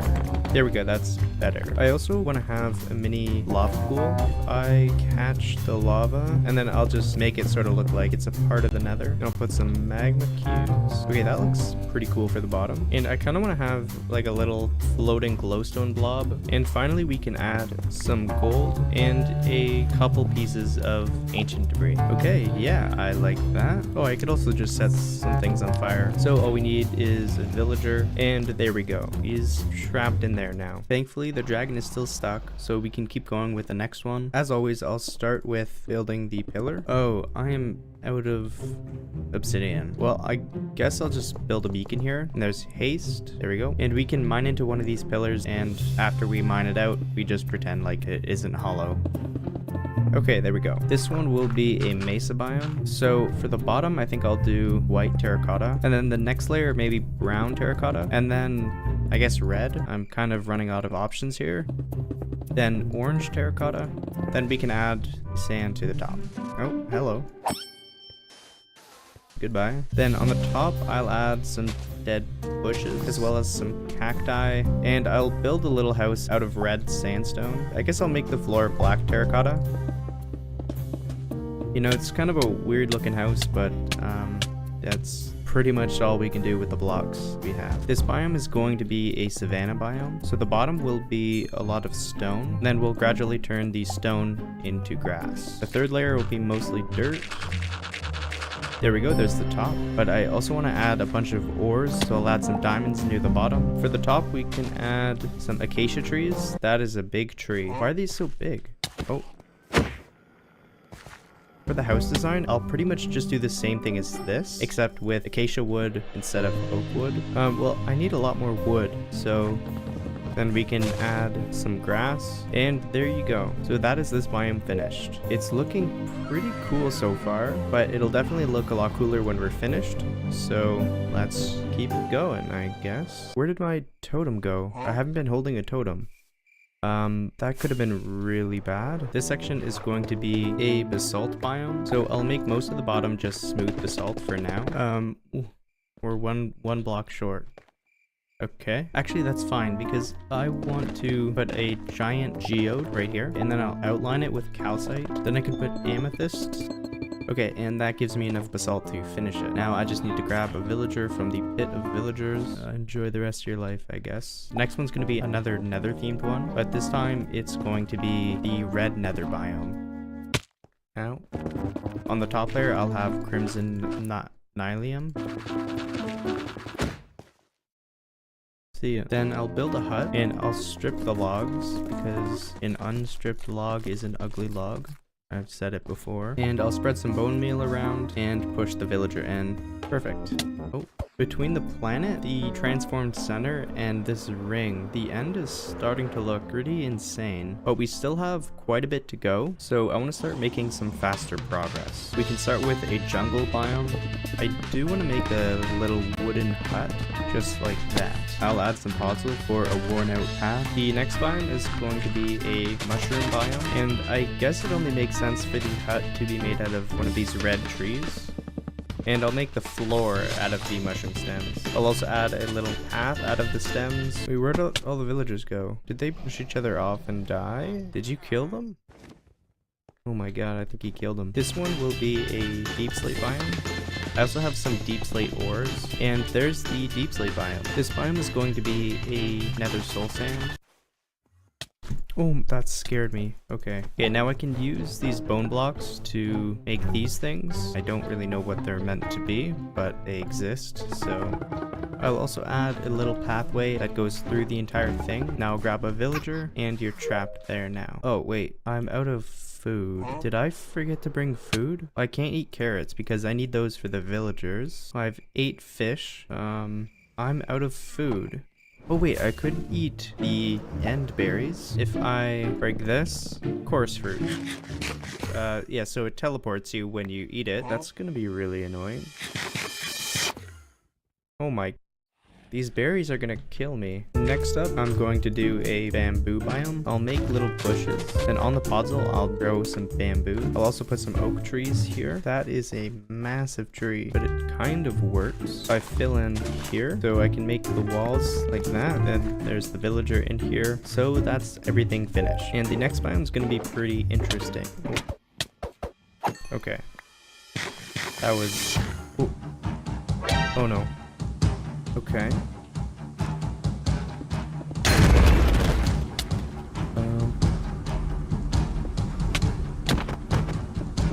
Please, please. Okay, I wish I could eat, but if I eat, I'll teleport out here and die. That was really close. Now, I'm gonna need a bunch of glass for this one, because this one will basically just be a giant fishbowl. Now, I'll start putting the water and fish in. I'll also put a few sea lanterns in here, and that's it. There isn't really anywhere for the villager to stay, so I think I'm just going to drop him down in there and leave him there. Will he drown? I guess we'll find out. Oh yeah, he's definitely drowning. This one's gonna be really similar to the red nether one I did, but blue. Alright, and that's that biome finished. The next biome I want to do is wooded badlands. So I'll use some coarse dirt and I'll add a bunch of sections of orange terracotta. Okay, I can't really have these guys on here, so... Oh, I forgot they could teleport. I want to make a big lava pool here inside of the biome, and then I'll just put a bunch of lava here. And I could do something similar to what I did with the nether, surround the lava with some terracotta and stone, and I'll build a little house out of the terracotta. I hope this doesn't catch on fire from the lava. Oh no. I guess I'll just cut off this part. Okay, and that shouldn't catch on fire. Hopefully. Okay, and that's this biome finished. Now we only have 4 more to go. I'm going to need to grab my beacon because for this one I'm going to be making an end biome. So I'll need to grab some of these blocks. This is a tiny end city. Okay. So we can start with a layer of end stone. I also want to add little chunks of end stone bricks, and I'll also make it sort of like a pathway. And for the house, I'll start with some pillars, and I'll use the end stone bricks as the walls with some of the magenta glass. And on top of that, I'll just build another layer. And I'll just put some stairs around both layers, and I'll put a couple end rods in the corner, and he can stay right there. This one is going to be a giant taiga tree biome, I think it's called. I'll make the bottom layer out of stone, and I'll make it slowly transition into coarse dirt. Now I can add little pockets of podzol, and I'll add some chunks of mossy cobble, and I want to have 2 giant spruce trees. I guess I should have made patches of coarse dirt instead of podzol. And with these 2 trees, I want to build a giant tree house. So I'll build a staircase going up this tree, and I'll just bridge across to the other tree. I'll also build a roof. I can also add some lanterns and some barrels, I guess. A path of carpets. That is all the wool I have, so that's gonna have to do. And there we go, that's that biome finished. We only have 2 biomes left to go. Okay. For this one, I want to build a mine shaft. I'll use stone for the bottom, and I want to build like a massive mountain going over it. I guess I'll try to outline the tunnel first, then maybe go in from there, then a layer on the top. So, oh, okay. Now I need to make sure the top part is a bunch of grass. Right in the middle, I'll make a wooden pillar, and I could add some lanterns as well as the track just going through the middle. Now I can grab a villager. Oh, there's only 1 villager left. That's perfect. So I'll push this guy in here. So that is that biome finished. So we only have 1 more biome to go. For this one, I plan on using blocks from every other biome in the build. I guess I'll just have to go block by block and try to keep the blocks I use somewhat random. Okay, yeah, this is gonna take a long time.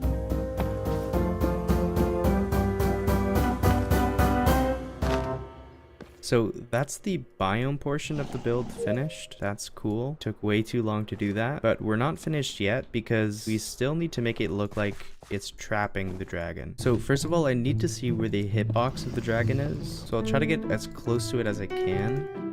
Okay, ow. So I can't place blocks here. Ow, ow, ow. Okay. Regeneration is probably a good thing to give myself, considering I can't eat, because if I eat... Yeah, okay, this works. Oh, okay. Okay, so this square is as close as I can build to the dragon. When I build the chains, I'll need to connect them to this here. I should probably use obsidian for the ring. Okay, now I'll... What? Wait, that was weird. I'll just replace this ring with obsidian. Oh, I guess it's because I have haste. It just freaks out. I don't know why I'm not getting hit anymore. He's just not hitting me. Well, he hit me there. So I think what would look the coolest is if I have 4 chains connected to it, one from each side. So I'll start it from here. I guess I'll make the chains 3 by 3 like that. And then I'll have the second link coming out like this. I made it sort of slope down a little bit, and now I can just go straight up to the dragon. I want to connect it to the center of this, and it's a little bit off center, so I have to make it turn right a little bit. So just like that should do it. Oh, it looks like it curves up a bit too early. Oh, it's also not centered. Yeah, okay, I'm gonna have to redo this. And I need to make sure I pick all of these up, because I don't even know if I'm gonna have enough iron as it is.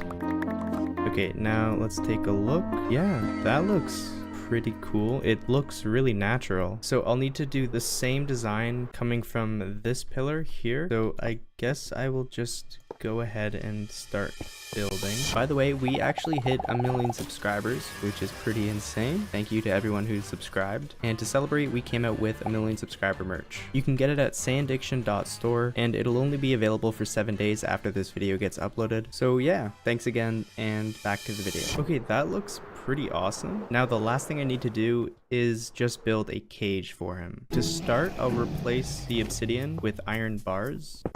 Now I'll build the corners out of obsidian. That's probably high enough. Oh wait, actually that's not high enough. I can't place blocks here.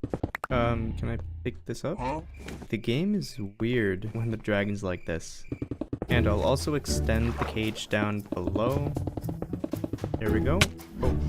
Now to make it look like a cage, I'll put some iron bars at the top and the bottom. Okay. Okay. There we go. There's the top of that one. If I use blocks, can he still hit me? Oh yeah, he can. Okay, maybe if I go from underneath. Oh, there we go. Now I need to get on top of it, and I'll connect the links from the top. Please don't hit me. Okay, then this side. Okay. Now all I need to do is just clean up some stuff. Well, I don't need you guys anymore. So yeah. Oh wait, that was my last totem. I kind of regret doing that now. And there we go. That looks pretty insane. So that's the dragon trapped, but the problem is I can't get back to the overworld without killing it. So,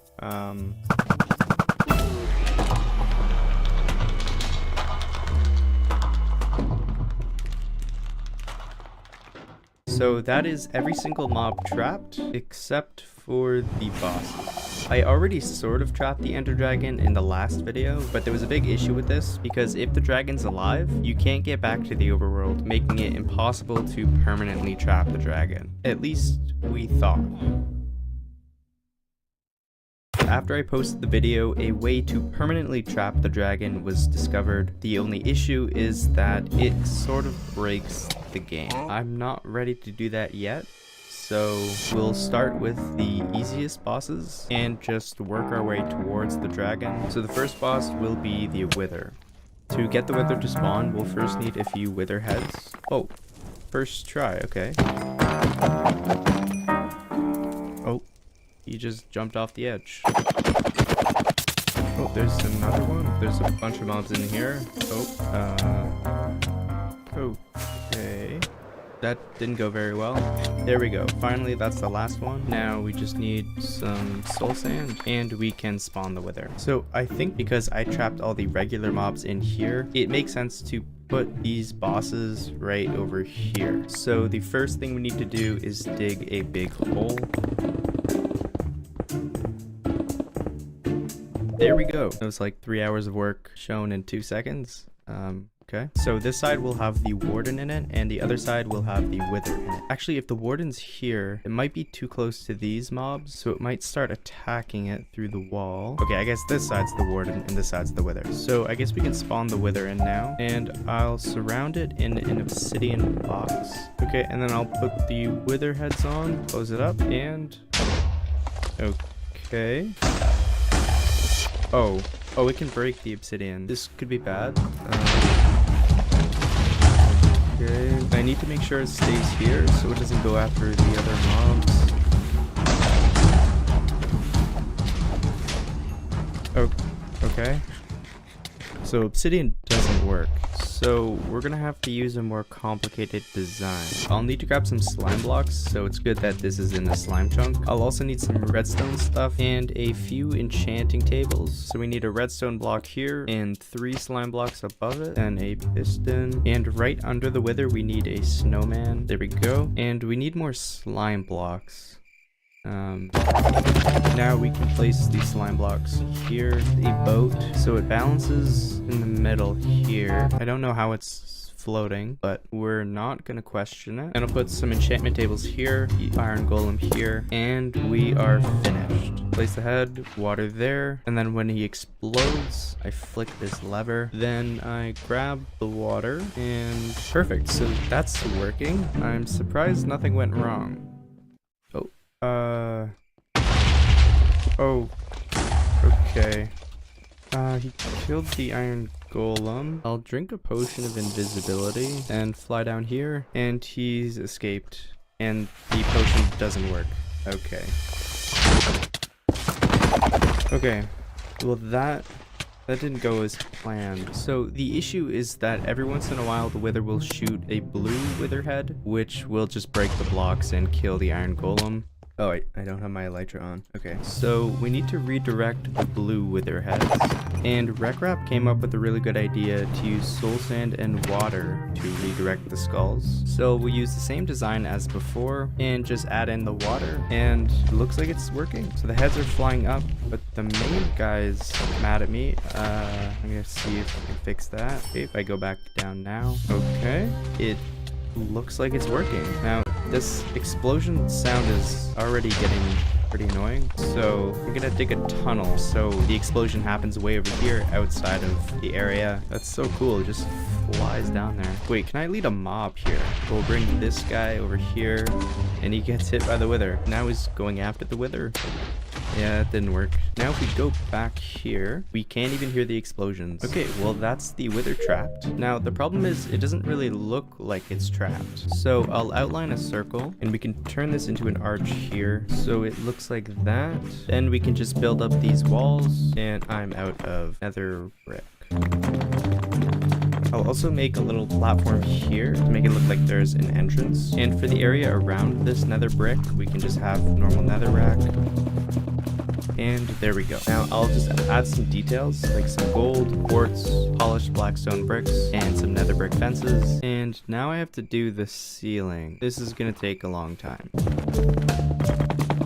Okay, that's the roof done. That took way too long to do. Now, for the second floor, I'll just have a roof like this. On these side circles, I'll just have a wall of these nether brick fences. And I'll do the same for the other side. Oh.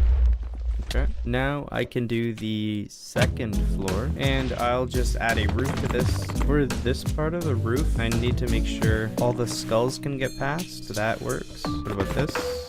Yeah, it's really close though. Actually, I'll leave a hole there because I don't want it to explode and then kill the snowman. Now we can add netherrack to the back wall, and there we go. Oh, wait.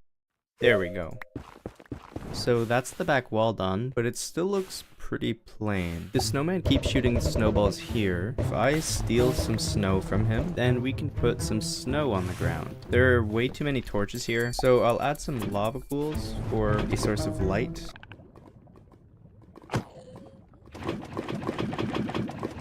Oh, now we can fill this up. And there we go. Wait, will the skulls go through lava? I'll try putting lava here, and oh, it actually works. Now if we look at it from over here, it hides the massive tunnel back there, so that is perfect. Oh, I think a glow squid spawned and then exploded. That explosion might kill the snowman. I'm not sure if this is gonna work, but we can try it anyway. So I'll just make another snowman behind here, just like that. So if this one dies, the wither will target this one instead. Now I'll add some details to the inside of this area, starting with a pathway of blackstone bricks. I'll add a bunch of redstone lamps to the ground. And I'll add one final touch at the top here, out. It'll just be a little hut out of deep slate bricks. I can't add a backside because the heads might hit it, so I'll have to just leave it open like this. And I can add some bricks there, then I'll just add some slabs on the top and some fences in the front, just like that. So now if we head over here, that doesn't look very good. What if we had like a rim of nether bricks? It's kind of annoying having the wither here while building this. Then I'll just add a roof of nether brick slabs, and yeah, I like that. I think that looks pretty cool. Finally, we can fill this area in with glass, and there we go. Now the wither is officially trapped. That took a lot longer than I thought it would, but it's trapped now, so that's good. Now that we're done the wither, it's time to do the warden. First of all, I'll place a piston and some redstone so it does that. That's gonna make sense after I get the warden here. Now I need to find an ancient city. This cave looks new. Jeez, yeah, okay. Looks like everywhere's a dead end. Oh, there's another one here. Oh, this is really deep. Oh, okay. Oh, there's a deep dark. So there's a chance there's an ancient city in here. Oh, wait, there is. Now, I only have diamond armor, so this is gonna be extra difficult. Okay, I don't know where I am. Before we do anything, we need to dig a massive tunnel back to our base. Alright.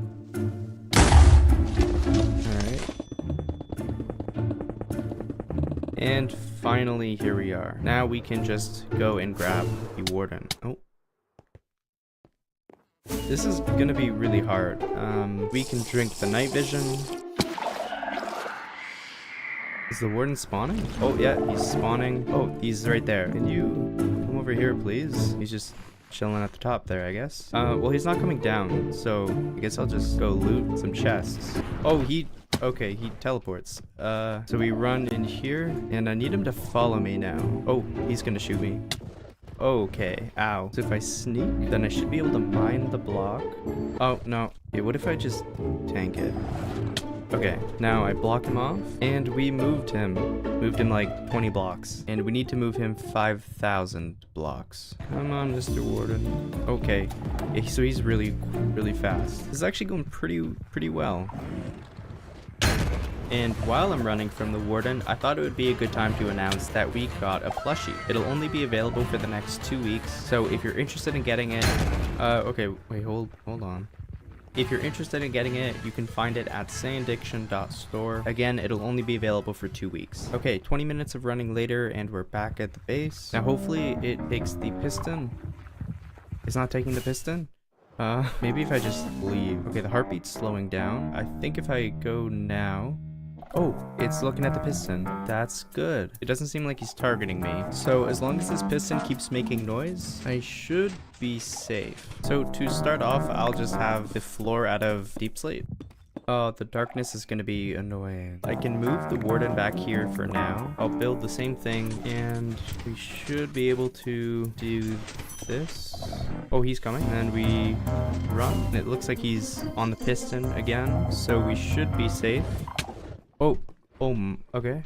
I didn't realize you would be able to still see me. I'll block you off, and that lets us build whatever we want here without any interruption.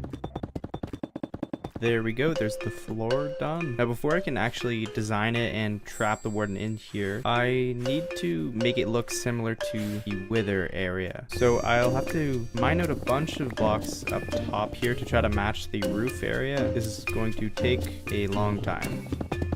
Oh, that's a creeper.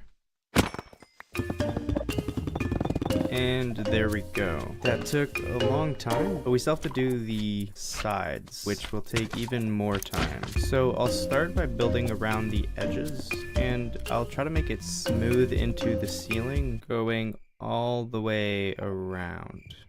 Okay. And there we go. I want to make this look like an improved version of the ancient cities, so I'll build 2 pillars and put some chiseled deep slate in the corners and polished deep slate with some more chiseled deep slate on the top of that, and then the normal pillar on top of this. I can also add some iron bars in here, and that looks pretty cool so far. Now I'll do the exact same thing to this pillar here, and there we go, that's the second one. Now for the middle, we'll make a path. It'll extend out here. I'll extend it by 2 blocks with wool. Then I'll add some pillars, a little wall in the middle, another layer of wool on top of this. Now I want to connect these pillars to this, and for that path, I think dark oak makes the most sense. Oh, that was a creeper. Well, so I'll place that wood. Now I'll add a bunch of patches of sculk, and I'll actually have the sculk vein spread across here into another patch. And I also need to get some of these lanterns. I don't know how to make them, so I'm just gonna steal them. Finally, we'll add some ores. Oh, I fell. Redstone, lapis, copper, and diamonds. So that is the building part of the warden trap finished. It looks pretty cool, but now comes the scary part. We need to bring the warden back here. If I just break that... hello? Oh, okay, he's coming. I need him to stick to the piston. Oh, no. Oh, okay. I need to run? Wait. Did he escape? That's really bad. Okay, I need him to come back. Come on over. Oh no. Okay, that's one totem gone. I don't want him to escape, so I'll try to block this off. Oh, I don't think I got it. Okay, that's another totem gone. And I'm out of totems. What do I do? I guess we have to just hide in the nether. Okay, so there's a loose warden in my base right beside every mob in the game, and I also don't have any totems. This isn't good. If I go back without totems, I'll definitely die. So I need to get some more, and I need to get some far away from my base, because if I get too close to the base, the warden will probably kill all the mobs I've trapped, which wouldn't be very good. I can mine this gold, then trade for obsidian, build a new portal over here. We need to find a pillager with a flag. Oh, here's a pillager outpost. We just kill this guy. Now if we go to the village, it'll start a raid. There's one totem, and there's another totem. That should be good enough. Now we can head back and try again at trapping the warden. Okay, here we go. His heart is beating super fast, which means he wants to kill me. And he just jumped down there, which means he really wants to kill me. Can he even get up from there? Oh, well, he can hit me. If we just block off all the ways he can escape, then we should be able to trap him. So all I need to do is break this, get him to chase me. That is terrifying. Now I lure him over here. Okay, then I just need to fly here and trap him like that, and that should be good, I think. Oh, yeah, he's on the piston. Okay, that was hard. Now I should be able to just walk up here, lock him in, and that should be good. We have one warden and one pillar, so now it's time to do the other pillar. We'll be a lot smarter with this one after having to deal with the last guy. So I think the best way to do this is to only give it one pathway to go. Now we can go back to the ancient city. Oh, I think there already is a warden in here. Oh, he's here. Okay, I can't see anything. There he is. And now we just have to run it back for 20 minutes. This part sucks. Now we come in here, he's still following me, and we run. And lastly, we just add some glass. Wait, the warden just disappeared. I thought the piston would stop it from despawning. Maybe since the piston's underground, it isn't loud enough to keep it there. I'll make an observer clock, and I'll use trapdoors this time. Then I'll go back to the ancient city and just bring the warden back one more time. So here he comes, and we run away. So he's now stuck. Perfect. Then we can finally finish placing in the glass. So now not only do we have the wither trapped, but we also have 2 different wardens trapped. That is pretty cool. The area does look pretty bad with all the chests and everything. So 3, 2, 1, and boom. There we go. Now all that's left to do is to trap the dragon. So I'll respawn the dragon. There we go. Now I'll shoot out all the end crystals. And because of the planet I built in a different episode, the dragon breaks and gets stuck, just like that. So this is how I trapped the dragon in the last episode. But the problem was, because the game knows the dragon's alive, the portal disappears and you can't get back to the overworld. But a technical Minecraft player found a brand new bug that lets you get around that. So the first thing we need to do is build a flying machine. And I'll put obsidian right here to make sure it stops here. Now, if I just break this, the flying machine starts and it pushes the dragon. Oh, it didn't push the dragon. I know the dragon can't break end stone, so I'll try putting that on the front and we'll send it again. I hope this works because I have no idea what to do if it doesn't. Oh, it's working. I need it to keep working now until the obsidian. Okay, almost there. And then it should stop. Perfect. We can't leave if the dragon's alive, so we need to trick the game into thinking the dragon's dead. And we can actually do that by pushing the dragon into this teleporter. It's a little small, but it should work. So we'll build another flying machine, make sure to put end stone on the front, and then go. It disappeared. Wait, what? Oh, it's still there. Okay. Now, will it go through the teleporter? Oh, it did it. Okay, perfect. So the dragon went through the teleporter and is now somewhere, I think way over there. Oh, okay. Now, after a minute, the game will realize there's no dragon here and there's also no portal. So I guess in case there's a bug, the game will respawn the dragon just like that. So we have a new dragon here, and the dragon that was teleported is still over there in those unloaded chunks. Now we'll kill this one. There we go. Oh, okay. It can still hit you when it's dead. Now that this dragon's dead, the portal respawns and we still have the dragon over there in the unloaded chunks. So all we have to do is teleport over there and he should be here. Oh, yeah, he's there. The health bar is gone, so I'm assuming that means the game now treats it like any other mob, meaning I guess we can do anything we want with it. What happens if I push you into the dragon? Okay, come over here and then he goes flying. It's like a cannon. The dragon being here on its own is pretty cool, but kind of useless. But what we can do is unload the chunks. Now if we come back, the dragon is free. And for some reason, it just tries to fly back to the base. So we can just fly with him. Okay, here we are. And here's the dragon. Where is it going? Oh, I had a beacon down there. Oh, it just broke my beacon. Okay. And it's destroying everything. I spent so much time doing that. Okay, well, it's flying back up now, so that's good. And since we had to unload the chunks in order to get him to be freed, I'm assuming we have to unload the chunks to get him stuck again. So when he's in a good spot, I'll go back to the overworld and he is stuck.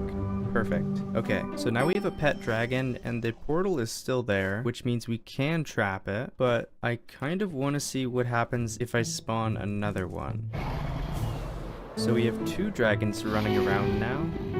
That's a little weird. I'll break the end crystals, break the last crystal, and that should freeze them. Well, that one's frozen, but this one's perching. And if we hit this one, the health bar at the top lowers. So this one is what the game thinks is the real dragon, and that one is frozen as well. What if we push this real dragon into another teleporter? So I guess I'll first push it this way. Oh, sorry. I'll first push it this way and then push it straight.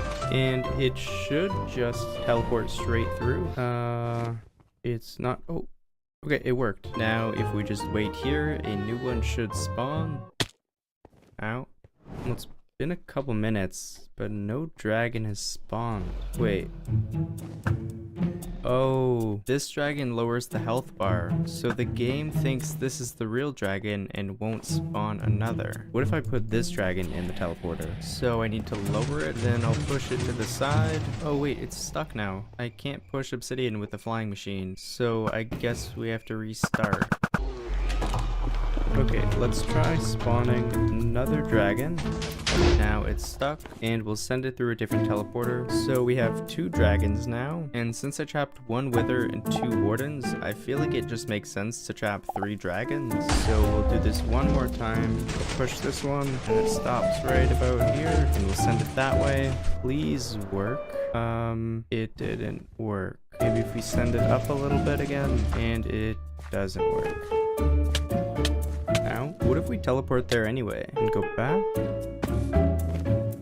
Oh, wait, it just flew into it itself. So there should be a dragon spawning right up here in just a second. There it is, perfect. We'll kill this one to spawn the portal back, and boom. That hopefully is the last time we need to kill the dragon. So now I need to actually grab the dragons. This is where it gets tricky. Here's the first one.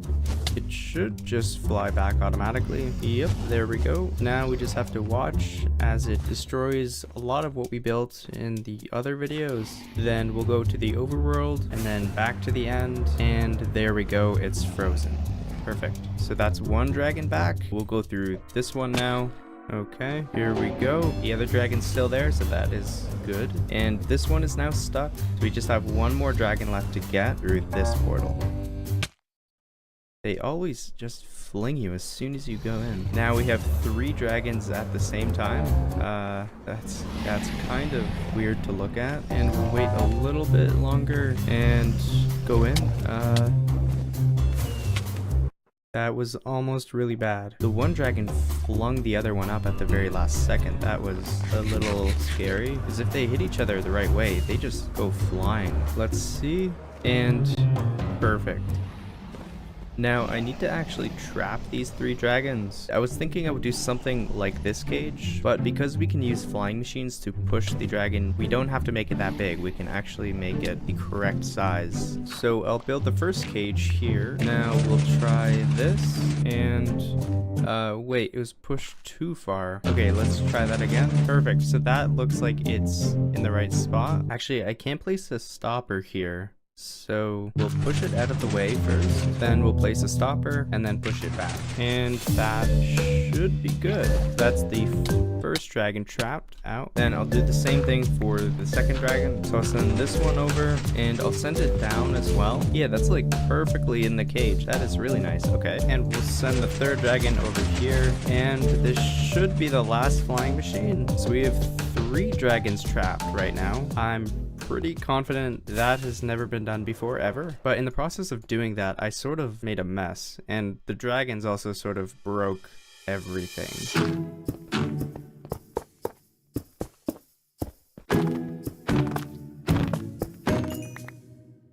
And there we go. I built chains connected to each dragon just like I did in the last episode, but before I finish with the project, I want to trap the frog and allay. What's cool about this project is that... Oh, don't know. The bug I had to use to trap the dragon was only just recently discovered, so after trapping the allay and the frog, we have the only hardcore world in the world that has every single mob, including the bosses, 100% trapped.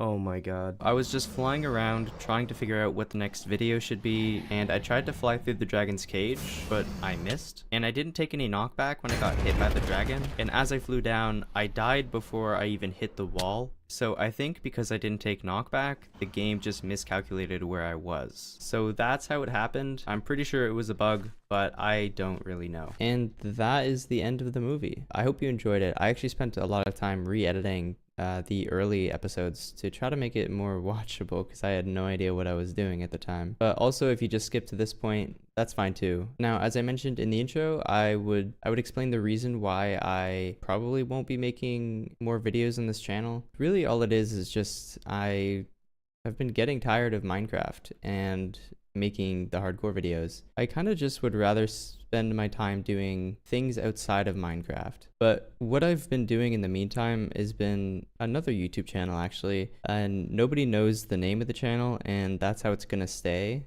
Probably. There's still a chance that like every once in a while I would want to make a video on here, like every year or something like that. Like, I don't know, it'd be fun having a yearly Minecraft video. But yeah, if that does end up being the case, the videos probably wouldn't be super high quality. It'd kind of just be more to check up on everybody, see how you guys are doing, and just give you an update. Despite the videos not being very fun for me to make now, they were a lot of fun for a long time, and I have so many great memories of like pulling all-nighters to write captions on the videos or talking to everybody in Discord and stuff. So yeah, thank you everybody for all the support, and I will maybe see you guys later.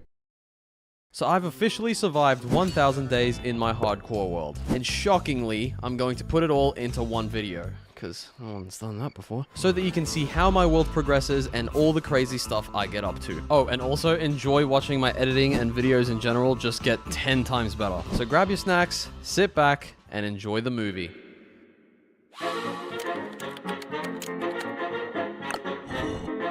Okay, here we are. It is Hardcore Series Season 2. Now what I'm going to do is I'm going to just start chopping a tree down as usual. Nothing unusual here.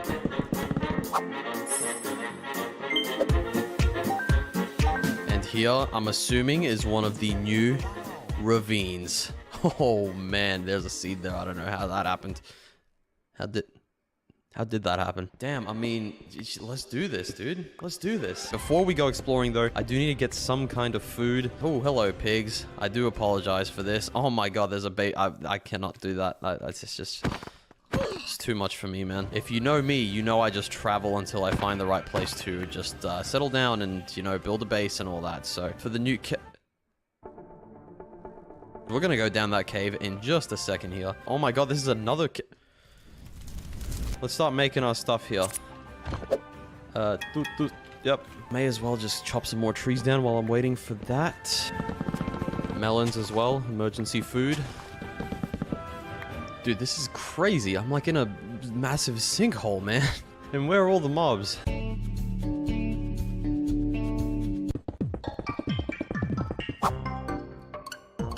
Well, we've got a pickaxe now. Get rid of that. And then we need some armor as well. Boom. We're fully suited up in iron armor and we're good to go. And what else I should do is a bucket. I should probably get a bucket of water. Oh boy.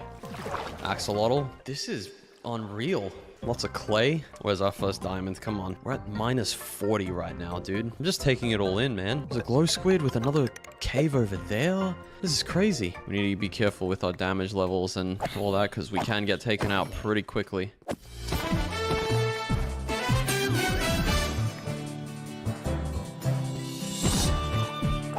Here, have an axe. Actually, don't pick that up. Oh, okay. We're getting full on the lapis already, but let's get a bit more. Come on, please give me something. Don't tell me this is just a dead end. It is just a dead end. Still no sign of a single diamond. I don't know where I'm supposed to be for diamonds at this stage. Wait, that's not diamonds, is it? Oh, it is diamonds. I thought it was more lichen. Ooh, yeah. First set of diamonds in this world. Woohoo! Lucky I chose to go up that waterfall or else I... Whoa, dude. Jumped on top of my head. All right, let's get out of here now. We got some diamonds. We are going to get some more, of course. But first, we need to find somewhere to settle down, set up home base, put all our stuff away so we have some more space. Damn, lyrical genius. Dude, I'm really tempted to go in there. I just want to go in every cave that I see right now, man. And this whole river is a massive cave. Okay, man, we've got a lot of exploring to do. It's fine. We need to find all those diamonds, so we are gonna do lots of exploring in yep. Okay, there's a mountain range over there. Ooh, spruce forest. Yes, and that's a giant tiger as well, actually. Whoa. What is it called? I forget what it is. Is it quick snow? It's not quick snow. Like quicksand. Quick snow. I'm not... Dude, come on, man. You look like a creep. Oh, I feel like the caves nowadays are just a lot more...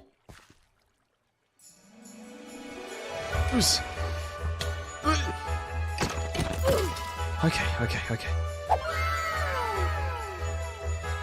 This is ruining it, man. This is literally at surface level. This is absolutely crazy. I think we might be onto something here. So we're in like a giant spruce / dark oak forest. Definitely not my favorite blend of biomes, but this cave is something else. I can just see so many different things being built here. And there's this like drop off here as well, which has like an underglow of glowberry. Yup, this is it. Where's the starter going? Where's the starter base? This little corner right here, I think this is good. Let me start by placing a chest down with all the stuff that I don't really need at this exact moment and time. Quite a lot of this wood. Oh no, I'm gonna need spruce and stuff. This is gonna be a very questionable thing that I do here. But actually, what I'm gonna do is I'm gonna make an axe as my first diamond. Oh, dude, I feel so horrible. I feel like people are gonna come after me. I shouldn't have done that. That's so confusing. What kind of tree is this? I mean, I know it's dark oak, but like, what? Ooh,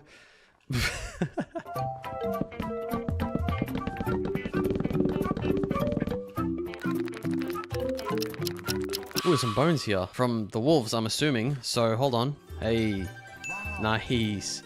Do you want one? Oh, damn it. Let me know what I should name this fella here in the comments below. Hey, let's go, man. Let's go. Come on, get him. There it is. All right, now cave bases are not really my specialty, but let's see what we can do here. Oh man, that's not. Nope, that's not. I've come up with a much better idea than this, so I'm gonna go ahead and do that. So what I'm gonna do is I'm gonna do like a bridge going alongside, and I'm gonna do a house over there in that area.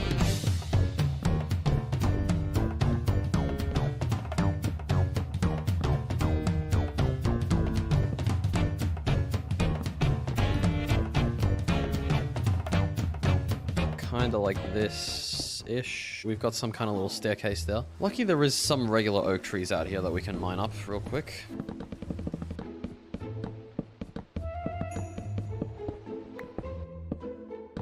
And boom! That's what it looks like. And that's pretty good. In here, I think, is where my base is gonna be. Boom. One torch in the middle. It's gonna light up the whole thing and not let anything spawn. That's a very big bonus of this update. Yeah, boy. I need to put my bed down, my chest down, and then we're gonna get some diamonds. Doing some slabs up and stuff like that.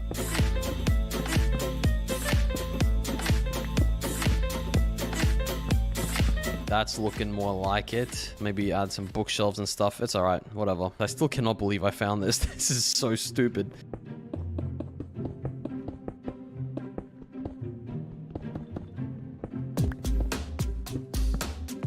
I'm just kind of working on like several different things at once. I'm doing like the chest storage room, and then I'm all of a sudden working on the floor and the walls, and I done. We've got the little starter bunker going. Everything is semi-organized, I guess. Well, now we move on to the next piece of the puzzle.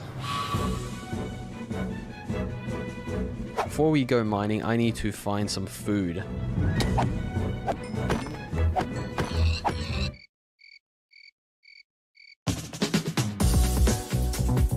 I can do it, I can do it. Confidence. Wow, you see a geode right there as well, dude. We've got a crazy big cave system right under our main cave. What is this? A zombie? Ooh, golden apple. Oh boy. Yo, you all need to relax. Zombie villager there that picked up my piece of wood. Wait, hold on. I can actually get them to stay alive.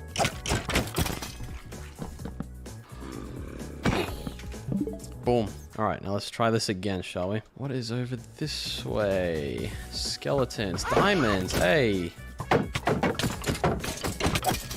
Yep, it's gonna be one, isn't it? It is actually going to be just one. Oh man, did I come here earlier? Glow squid, don't want that. Yo, no, get away from me. Two name tags and a saddle. Wow. Okay, yep, that... What? Come on, please give me more than one. Are you kidding me? Oh, there's some cave noises I haven't heard in a bit. Oh, more diamonds. Okay, what are you gonna give me? One again? Oh, more diamonds. Whoa. Anyway, let's see if we can get some obsidian.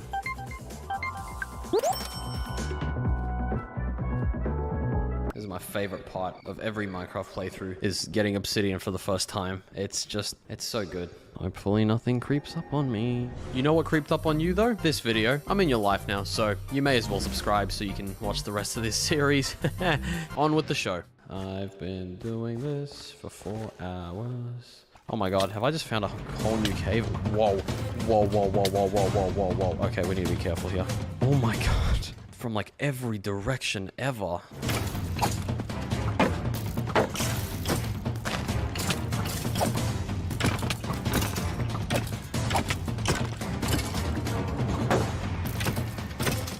Whoo. Okay. Oh, diamonds, I can see them. And there's a mine shaft. Yes, we have done it. What? I'm gonna go check out that mine shaft in a second, after I mine up these diamonds that I just found, of course.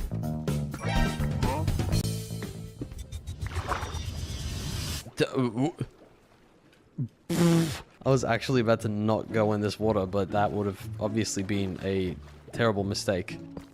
Give me a second, put that there so I can breathe, and then mine up these diamonds. Easy. Oh, yes! Oh, yeah! It never ends. This is...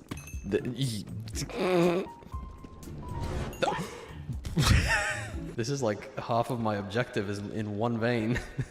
Dude, it just doesn't stop. Okay, there you go. We're done. You know what? This thing is actually pretty I just saw more. The single one though, right?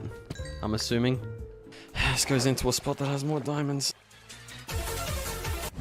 Oh, that's a bad idea, actually. I did not know where that water led to. That's a...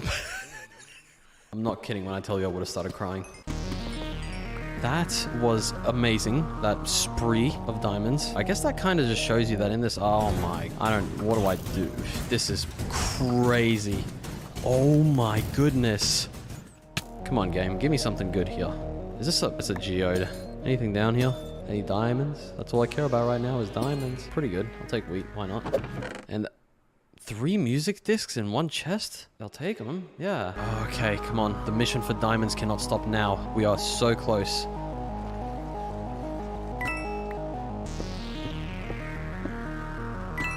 How am I back here? I don't know where I am. I'm going in circles, man. Okay, so we're missing 1 more. Wait! I have one in the chest. Cobblestone, right there. The cobblestone is the mark of a human. Well, it's either that or lava and water, but it's the mark of a person. We are here, man. Oh man, are you happy for me, guy? Are you happy for me? Cover me with diamonds. Yes, please. Oh yeah, diamond armor on the first episode. Wait a second. Oh, the tools. Oh my. Okay, guys, come on, man.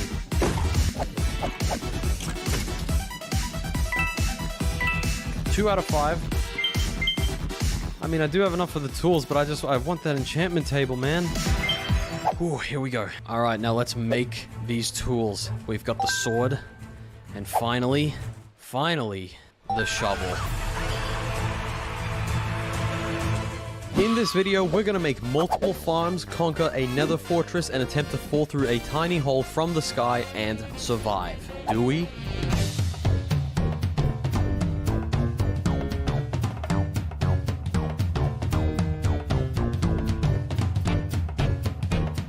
Okay, so welcome to episode 2. Oh no, I'm going to start drowning.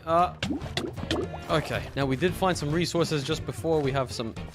No, just stop. We also did get a potato from a zombie, which is very, very good because I'm already sick of eating these carrots. I think I'm gonna go try mining in the mountains. Hello, friends. Man, I need to get enchanting, like, for the pickaxe and fortune and stuff, because mining is gonna start feeling like a chore very quickly. This is so different from the usual. Like, I'm on top of a mountain. Anyway, we've pretty much got a stack of iron, a stack of coal. I saw that. There's another portal thing over here. Oh my god, there's 2 of them. Thank you very much. Let's just grab this obsidian and then we're gonna go home. As I mentioned last episode, this is my favorite part of the early game. This is so much fun. Woo! Go put some of this stuff to cook really quickly. Copper, we got 38 copper, that's not bad. We've got some gold, I may as well be. Let's go grow these potatoes, bring out the bone meal, baby. Wow, dude, it's amazing how quickly you can multiply stuff like this. I think that should be enough for now. Now, if I'm not mistaken, I haven't slept in a few days, so if I go outside, I should have some phantoms spawning on me, right?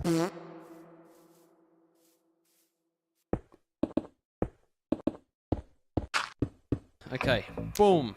I'm not prepared to go in there just yet, so I don't even know why I did that. Oh yeah, because I was killing time for it to be daytime so then I can go mine trees, so I can finish up this damn bridge over here. I feel like I could have mined up a much more accessible tree, but I feel like the cave is so dark, it needs like a nice contrast, which is just some oak instead of like dark oak or spruce.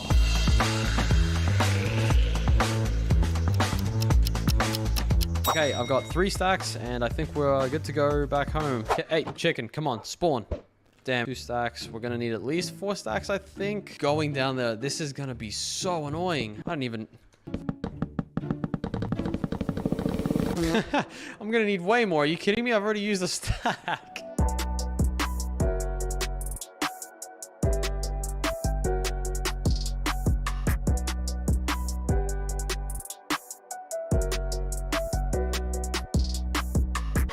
Ah! That scared the hell out of me, dude. I'm in a cave.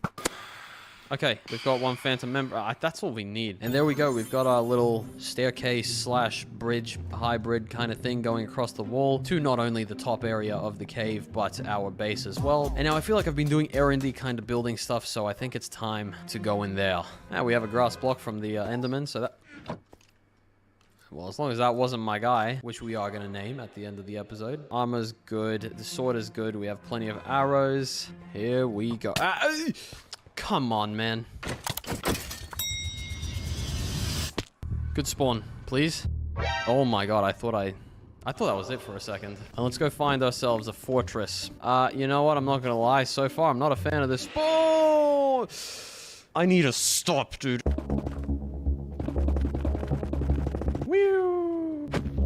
Alright, come on. Give me a fortress close by, yeah? My whole life is in the hands of my pinky right now. It would be really, really stupid if I just died right. And there's another fortress right there. Awesome. That's actually fairly close to the portal.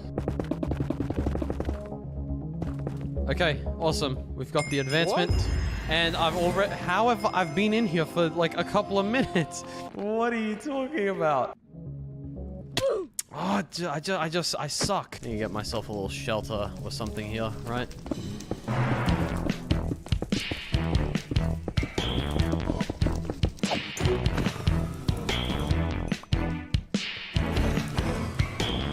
Wow. Good thing I set up this little shelter. Or else, honestly, I think I would be dying right now, possibly. You gonna... Ah! Okay, dude. A couple of diamonds? 3 diamonds? Nice. There you go. We've got the old nether wart. Oh, okay. That could have happened at a much worse time, so lucky it happened now, actually.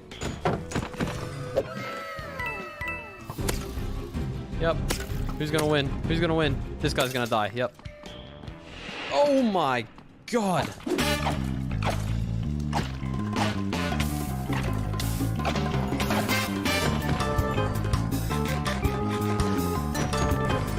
I've just pulled up the coordinates and I'm just kind of guessing to see if I end up at the portal if I go this way.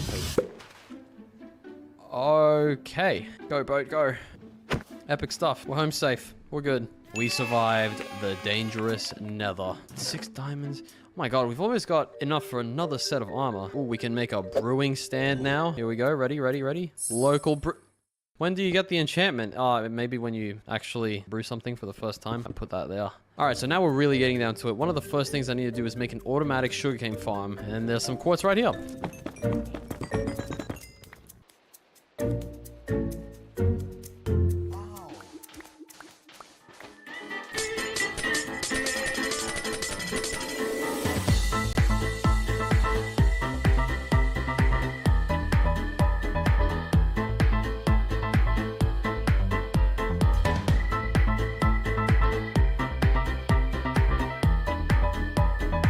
Alright, I've been AFK for a bit over an hour and we have managed to get 64 and 4, so just over a stack, and then on this side should be a bit less, yeah, about 50. There we go. I think next in line is the villager breeder. We need to start trading for emeralds so we can get books, we can get food, we can build farms, all that kind of stuff. We are just going to use lots and lots of cobblestone because we are fairly poor. And we will also need plenty of potatoes. Wait. What the? What are you doing here? Guess we'll have to find a cow real quick. Now I've built this little chamber in here where they can just kind of be next to each other so I can use the same potion for both of them. Let's do it, man. Let's go.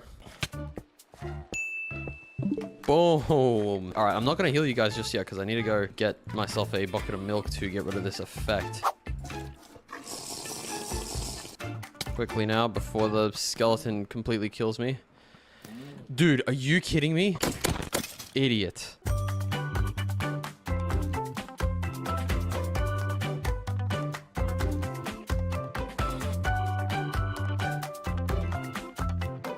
Okay, well, I wasn't recording just then, but you guys would have seen in the time-lapse that we now have a cow crusher. Yes, I did just run all the way up here to show you that. And we have done quite a bit of the breeder. We've healed the villagers, and they're farming now. What was that? What was that? What? Are you kidding me? Oh, because they would have... Yeah, okay, dude. Okay, pal. There we go. Okay, come on, man. Come in here. Yep, that's it. I didn't craft it. Oh my god, I'm a moron. Alright, well, while that's happening, let's see if we can go find some sheep to shear, because we are going to need about 4 beds. Ooh, there's more. And more, yes! Nice, there's 4 of them. This is great. We've lost one, and I just got pushed off. You know what? I don't even care. Okay, we just lost another one. Awesome. We're done. We're good. Okay, no zombies are gonna infiltrate you this time around, guys. Don't worry. 1 bed there, 1 bed there, 1 bed there. Do a couple of powered rails. And there we go, just like that. So now even if we never ever find a village, we're still good. Okay, so now I'm thinking I need to make this look somewhat bearable, right? So it doesn't look like this, because this is an eyesore. And they're actually breeding. Hold on. Oh, yep, right there. And then when it grows up, it gets swept up into the water and over there, and then ready to be transported to work somewhere for the rest of its life. Not like that's any different to real.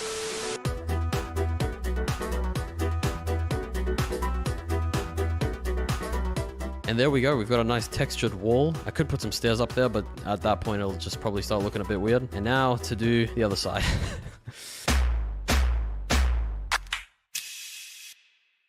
That doesn't look too bad, you know. You can have your own opinion if you want, but dude, I'm gonna say that this is better than this.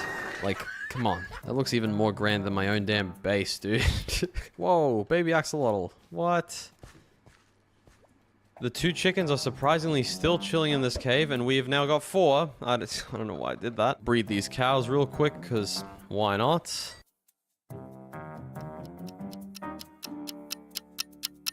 Alright, I've come back after a couple of hours of AFKing, and I cannot even hear myself think right now. I have some beds ready and a boat. I need some more supplies. We are going to be making a couple of things. Number 1 is going to be an iron farm. We need this for pretty much everything, including some hoppers for a potato farm, which we are also making straight after.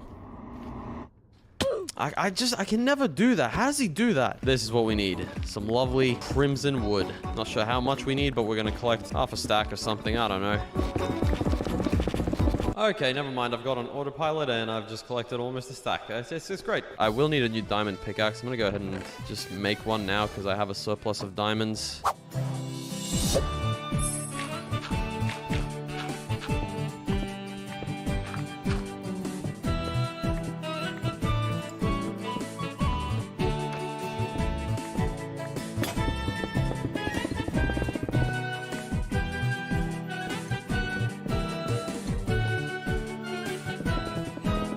You're probably sick of seeing me build these if you've been on the channel before, but man, they're just so good. Like, shout out to the creator.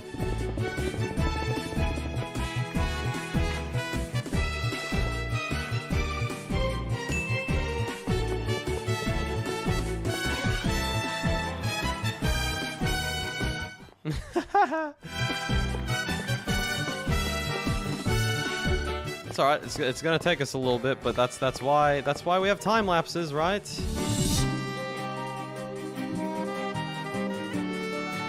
See you later, guys. Need to sort this guy out real quick because, well, you're in my way, pal. All right.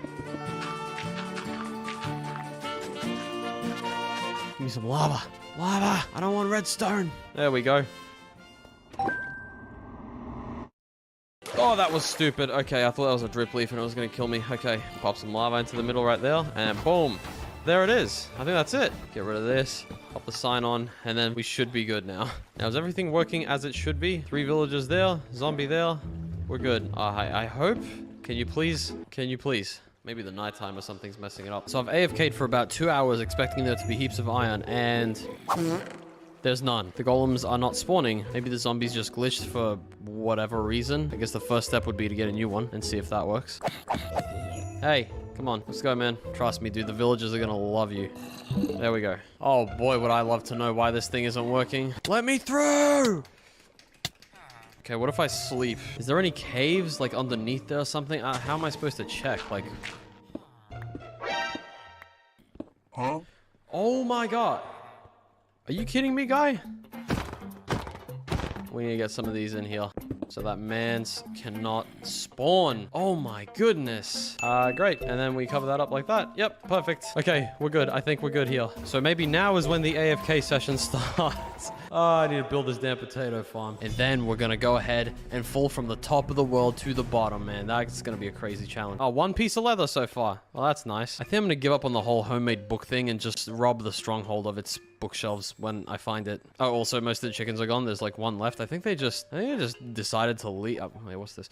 I think they just decided to leave. I'm procrastinating this damn farm. All right, come on. So I thought I'm gonna use cobblestone again for the farm, but this time I'm saying no. I'm gonna try and traverse this ocean and see if I can find a desert because I really want to get some glass. So after about half an hour of adventuring, I once again found no desert. So I took some loot, mined up a bit of sand I found, and went home.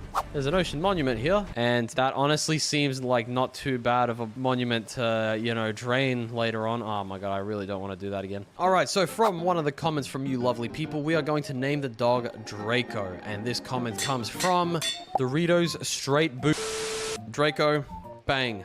How you doing, my friend? We gotta make sure nothing happens to this fella here, all right? You don't even do anything, all right? It's not that hard to stay alive. I don't know why I'm being aggressive towards him. I'm sorry. What about the hoe? Where's the diamond hoe? Why nobody cares about the hoe? Where is the hoe? You forgot the video was lying. He said full diamond with tools, but where is the diamond hoe? I don't really have an excuse. I literally just forgot about it because, like, I don't know. You don't really make one of those until you can really kind of flex it, right? We've got a diamond hoe now. Are you happy? I hope so.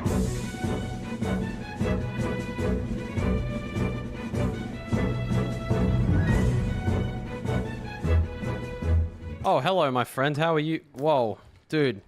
All right, it is almost time for our crazy skydive. Well, we've got heaps of steak and stuff cooking up now, so I think we'll actually be fine on the food front. So let's just get ready for this damn thing. The block I have the most of is probably netherrack, so I may as well just use that. Now, the reason I'm traveling somewhere is to find a cave or a sinkhole that's like pretty far into the ground kind of thing, because that will, well, here you go. Because that will make the process a lot easier. This is going to be pretty damn annoying to mine through. I wish I had an enchantment right now.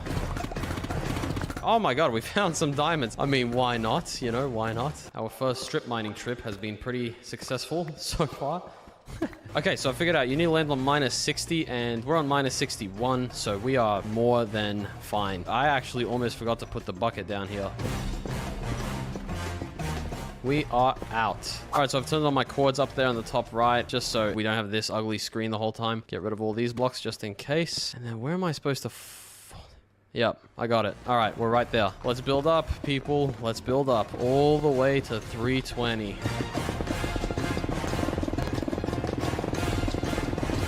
Why is there a crazy amount of fungi everywhere, dude?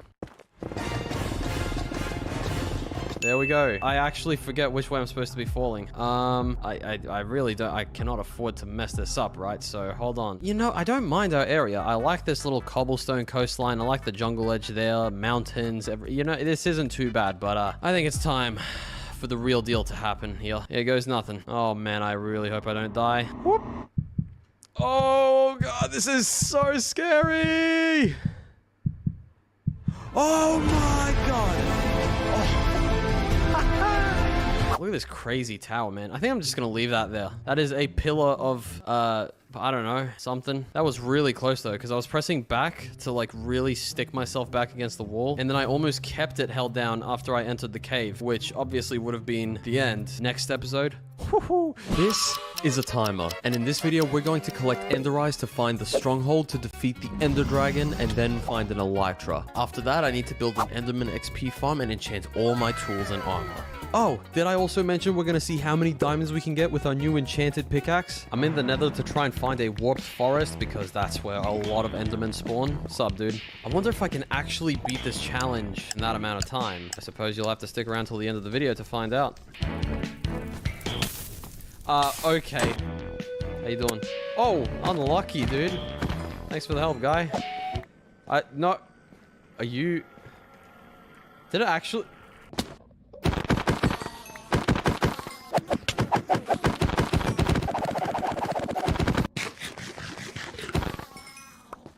That is a really inconvenient location for you to be at. You know that, right? I'm on fire. I just am. I hate this place sometimes. I really do. Okay. Okay. Okay. Come on. Ah, no, dude. Wow, wow, wow. Get out of here, dude. Ah! So we got 14. I got some more at home. Couldn't have stayed much longer anyway. We're almost out of food. There's a ghast. Hey, man. Let's get this achievement while we're at it. Come on, let's knock it out.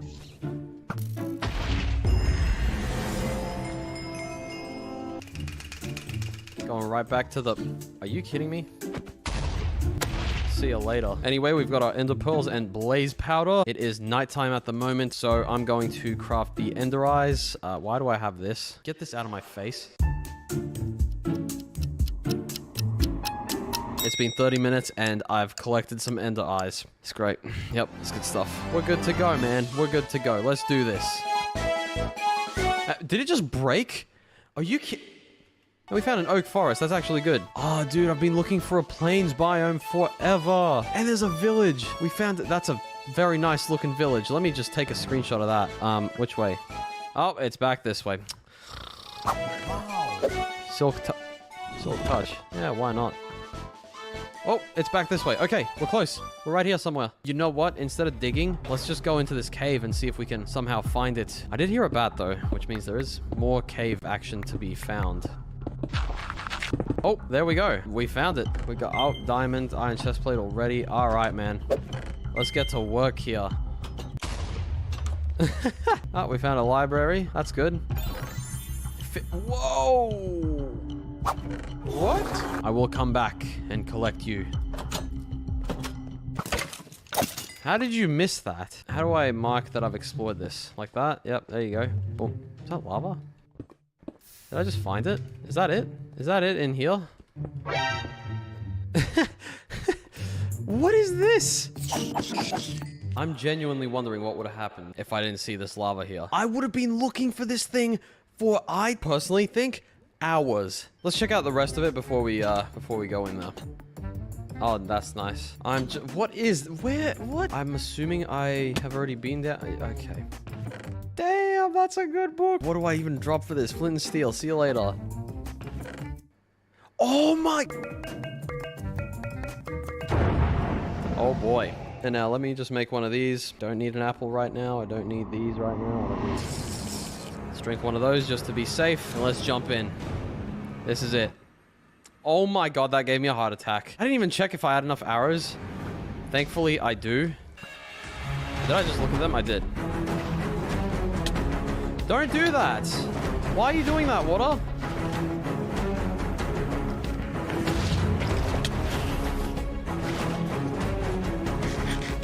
I should have brought the pumpkin. Don't shoot again, dragon, please. Ah! Oh, that's not good. I need to get back in the water. Oh my goodness. Don't. Oh. Oh! Don't run into my vision, please.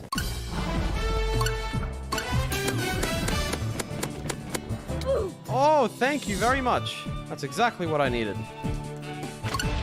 That was all me. I planned that, actually. That's the last arrow. I guess we're waiting for the perch. Oh, it's happening right now. That's good. Great. There we go. Yes, man. Yes, yes, yes. Bada bing. Bada boom. That dragon fight only took us, what, like 10 minutes? Let's put our render distance all the way up, and that's exactly why, because there's an end city over there. Hopefully a ship. Oh, there's 2 end cities. I hate this so much. That looks like a monstrosity of an end city. And I still don't see a ship. Might just tackle this little one over here real quick then.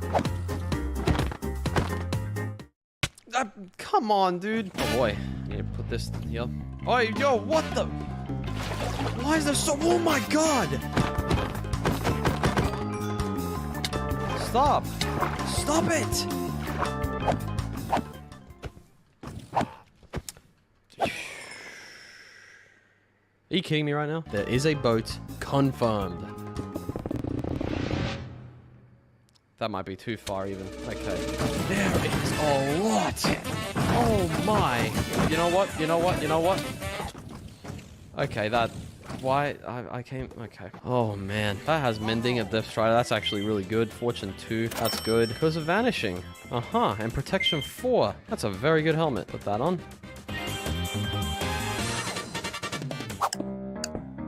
Come on, dude. Yep, there it is.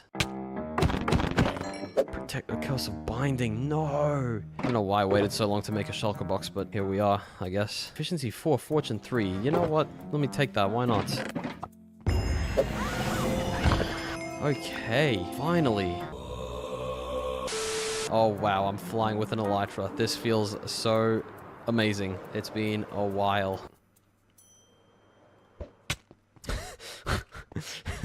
Should I do this? Is the question. As in, like, do I pearl onto the bridge? I think for the content I do it. Okay, now the reason I need multiple is if I somehow... If that happens... I don't even want to eat another chorus fruit, man. I cannot wait to get to the overworld, where not every single thing is a threat. Come on. Come on. That could have been bad. Okay. Oh, I can see my pillar over there. We're back home safe, dude. Woohoo! Oh, man. Give me that. Give me these potatoes. I need to go cook these, man. Finally, some normal food. Now, I do need some emeralds from these guys, so let's see if I can trade. You guys don't want to mess with me. Trust me. I have a Smite 5 sword.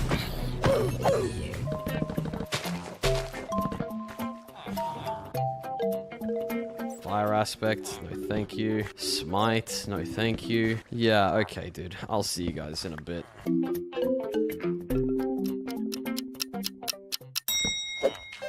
Ooh! And there we go. That actually didn't take that long. That was a couple of minutes, I think. Okay, we have emeralds. We have a book now. And boom.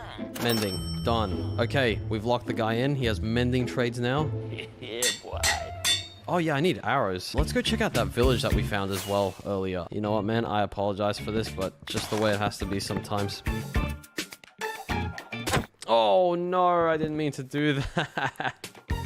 Just give me... Yeah, give me one more. There we go. Oh my god, there's an outpost. That is so good because I need that for a raid farm. Anyway, let's pick up all of this. This is why we came here. I could build another portal and all that, but I think the easiest way is to just do this. I've got a task for you. I've got a mission. Let's go. I need to make sure not to go under any daylight or anything. Don't turn into drowned. Don't turn into drowned. Come on. There we go. All right, now I'm good. Now I need to make sure not to kill the villager. All right, I'll be back when you have a little bit cheaper rates. And the next thing we need is also a Fletcher so that we can have more of an income of emeralds. Okay, perfect. You have sticks and arrows for a trade. I could wish for nothing more, honestly. That's great. Okay, now, whilst all that is happening, we need to gather some materials for an Enderman farm because we need XP. Might craft. That's... I'm just doing it, man. I don't care.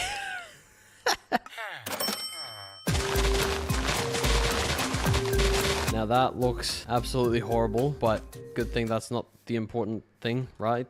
Yep. We want to go almost down to the bottom. I hate this. I absolutely hate it. You know what? This is enough.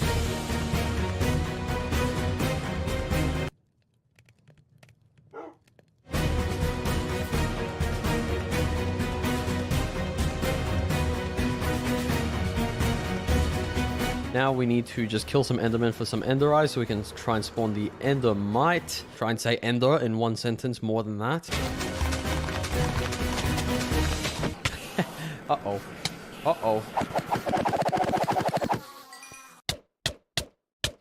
Come on, game. Nothing.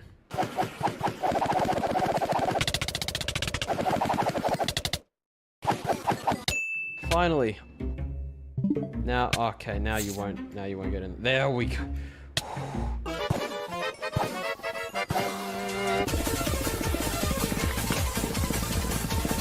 And that takes care of it right there. It does look kind of weird, but I don't care. I don't know why I just did that. Yeah, we're gonna name the diamond pickaxe exactly what we did last time. Subscribe. We're gonna call this guy Axel, because yep, I didn't even put a mending book on it. Now, I've used this before, but I really like Ace of Spades, just because it's so corny and so dumb, but it's so good. Wait a second. No, I was supposed to enchant them first. I just wasted so many mending books. I'm fried, guys. I don't have an excuse. I've been doing this for ages. I'm just gone right now. I'm breaking 3. Protection 4 we've got on the chest plate there. Let's do it. Come on. Yes, dude. That's great. Efficiency 4. That's good. Yes. So we've got enough to pop on the Unbreaking 3 book onto here. And for the name for this one, I'm going to let you guys choose, all right? Type in the comments and I will pick one next episode.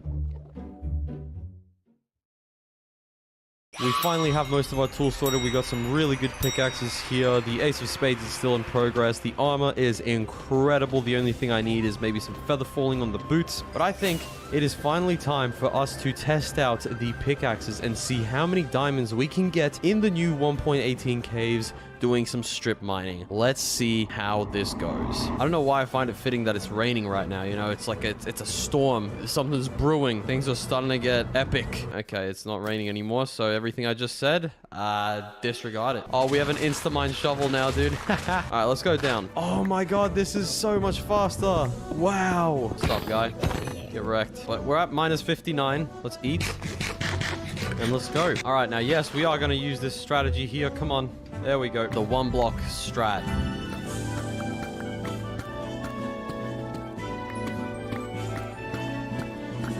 Oh! 1 diamond. Okay. 2. 2. 2. 2. 2. Well, that's kind of annoying. What? Okay, pickaxe. No, I see how it is. No, it's fine. It's fine.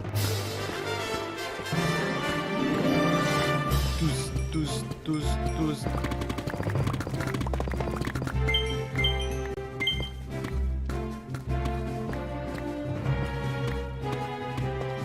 Oh! Alright, we got 19 diamonds so far. It's not looking horrible. Let's keep going. Let's keep it moving.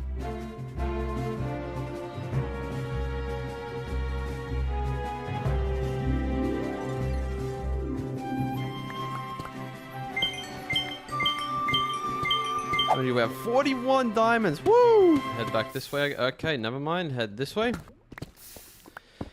You're really doing this to me right now. Oh my. Oh. That's one of the worst feelings ever.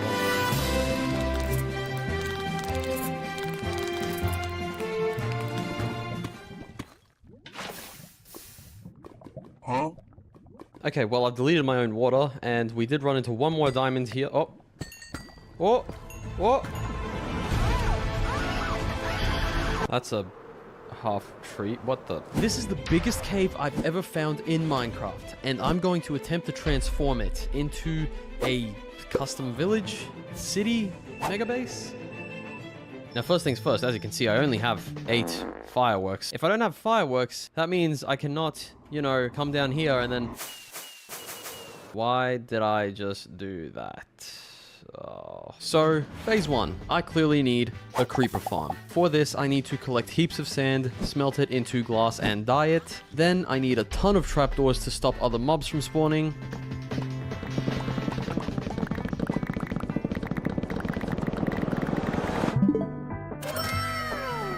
Wait, hang on a sec. I need cats, and I haven't even found a village in this world.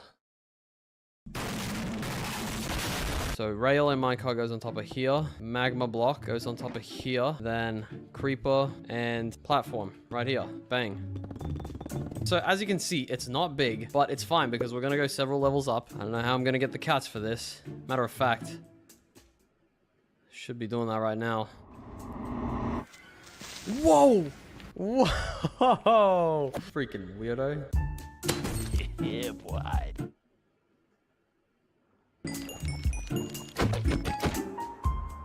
Oh! Hey, kitty. Don't do this. Okay.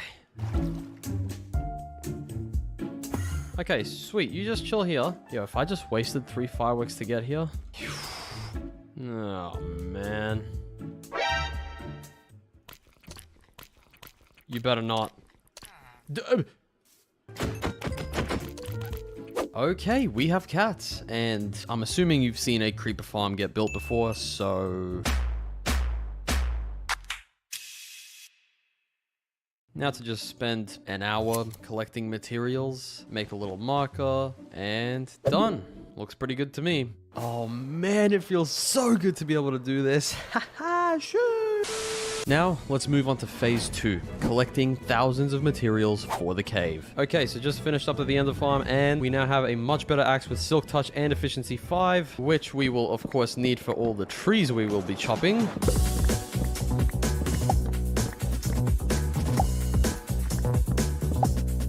We will not stop until our inventory is full.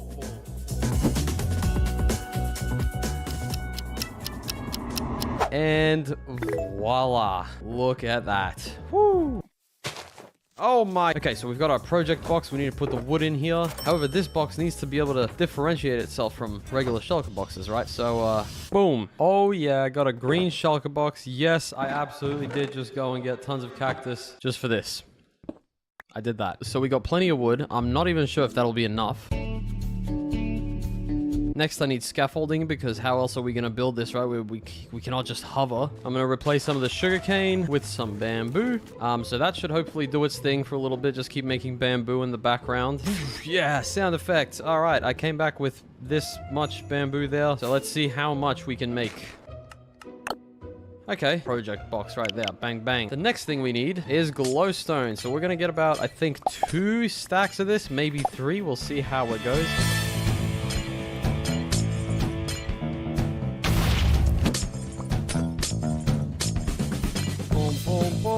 Okay, so I've come back home with almost 3 stacks. One of the things we need next is some grass.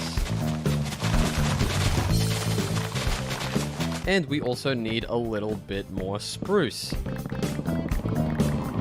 That should be good for now. If we need any more, I will get it. It's not like I have any shortage of spruce trees. And now one of the final things we need is coal. We need quite a bit of coal. And I'm going to mine up the ores first, and then when we get home, I'm going to just demolish all of them with the fortune pick. Okay, here we go.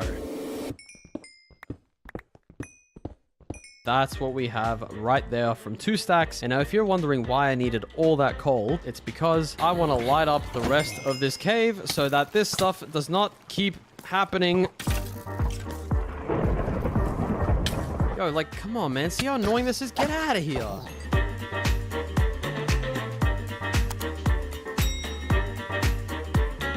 Now that we don't have to deal with mobs and we've collected a lot of the materials we need, it's time to move on to phase 3, which is the biggest one of them all, transforming the cave. Oh boy. Let's begin. First things first, we need to terraform the ground because this is seriously inconvenient. So Wow, this is actually surprisingly kind of annoying to do. I'm almost out of grass. Oh, man.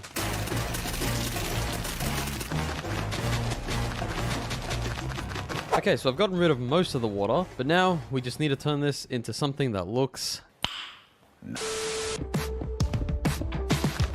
I need a beacon.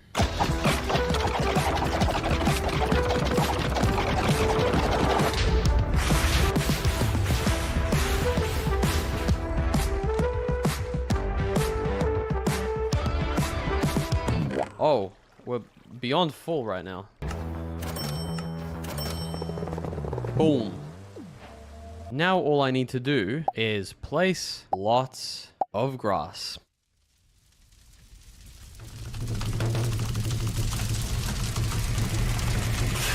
And now, as I'm sure you'll be able to see by the chest, they are all pretty much just, like, full. So what do we need? A storage room. A storage room. So, where am I going to make this? Well, as you can see by my amazing sketch right here, it's going to be in this area. We will transform this into an automatic storage system kind of thing later on, but for now... Oh, man. Boom. No. Okay, so I've made it narrower, and now it looks alright, except, yeah, we need to spice it up, obviously. And now, yeah, now there's like a little bit of a cozy vibe in here. I like this. It just feels a bit plain, I guess, a bit,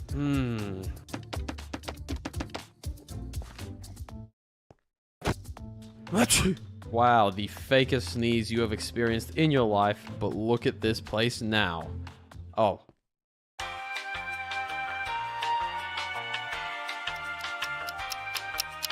Okay, so the storage room is complete and it looks pretty awesome. So I need to move all the items down there, which are now right here. And I guess quite an easy way to transport them down would be to pretty much just let them all fall down.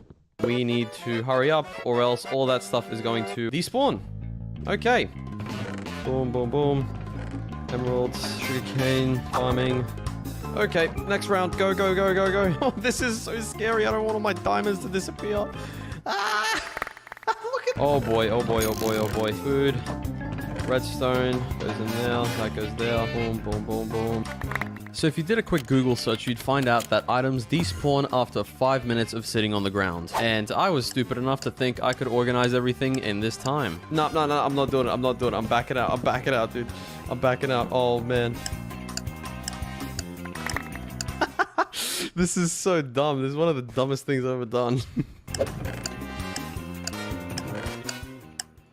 Okay. We literally have about 20 seconds until that stuff would have despawned.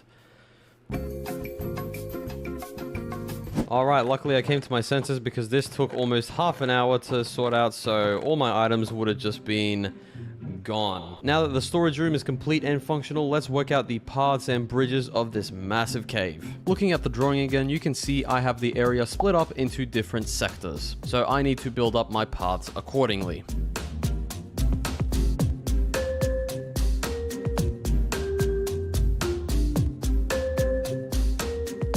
Okay, so I finished some of the path, and I like to think it looks pretty cool. And these bricks, if you can't already tell, are markers for where things are going to go. Villager houses, enchanting setup, super smelters, you get the picture. But you also don't, because I've blurred it.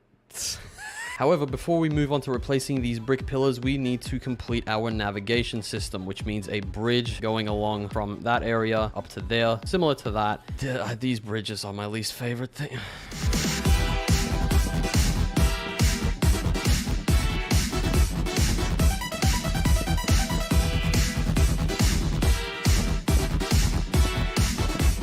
Dude, why do they keep doing this? Look at...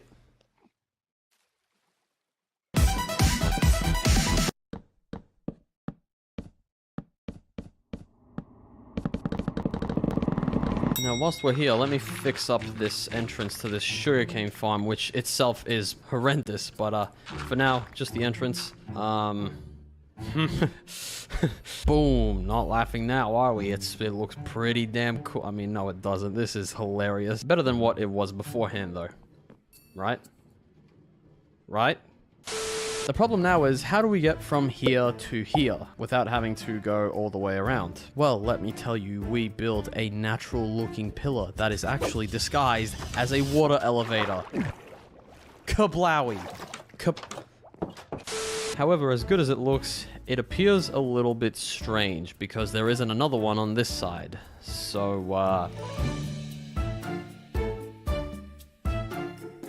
So now instead of doing more of the same, let's have some fun. We are going to start replacing these brick pillars with actual houses and buildings. So we do an oak log frame, fill it in with some spruce planks, maybe some spruce logs, and also a little bit of cobblestone. And then we just do that all the way around. Pop a door right here so it gives it some depth. We're going to need some stairs on top of here. Add a little roof window to the side like so. Place heaps of trapdoors everywhere on the outside, because why not? Some there, some right there, right here. There we go. And now the inside is done as well. We have some bookshelves, crafting table, furnace, paintings. If you cannot already guess, this is the librarian's house. Let me put a flower right in front because, you know, it looks cool. Wait. Oh no. We want colored carpets for every house, and we don't have wool. So that is a dilemma. How do we solve that? Looks like we might need to build a wool farm, which is like a 2-hour detour. So after getting all the materials and flying absolutely everywhere to collect dyes for this farm, we got to work.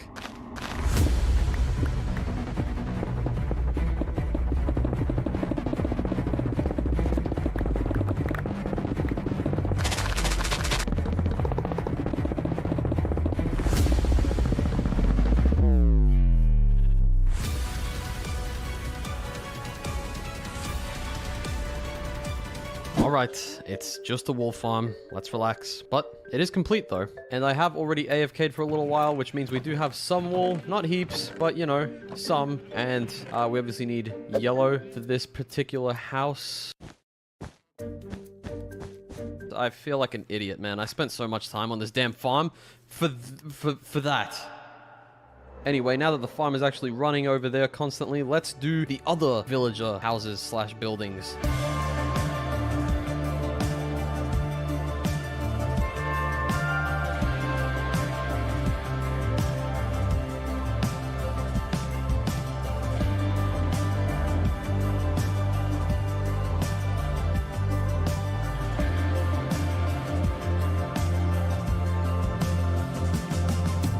So there we go. We've got the village all sorted out. We've got 1, 2, 3, 4, and 5 houses. They all have different colored beds and carpet, gray, orange, green, brown, red, plenty more. Something cooking up. I don't know what it is exactly. I mean, I guess that's up to you guys to decide.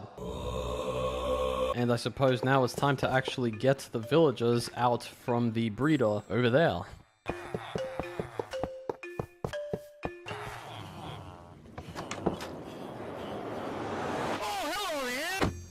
Alright, in here. Who's this guy? Okay, he's gonna... I mean, I hope he locks onto the cartography table anyway. Next person. Are you an... You're an imbecile. You're actually... Why that one?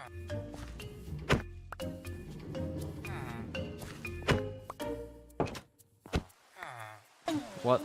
Where? What? There is no way you have locked on to my grindstone. This guy's a clown. Certified. The main part of the village is now finished and has come to life. Ah, there's some fish spawning in the pond as well. This is sick. Although, before I move on to more villager work with the trading hall, let's build the stuff we actually need. I've been cooking here so far. So, let's build a super smelter.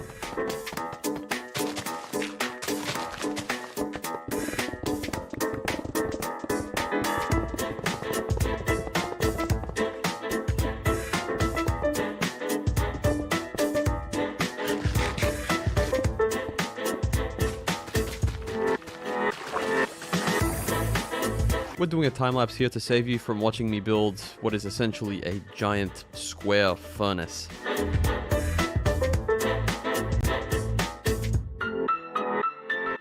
Let's say I wanted to cook a stack of sand. Bang. pop the coal in, bang! I press this lever that controls the carts and, yeah, you guessed it, bang! It cooks in all these different furnaces and then gets taken through into this water stream, which then puts it into this chest. Bang! So I was gonna do an enchanting tower, but then I thought that's more of an outside thing. And where are we? Not outside, even though I've built actual house. Anyway, I'm deciding to take a different approach.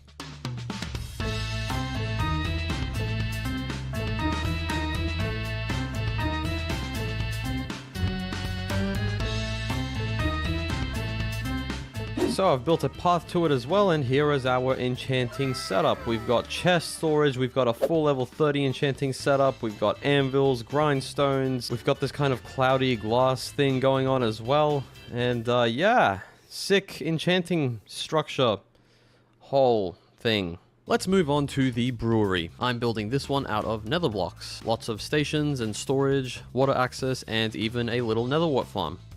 I'm now making a nice river and also finally doing the exterior of the potato farm.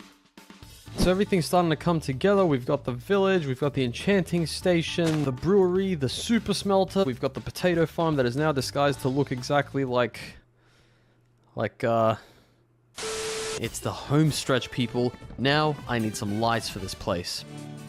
So this is what happens, right? You place one of those, you put these around it like this, and then you go and you put a stone brick wall. You put one of these and two of these, put one of these on top like that, and then connect that one, and then under that you go like that. And that's a street lamp. See you later, torch.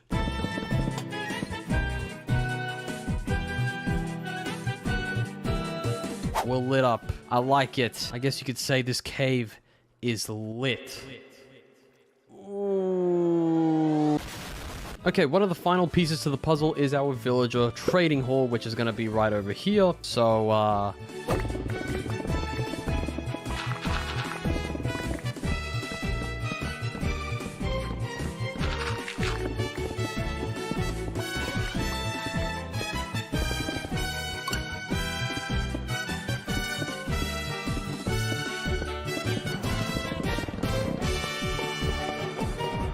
come on, lock onto a thing. There's heaps of these. Come on. Oh, you've got to be joking me. Get in there. Go. Go. No. Just get in. Dude. Dude, what are you doing?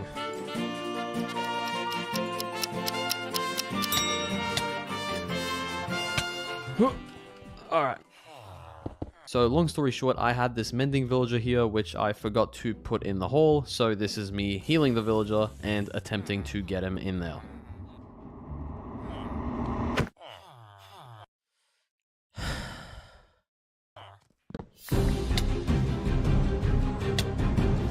Oh boy.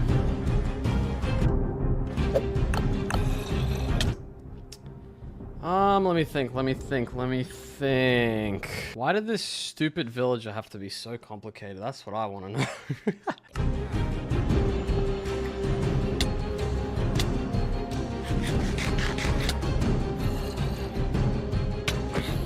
There is absolutely no way that you are going to kill me. I'm not dying to you right now. No. Hey. Hey, come on. Just give me some damn time to sort this out, man. Woo. Okay, we've split them apart. Get in the cart, bozo. Oh my. And I actually managed not to punch him while I was down there as well. Perfect. This has all been incredibly stupid and shenanigan-y enough, so I'm gonna... Voila, here we are. Now, it doesn't look absolutely spectacular, obviously, but it'll do the job. And what it's mainly job for, point of it is to be functional, and it is. And now this guy, for example, doesn't have the right trades, doesn't even have a single book. What are you doing? But what we do, right, is we pull out a slab, we put it up here, and then we can just reset the lectern over and over again and wait until this guy gets a trade that we actually want. Anyway, final touches. Right here, we pull out a book. Pull out a page from the Mojang book and suspend our bridges with chains. We go mining for minerals and sprinkle them all over our cave.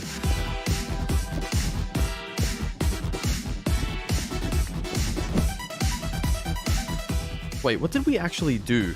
creeper farm, mob proofing, terraforming, wither skeletons, beacon, chest room, sheep farm, custom village, smeltery, brewery, enchantery, trading hall. If you are not clicking on the next video, you will receive the opposite of a high five. Yep, don't worry guys, I won't subject you to the opposite of a high five, whatever that is, because you're watching a movie. You don't need to click on the next video. Okay, here's the next video. I'm going to attempt to become invincible in Minecraft Hardcore by getting the best gear possible and then doing a series of tests to see how much I can actually survive. So first things first, look at this armor. The days of diamond being the top armor, they're over. So I feel like the next steps are pretty obvious. We're going to try and use like 2 or 3 different strategies to try and get the most netherite we can to upgrade all of our tools and, well, armor. Let's try and get some wool for some beds. See how many we can make here.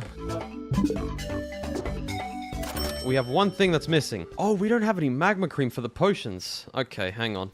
So I need fire resistance potions because when you try and sleep in the nether, everything gets set on fire and, well, netherite is no use to me if I'm dead. So I got the magma cream and then brewed the potions. Pretty intense stuff. Oh yeah, I forgot to mention, one of the things that we're going to be doing, one of the tests, is going to be a crazy mob mosh pit to see how long we survive in there. It's going to be pretty crazy. That's probably the one I'm most excited for. After cooking up some food, crafting the TNT, and repairing my pickaxes, we got to mining. How many do I actually need? Hang on. So I have 1, 2, 3, 4, 5, 6, 10 pieces of equipment that I need to netherite out. What's that? 40 pieces of ancient debris? Oh no, that's 40 pieces of... So first strategy I'm using is to just I mean, I'll take it. Absolutely. Why not? Hidden in the depths. That's how we roll. What are we at? 16. Okay, well, I did say I'd switch over to the bed method. I don't know if you guys remember this method from back in the day. This is what everyone did. There you go. See? It works. Still.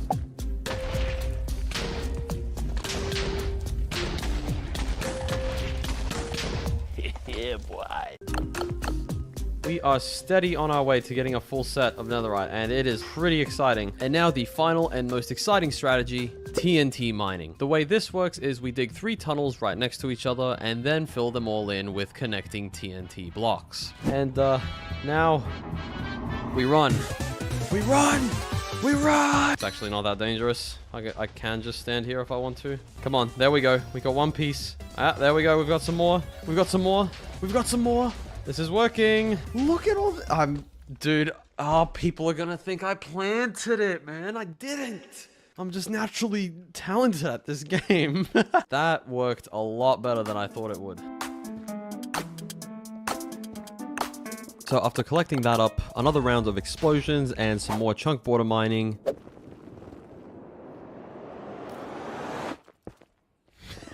Oh, get wrecked. We had found our final pieces of ancient debris. And we are back. All right, let's get to cooking this ancient debris. And my 40 netherite scraps have come back along with 3 potatoes. Thank you very much. Netherite ingots. Oh yeah, and I've got 10 of them. So in the first episode, I claimed to have made a full diamond set of tools. And a lot of people got upset that I forgot the hoe. So I promised it would be the first tool that I upgrade to netherite. So this is me keeping my promise. This is stupid. Oh man, I got this achievement before I got the cover me in debris achievement. That's ridiculous.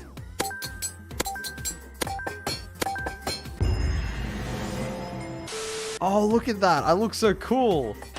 Done. All right, we are all decked out in netherite, completely, everything. Why are you on this? Go back to your village. What are you doing? So as a summary, I then made sure everything in my inventory was fully enchanted, and it was time to move on to phase 2, which is getting our first totem of undying. And bang. Okay, so we've got the Woodland Explorer map. However, one thing I do want is a better source of food. Let me sleep in my bed originally. We need an orange bed. Stupid behavior. Let's go though. We're on our way. Where are we supposed to go? South. So sun's rising there. So I need to go this way and a little bit west, I guess. As usual, I'm not going to make you watch 10 minutes of flying because why would I do that? I think the game's lagging. Yep. What the heck? Whoa. Hang on. I'm finding this more interesting than the mansion itself. Thank you. Thank you. And thank you. There is a lava pool literally directly in front. Oh no, that's gonna set the mansion on fire. Okay, let's go. Let's go quickly. Let's go quickly. Put these in there. Put that there. Put that there. Oh no. Okay, let's do upstairs first. It just ruins the experience, man. What you got? How much damage do you do? Come on. Okay, only 1 heart. We need to go kill the evoker here.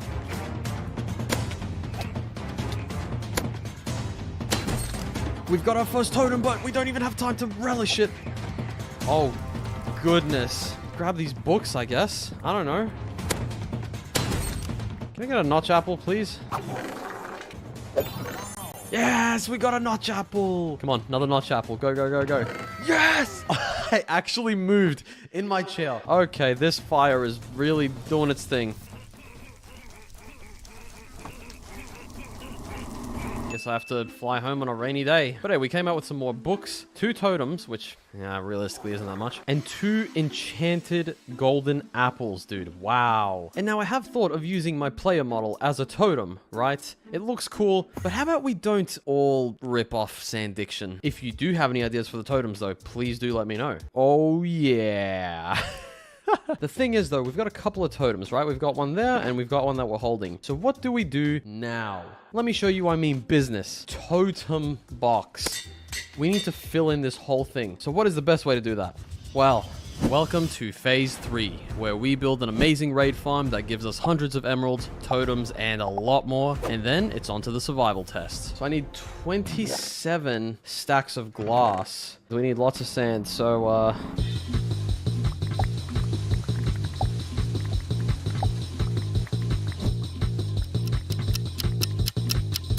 it looks like I barely even made a dent in there, dude. Wow. I can't even imagine what it would actually take to get rid of this whole desert here. Why did I just give myself that idea? That's... You better not be expecting that video. Let's cook this into some glass. Whilst that happens, let's gather the rest of the materials. Wait, no. I don't need 27 stacks of glass. I need 14. Okay, we now have all the glass and all the materials. We are ready to go and find ourselves an area, a place, a spot. Where's the closest ocean? It's right here. I'm just in the middle of nowhere right now. It's kind of scary.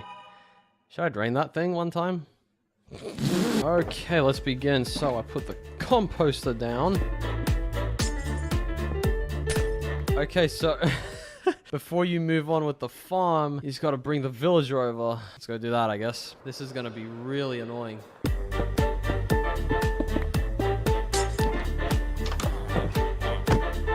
Oh, we ended up at a home portal.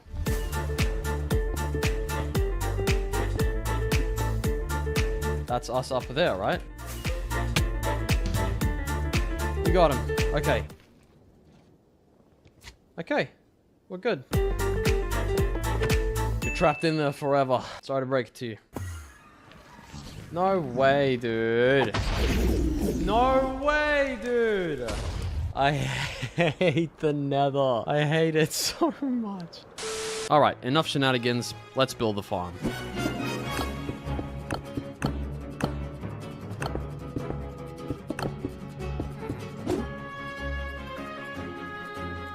And there we go. We are 160 blocks up. Woo! There's a terrible idea. There's a terrible idea. There's a terrible idea. Ow. I just need to break it from the bottom. You'll see how this all works in a second. Don't worry.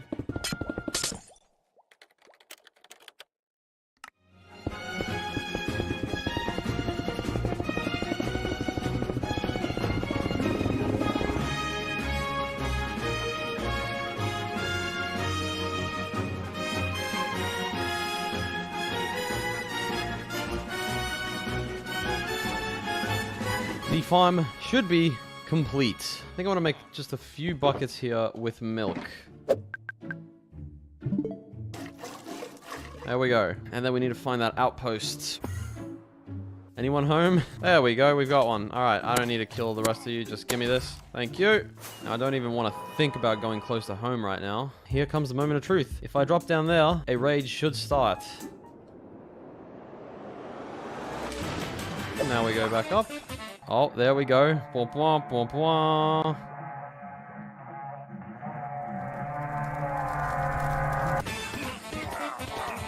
This is crazy. Yes, we got Bad Omen again. Wow, look at this. Emeralds. Look at the amount of emeralds. This is phenomenal. We're just gonna go again and again.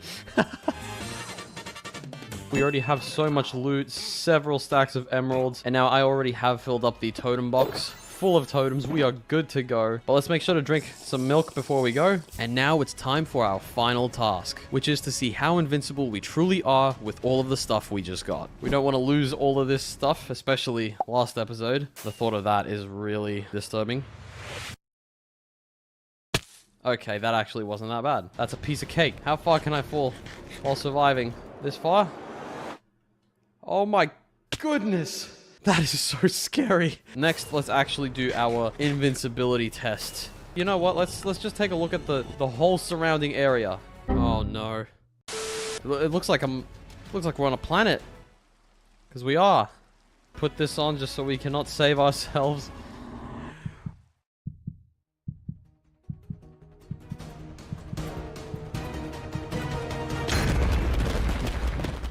Let's not pretend we all didn't know what was going to happen.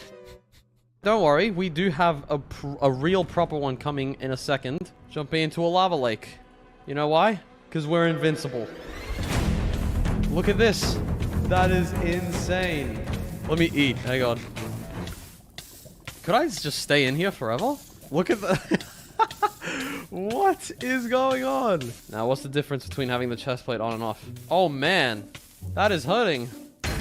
I don't even feel bad about using these totems because I pretty much have an infinite amount. The next test is right here. Right now, we just need as many of these guys as we can get. Here we go. There's spawning like crazy now. Oh boy, I don't want to be on fire though. Okay, here we go. Yep, I'm just gonna stay here in the middle and I'm gonna totem it up. Oh boy.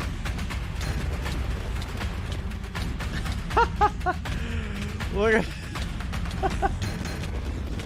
Okay. We need to be careful now. Here, guys. Here. Have some gold. Have some No. I'm going to attempt to rebuild every Minecraft biome, including the new 1.19 mangrove swamp and deep dark, which I'm visiting for the first time. Oh, no! Thank you to Sandiction for the inspiration on this one. This is going to take a while because, well, I need to build 33 different biomes. And I'm pretty sure where we have lots of space to just dig into a wall is right over there. Phase 2, and let's go. What is that?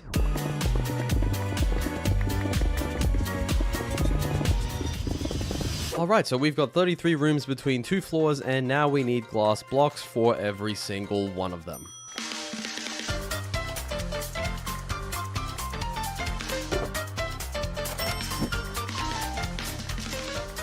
Let's be on our way to smelt this. Okay. I don't have any coal. I don't want to go look for coal because that's just an... I guess I'm just going to have to build a whole bamboo farm.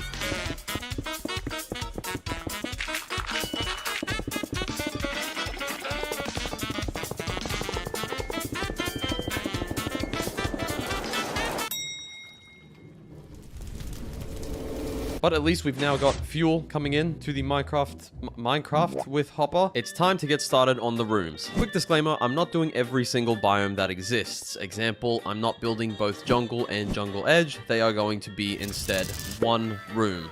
The first materials we actually need are for the backgrounds of all our overworld biomes, where we are going to try and replicate the sky on the walls. So for concrete, I need lots of sand, which we already have, and I need a lot of gravel. This gravel hill alone took me like 30 minutes to find, so like, please subscribe.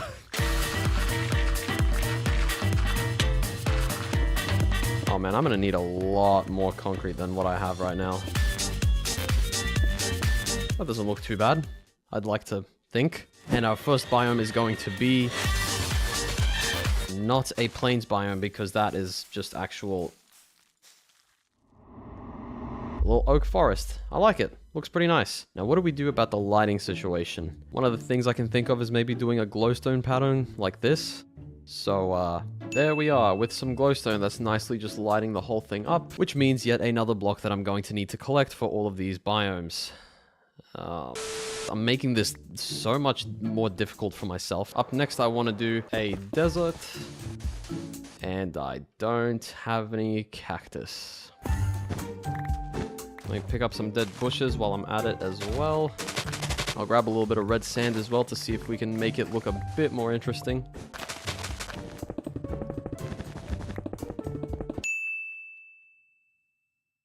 Now it's time to move on to some more fun stuff. We're going to be doing a crimson forest biome right here. So get some of these crimson roots, some crimson fungus, and what is this, warped fungus? Get some warped fungus as well. There's a fair few blocks we need to get. I'm not going to mention them all.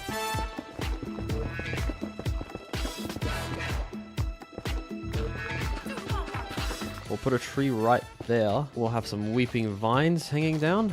More of these up here. We might make this a little more mountainy though. Hang on. Kind of like that. Ooh, I forgot to add the shroom lights. There. One at the back here. I might put one just there. Cover this up. And with that, the Crimson Forest biome is complete as well. We now have 3. And now for even more variety here, we are going to do the main end island. This project is going to take days. So there's that base there, and it might look a little weird now, but just hang on. Give me a second. We need black concrete for the edges. Back at it again with the concrete mining. We need some obsidian for a pillar. What if I make an end crystal? Ooh, that could be cool. Boom. And I'm also going to take this dragon head, add the dragon egg there maybe, then add the dragon head here, and then an end crystal. There we go. Let me just make sure not to hit the end crystal. Don't worry, these glass borders will be gone soon. You're probably actually seeing the nice versions in the replay clips. And we are already out of light blue concrete. Okay.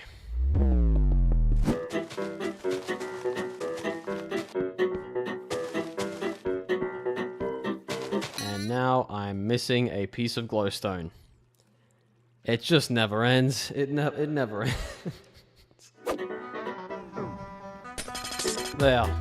The birch biome is now also complete. Now what we've got on this side is just a regular Minecraft cave. Oh my god, you know, it'd be funny if I just did this. I don't know why I did that, it's not that funny.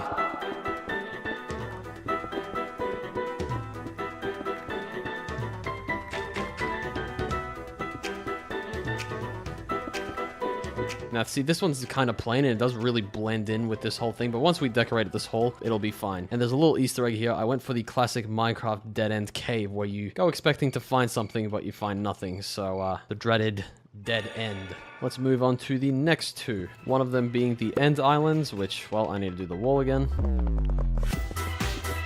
Alright, so we've got a little bit of an island there. Add another one here. This room is going to be really simple. And then, you know what? To add a little bit of realism to it, let's add a dirt block or 2. That's what we all do, right? We bridge across these small islands when we get there for the first time. There we go. We're getting quite a bit done. We've got almost 2 lots done. We need 1 more for 8, which is the Soul Sand Valley. If you take a look when you're actually in the area itself, the surrounding fog turns kind of like this weird cyan blue kind of thing. I'm very glad I have some terracotta right now. Soul Sand Valleys do tend to be pretty hilly, don't they? And then we'll add some soul sand into the middle of that.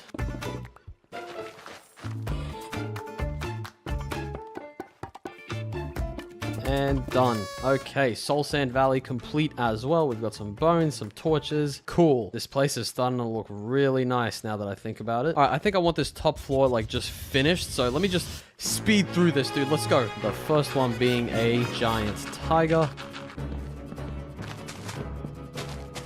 So this does look a little bit better if you understand what I'm going for here. These trees are so big that they actually just go through the roof. So yeah, I'm kind of going for that. The next biome will be the Badlands biome.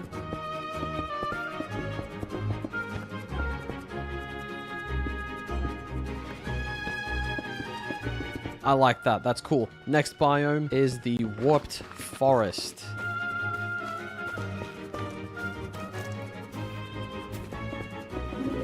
Then we've got the Nether Wastes. We've got some lava, a little bit of glowstone.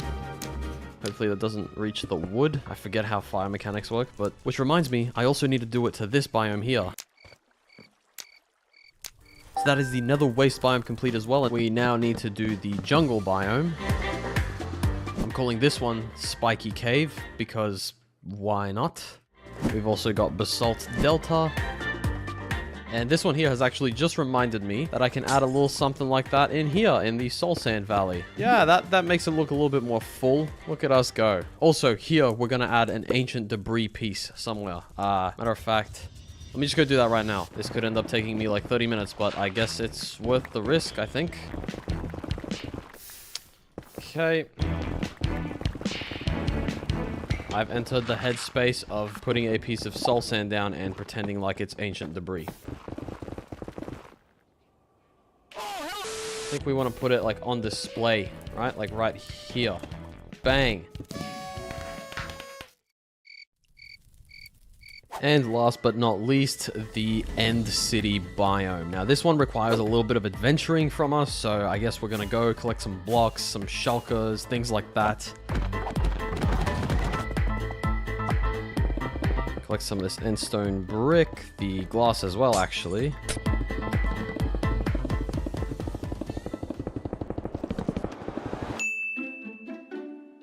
So we've got all these biomes complete. Let's just quickly decorate all of this. Wait, this looks kind of bland. There we go. That looks a little bit better. And now it's time for the punchline of the tunnel, the video, it's time for the punchline, okay? Basically, walking? No. I'm putting these rooms on display by sticking a rail track in the middle where we can ride along and look at one side down to the very end, and then come back looking at the other side.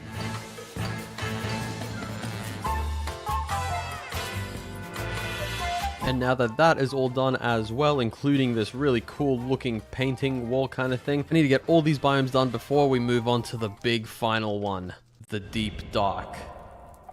The first one is Dark Oak, and lucky we can just take inspiration from, I'm pretty sure you find pumpkins in these biomes fairly often, so I might include some of these as well.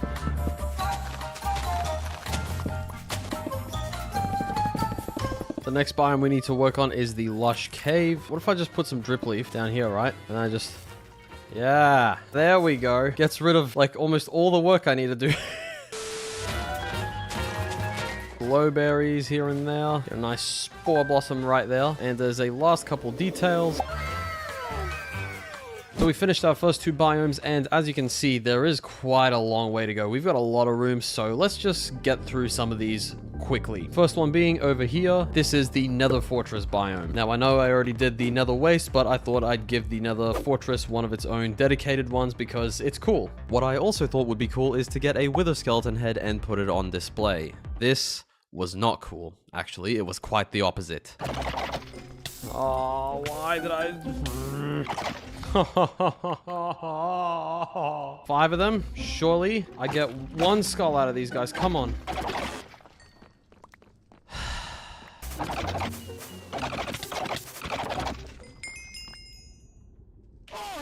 All that for me to literally just go ahead and do this. After that, I'm going for the polar opposite and making an ocean room of the warm variety.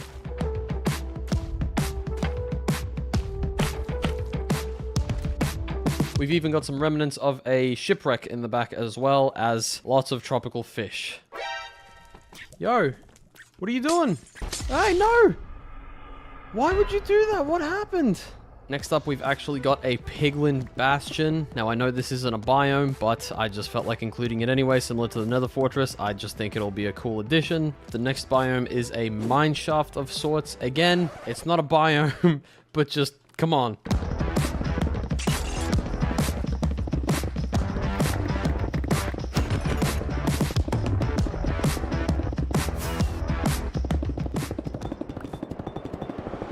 And here we are. I wasn't actually sure about this one at first, but I'm glad I went with the deep slate. I love how this turned out. We've got the little spider spawner vibe back there. We've got the chest minecart thing. This is cool. Oh my goodness, dude. Next up, we've got a snowy spruce and an amethyst biome, both of which I need to collect materials for, maybe we'll make a little ice river as well. I'm not sure if these will melt. And of course, we've got some snow. Now for the amethyst, I will collect amethyst. This one's gonna look pretty good. Okay, dude. And now for the snowy spruce. Put some snow down. Obviously. Oh my. Now, will this campfire melt the ice? We are halfway with the bottom floor. You heard that right. We've only got a few more to go before we go adventuring for the difficult ones. So, let's do it. We've got a mountain biome where I'm trying to replicate some sort of clouds on the floor. A fun beach biome. This is meant to be a beach ball. An acacia one, which unfortunately isn't yellow enough. A stony shore one, which I actually think turned out pretty cool. We've also got ice spikes and a tall birch biome. I thought it'd be hilarious to have this single tree going so high that you can't even see the leaves. So we've got almost every biome complete apart from the last 3. We've got the mangrove swamp, deep dark, and mushroom fields. Finding these blocks could actually take me hours. Why am I doing this? I should just use terracotta. I'm thinking going out into the ocean like this would probably be the smartest thing to do because that's when you usually find mushroom biomes, right? However, despite my greatest efforts, what I first found was... Whoa, wait a second. Is that a... I mean, I'd be happier if I found a mushroom biome, but this is okay, I guess. Oh, no, I'm so sorry. Take heaps of these leaves as well. Oh, that sound is not nice. Is this the... This is the woodland...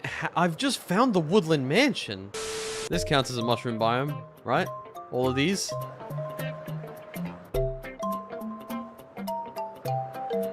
What is this swamp? One tree... I was actually kind of hoping it would take longer so that I could, you know, be like, oh, it took me 2 hours to find this, but okay. Now give me this mycelium.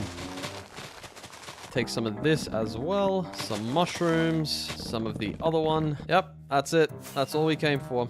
Goodbye. I'm not kidding. And it has just hit me how much more difficult finding the deep dark is going to be. Dude, wow. Give me some more land. Am I flying further out from base? Yes, I am. Yes, I am. Okay, here's a cave. Here's a cave. Oh, ow. Cave after cave after cave. Also, somehow circling back to the Mushroom Islands. I don't know how I did that. My Elytra's almost broken, and I don't really want to risk just mid-air not working. My brain's not working. Eventually, we run into some Skulk. I don't like that color. Dude, that's freaky. I'm just here to get blocks. I'm just here to get blocks. I want to collect some more of this Skulk vein. That's all around the place. Nope. That's not what you want to... That's not what I want. So, can I just break this? Is that a thing?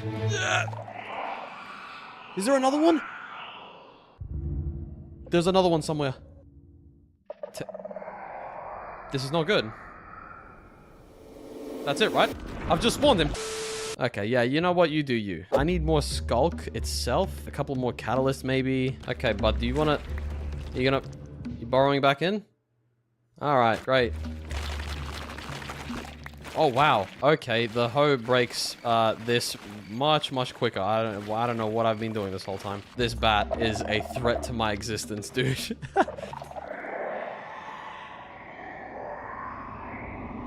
Okay. Oh, this dude is really angry at, I think, probably the bat. Yep. I'm just trying to build some biomes, man. Okay, I've made it to the chest without making any noise. The comments are gonna love this one. You're joking, right? Is that what all the other chests are like as well? You know what? See you later, diamonds, because I need some of these here. I am over 10,000 blocks away. Nice. So all that is left to do now is build the mushroom biome.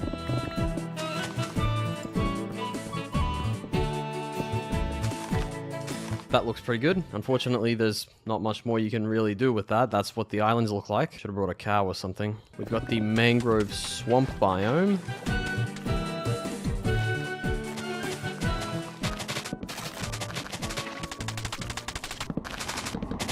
So there's that, and I've decided to leave this one very, like, kind of raw and muddy and dark and gloomy. Make it look a little bit more natural. We got some trees going into the wall as well and stuff like that. It's pretty cool. And last, but definitely not least, the deep, dark biome. This one actually took about 30 minutes, believe it or not. And of course, finished the entrance. And I've actually also just I've done all these different blocks to like kind of signal that you're going into a museum of all different biomes and stuff, and it's really cool.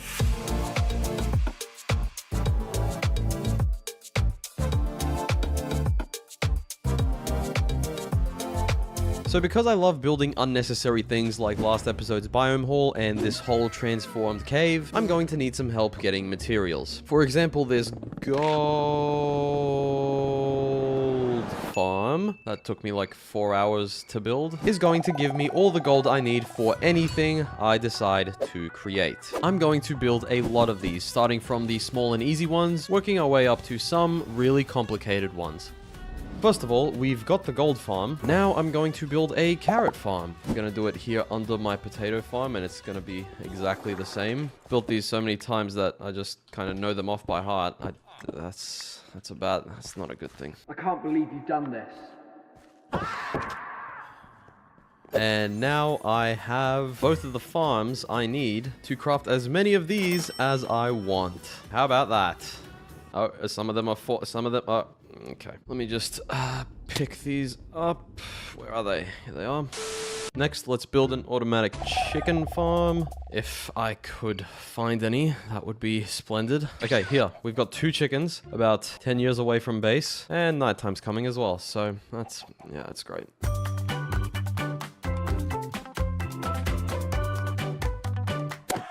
No! I don't even need this farm, you know. Yep, let's go up this nice little catwalk. More like a chicken walk. That's stupid. There was originally a chicken in this cave, so please tell me it's still here. Yes! There's a chicken! There's a chicken. Okay, come on. There we go. Finally, the chicken farm is complete. I don't really need anything from there, but... Yep. And next, with mostly just these materials here, we are going to build a classic mob grinder. Build up a little platform in the sky that is hopefully far enough away from that. I think it would be. And let's begin. And again. And again.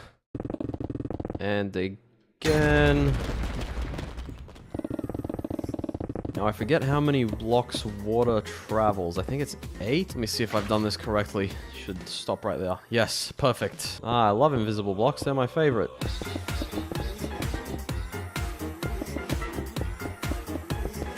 Now, on the inside, I have to place heaps of trapdoors because mobs think that these are blocks. And done.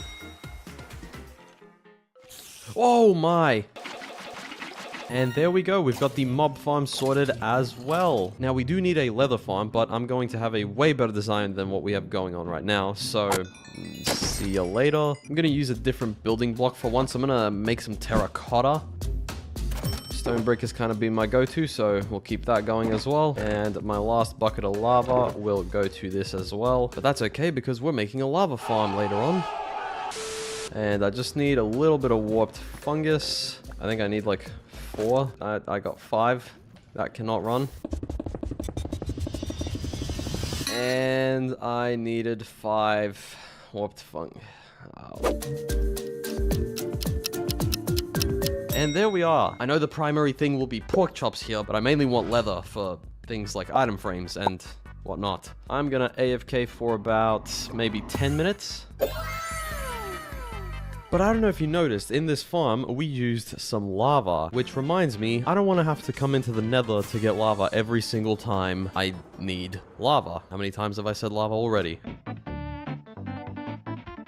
So I'm gonna build a lava farm, and I am really quickly running out of redstone. Good thing that's on the list. Add a piston that's gonna push the cauldrons. We put an observer down that we will then power, which then this detects that, and then that pushes that, and then it just keeps going. We just do that all the way around.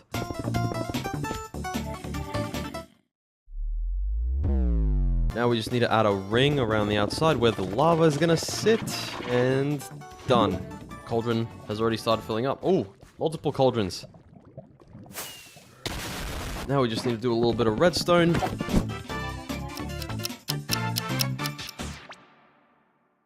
So how do I stop this?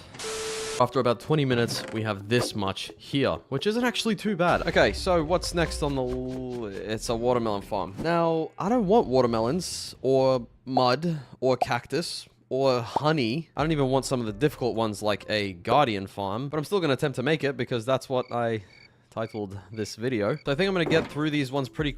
Wow, we don't have any redstone. Whoa!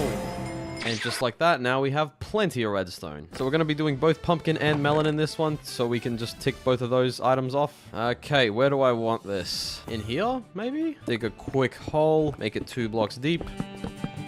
And now all these powered rails... Nope, that's... Okay. No! Ah! Okay, I'm doing this wrong. I don't... What?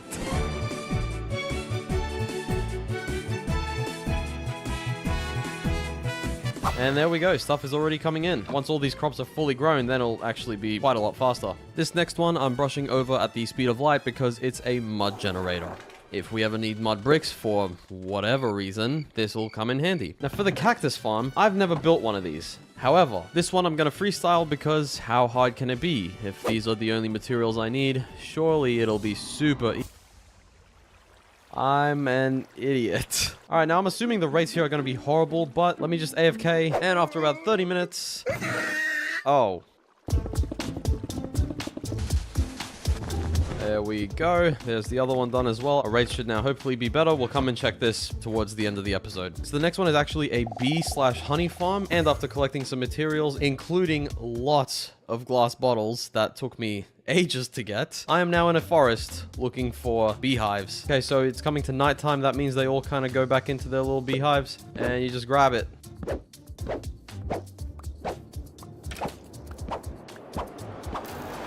Alright, we got 10. Let's begin this build. Put all the bee nest away for a sec. Oh, the bee nest! I've been calling them bee... I'm gonna look like such an idiot. We've got a chest, hopper on top, flowering azalea goes here. 1, 2, 3, 4, 5, 10. Bang! Do some little comparator contraption thing. Do that all the way down.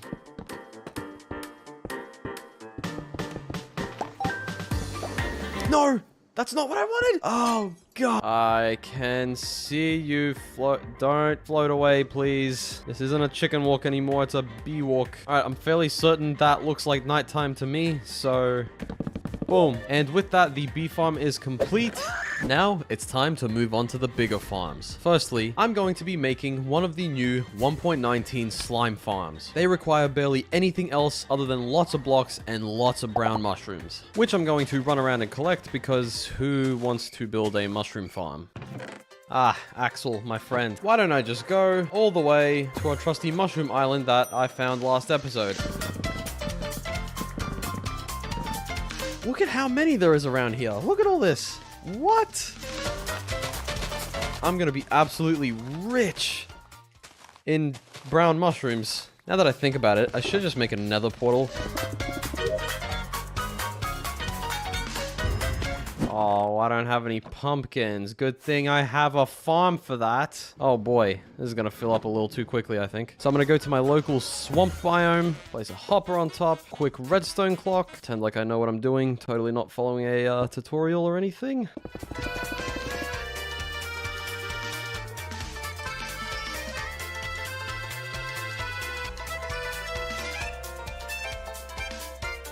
Well, this is a nice view of a sunrise over a beautiful swamp.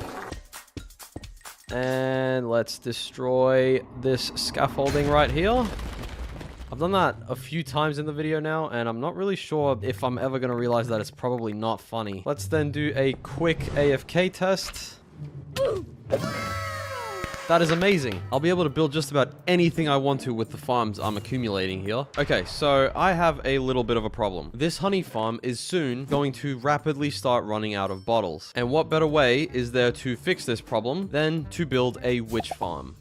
So I've got all the materials I need for the farm right here. And last episode, when I was looking for blocks for certain biomes, if I fly right through this crazy looking ice mountain, there should be a swamp here somewhere. Here, is this it? With a witch hut? There it is. All right. This farm actually isn't very interesting to build at all. So, never mind. I was actually missing lots of minecarts and sticky pistons. Why are you all the way up here? Are you following me? Okay, I need to stop getting distracted. So, that took a lot longer than expected. I had to spawn-proof this whole mountain because the position of this witch hut is fairly terrible. This is a little bit over an hour of AFKing, and we have... Yeah, boy. See if we can get lucky and get a wither skull. Okay, let me sort out this absolute mess. Now I need to collect materials for the Guardian farm. Never mind, I need like 2 stacks of obsidian, which we all know is like one of the funnest blocks to collect in this game. And we're going to build it at this monument here. It should be somewhere right there. Hopefully it doesn't interfere with any of these farms, mainly this one here. Whoa, there's a lot of them. This should be the chunk water right here. Place another 1, 2, 3. Now we build a little scaffolding platform in the corner here. Okay, phantoms. That's the wrong way. Okay. So we got a platform here. I'm pretty sure the Guardians spawn underneath this and they get pushed up into this, and like there's some portals here and stuff. All right, I'm gonna bridge across so quickly. Ready?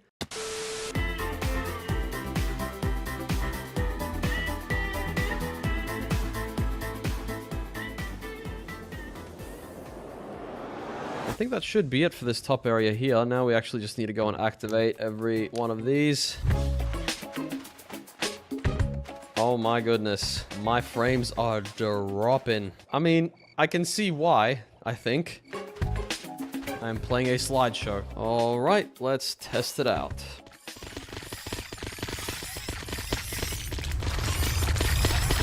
So if we ignore the Guardians for a second, we can see that this actually gives us a really good amount of drops. I mean, I've been here for just over a few minutes, and this is pretty crazy. Yep, okay, now we have as many sea lanterns as we want, which I will actually need for an upcoming project in the next episode. So the next farm is actually a blaze farm, which of course I need lots and lots of glass for again. I'm fairly confident this farm is so easy to build that I can just explain every step and we will be done very shortly. We try our best to light it up right there, and then we dig, I think, 7 blocks. And we go 6 blocks out in each direction. 2, 3, 4, 5, 6. Yo, no, not it. Just go away. Just stop spawning for like a little bit and then we can talk, alright? So this is the little square where they're going to get farmed. They're going to get taken in here by multiple lava buckets. Dude. Oh my goodness. Alright, I am now stuck in a box with these guys. And you're all gonna... They somehow all despawned. I'm not... Yeah, I don't know. Pop a bucket of lava in every corner. Boom, we pop some of these there. These here. Break this, I think. No, let me break the damn... Guys, let's AFK for the usual, like, 15 minutes. And after that, we have... And now we can just put this in here. This will get loaded up. And we have a really, really good fuel source right now. Speaking of fuel sources, we need another one, which is coal. So we are building a wither skeleton farm. All right, I've got mostly everything sorted apart from the fact that I need more of these, and I also need some turtle eggs, so let's go hunt some turtles. How to find turtles in Minecraft. I'm going insane, you know. I've been at this for days. If only there was some way to energize myself. Oh, what's that? G Fuel code easy. Well, let me tell you. Oh, quick while they're not looking. Now, the thing about this farm is you need to find a nether fortress that is either in a soul sand valley, or since there isn't one in our case, we find one in a warped forest. Because almost no mobs spawn here apart from the odd enderman. Oh,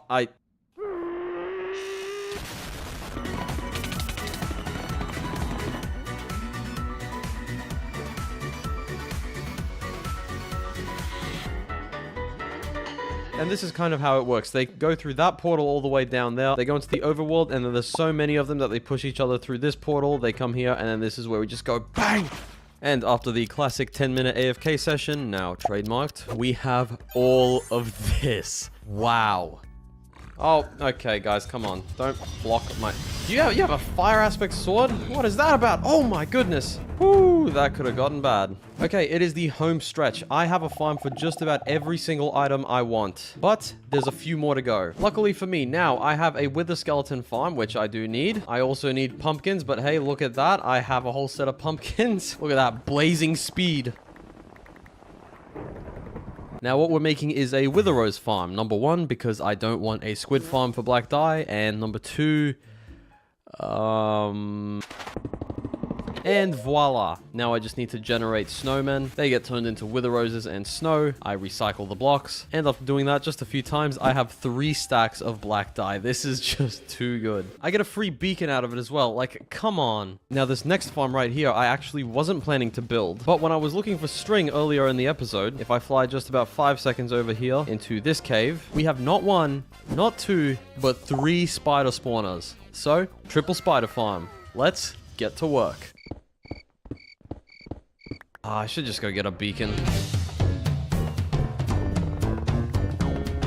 So right here where this wood is our AFK spot. This is where all 3 of them are perfectly active. Now we just need to make rooms for all 3 of them. 1, 2, 3, 4. 1, 2, 3, 4. Connect up all the sides. There we go. 1 room done. This is the second room. I don't even know where I am anymore. That's not the way. We've got 2 done now, and last one over here. All right, so 1 spawner on this side and 2 on this one. So I think this is the way the spiders are gonna flow. There's obviously no tutorial for this. I'm just gonna try and freestyle it, so wish me luck. Water there. So now we get rid of these blocks. Oh, okay, never mind, because this sucks. I'm gonna flow down into here, and now what? Oh no, I've messed it up. Ah! So then if I place a bucket here and here, so let's say I'm a spider, I'm getting pushed here, I get up on the fences, and then that's when this water starts taking me that way. Okay, perfect, we're good. Now how do I get out of here? This is claustrophobic. You know what, I think I want to do a quick tester, so I'm just going to block that off. Now we just wait a little bit and see if they come down. Nice. Okay, we've got 2, we've got 3, we've got 4. Okay, it seems to be working so far. I've done 1, now I feel like I can conquer the world. I know what I'm doing here.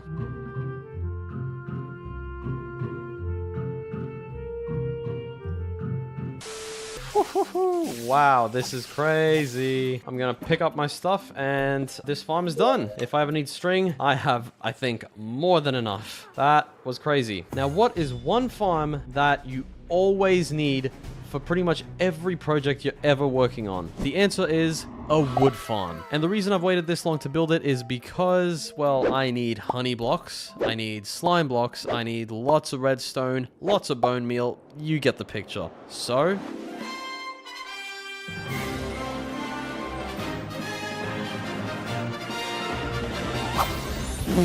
okay.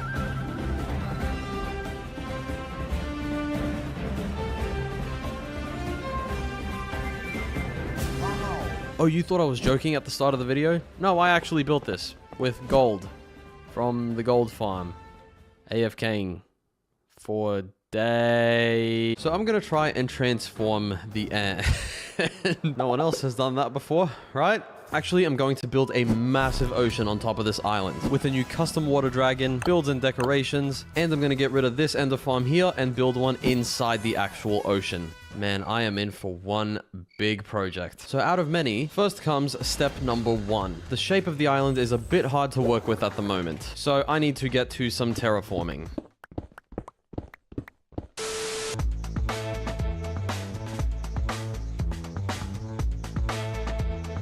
Okay, I've tidied up that corner, this corner here. There was a huge chunk right here that I got rid of as well. But for this crazy area here, like, what is this? I'm gonna gather hopefully all the materials I need and build a TNT flying machine. Which I'm not going to try and explain because I don't know what I'm doing. Let's see if it works. Okay, so it's destroying a nice little layer there, but let's see if this works.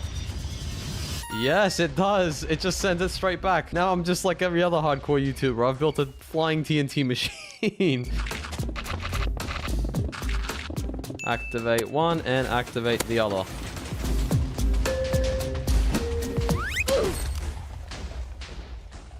Well, that's fascinating.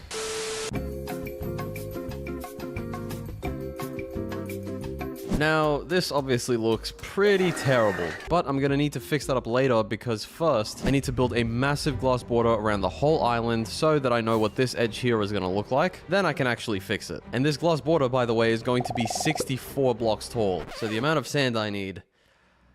Okay, before we actually build the ocean, I'm gonna need a way to swim around in the water faster. So I'm gonna try and get a trident. Ow!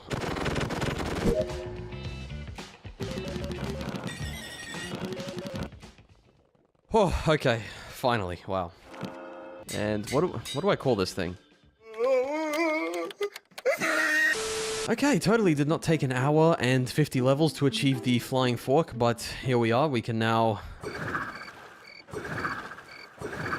Wait, you can fly around with one of these things in the rain, right? Is there any way to, like, force it to rain in Minecraft? So I've got all these boxes just for sand. Now to upgrade my other shovel and recruit these allays that I found last episode. And finally, let's collect some sand.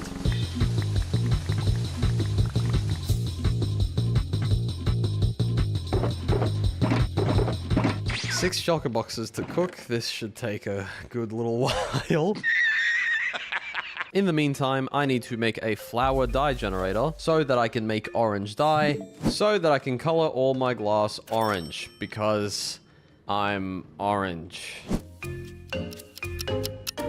Alright, we've got 6 full shulker boxes of orange glass. Let's see how a whole stack goes. So every single one of these blocks that we're looking at right now is gonna have to have a stack of glass on top of it. This is one way to get motion sick real quick and develop shoulder pain, actually. Wouldn't be an easy video if I didn't just fall to the ground like an idiot. Over and over again. This is not the best sign. It's only been a few hours into the build and I'm already going insane. Okay, this is gonna take way too long, so how about I just give you guys one of these?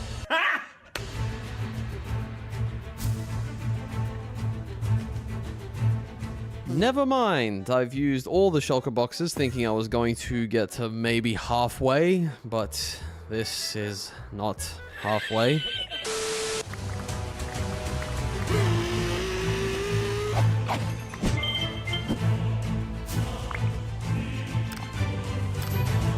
Okay, now we're at about halfway. However, it's back to filling these up again. I was in another world just then, and I almost broke my #1 shovel. Oh my days.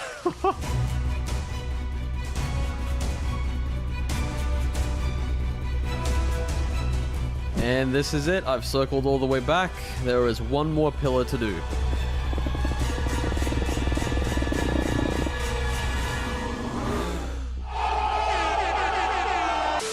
Yes, this does look incredible, and I'm still kind of in shock. However, I've also been working on it for like 3 days, so let's just swiftly move on to the next step. After I build this dome here so the portal doesn't get messed with. The next step is to fill up this whole thing with water. First, I need to grab all the spare blocks I have, which this is probably not going to be enough. Then make a layer on here, 1 block down, all the way across. This build is going to be the end of me.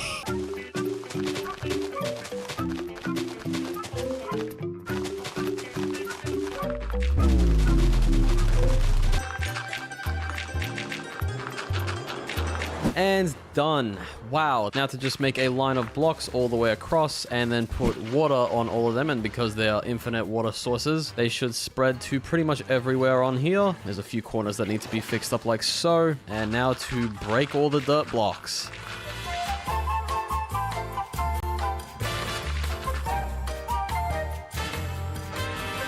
Alright, so this is full of water and it looks, frankly, pretty amazing. However, not all the water blocks in here are source blocks, it's just the top layer up there. And so all I have to do now is grab absolute stacks of kelp. And then place that kelp in that same diagonal line. Alright, here, you know what? Here's a whole bunch of soul sand. I'm gonna lay it all down next to all this kelp here, like so. And then after this transition, we should have a full wall of bubbles because I've already done all the kelp. So I think, yeah, the transition's already happened. Okay, dude. Oh my, okay. Woo. Get away from me, dude. Get away. Oh my goodness. Will you relax? Ooh. I'm gonna take that as a sign that I need to be doing maybe something more fun rather than just keep placing and breaking blocks. So I think I'm gonna start building stuff in the water, but first we actually need some conduits so that we can breathe in there with no problems. I think right now we'll put one here in the middle. How far does this thing reach? All the way over here. Am I good? I'm good still. What the? Anyway, building. I want to make these obsidian pillars a bit more eye-catching, and for that I need quite a bit of gold. Okay, at least my farm has plenty. I need this to trade with piglins for obsidian. All right, follow. Okay, dude. Yep. Okay, now I'm on fire. Yep. Great. I need to recruit you. Come here. Real quick. And with those trades, we have a stack and a half and a stack of obsidian. It could be worse. It could be worse. And now the part where we bring it to life. Using glass and lava, we make these cool looking lava things. And we do that for all of them. And what do you know? I'm out of crying obsidian already.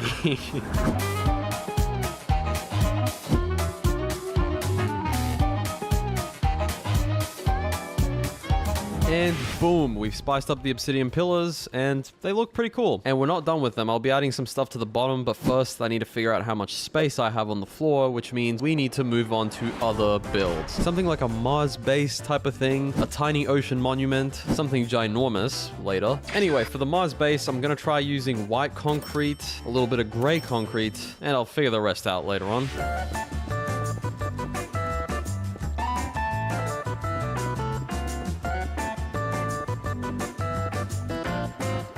Dude, this is starting to... Oh, no. Oh, no. I'm not sure why I drained it in the first place. I guess maybe it's not all infinite water sources in this ocean. Maybe I'm a fraud. This is looking pretty cool, though. I cannot wait to just build everything else in this ocean.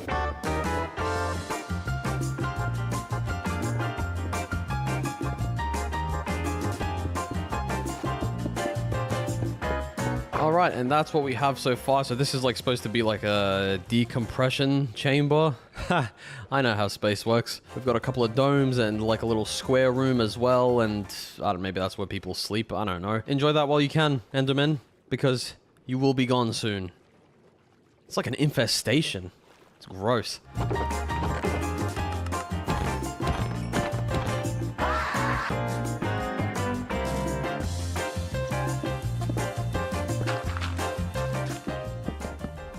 Okay, so everything should be decorated. Now this is obviously the living quarters, I guess you could say, with their space suits. That is actually just iron armor. We've got a few too many storage solutions down here, including shulker boxes. Yes, I'm giving up shulker boxes for this build that we're probably not even going to see. We've got a little farming situation around here. If I travel through to this one right here, this is like a little computer room with some made-up language of sorts. Now, these people that are supposed to live here actually don't anymore, so,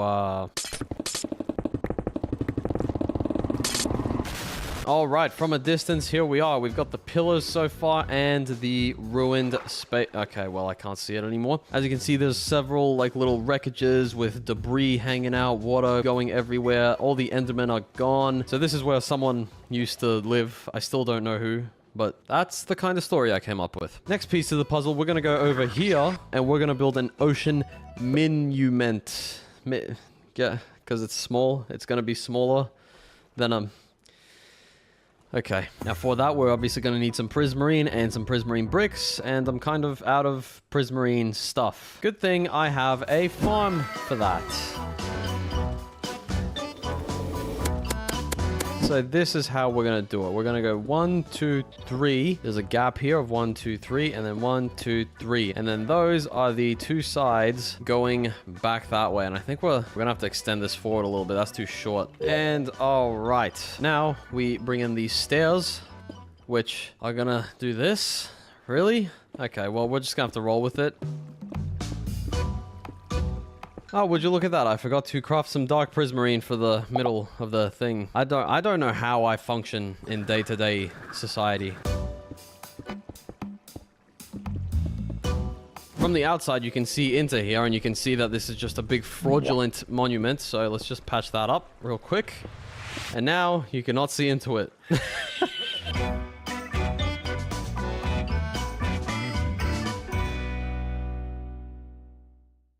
Now let's move on to the Ender Farm and also the entrance and exit to this place in general. So, how are we going to do it? Well, that's where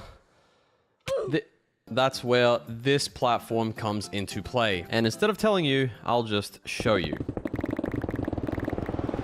Okay, now I've got the tunnel somewhat dug out, and we're going to put slabs along the top here so that these idiots cannot spawn. I didn't even look at you. What? I think what I'm actually going to do is dig one tunnel on each side of this dirt block. One going up and one going down. Now we build up some water pillars here.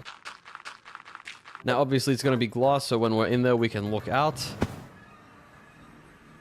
Whoa, whoa. That's not my fault, dude.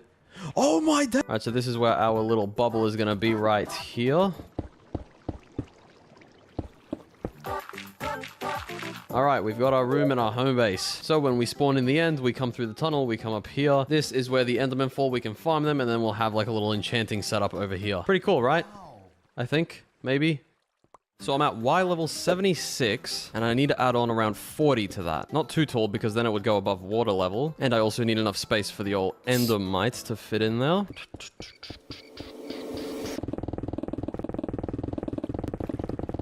Wait, they can't spawn on glass. Oh, brother. Wow. So I guess for the replacement block on the bottom that they can actually spawn on, we shall go for some... do I go for black or dark gray? I think I go for black. Wait, no. Dude, I'm losing my mind. I made the roof out of wool.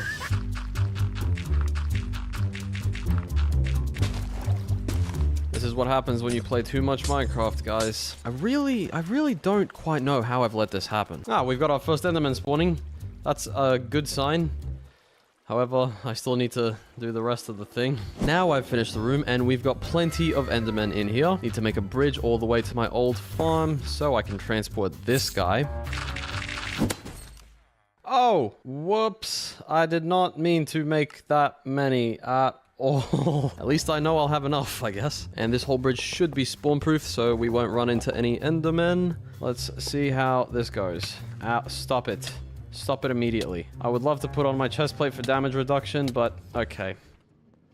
Well, that's not gonna work then, is it? Yes!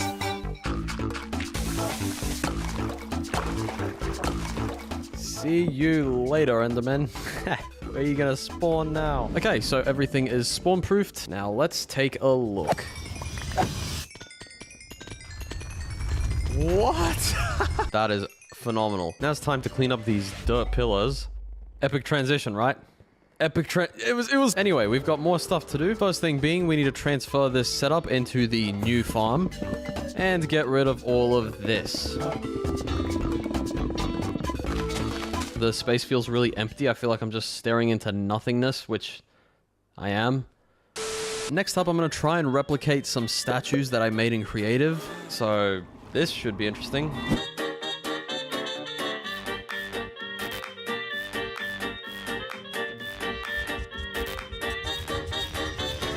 And this is what it looks like to oxidize copper for my second build. Looks like my cave has some kind of disease or something.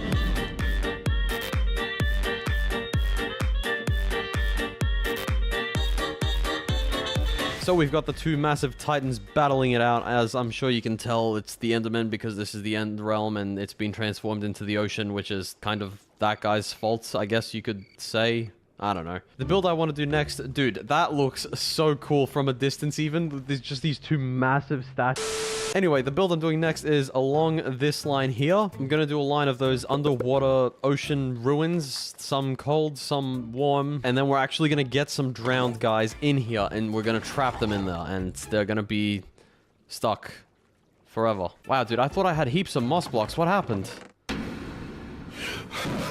Just building some random looking ones. They don't have to be vanilla replicas or anything.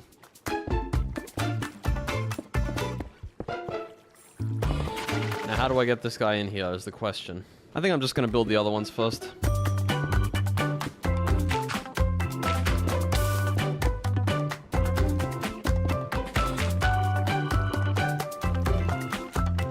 There's a third one done. They look like they're progressively getting bigger, so I need to make a smaller one of the sand ones over here.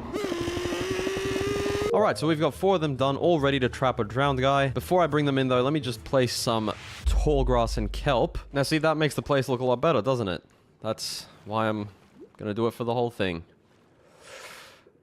Anyway, now to trap the drowned. So I have 1 name tag and I'm gonna need 4. 14 a pop! What is wrong? We're gonna call all of these guys Transformers, because they're transforming from zombies to drowned. Anyway, now I need to find a zombie and bring it through here. And... oh no, that didn't work. Do this and... see you, chump. Okay, now, are you gonna follow me through here? There we go. And drowned mode. Okay, perfect. Now, can you follow me up here, please? Come on, you've almost got it. You've almost got it. Come on. There it is. Oh my goodness. Get in there. Boom and boom. Get this guy in his station as well. And kablowie. You're trapped. Yep, just follow me to your lifelong imprisonment. Number 3 and number 4. This is one of those things I think will look a lot better once we've got most of the build filled out. Anyway, I've been procrastinating finishing these pillars off. I need to put stuff at the bottom, which I'm gonna do. And it's gonna look like this. There's 3 of them done. 4, 5, 6, 7 of them. 8, 9, and last but not least, 10. Whew. So there we go, obsidian pillars looking much better now. And now to bone meal the whole ocean floor, which I think is looking pretty cool. All right, here we are. Now this it looks a little funky, but it does make the whole place look a lot more alive. Oh, I forgot the kelp. I'm not going to stack it or anything like that. It's just going to grow on its own whilst we put the coral in, which is next on the agenda. And we're going to add some fish, of course. Butterfly fish, red kitchlid. Oh no, that doesn't look right. Cichlid. Oh my. Anyway, I think I'm going to let these guys out first before I start doing everything. Ow. The fish are out and this place already feels 10 times better. Now for some coral. There we go, not looking too bad. I must admit, I do feel a lot, less lonely with these fish swimming around here. I like this. I'm going insane.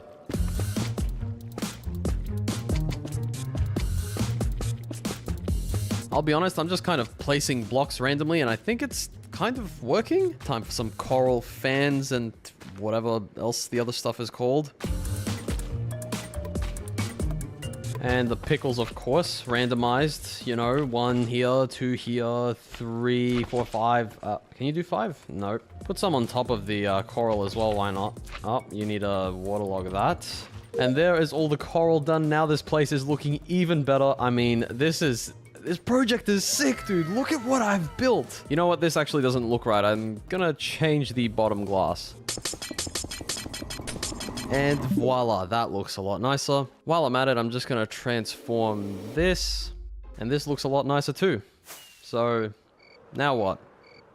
Oh, the dragon.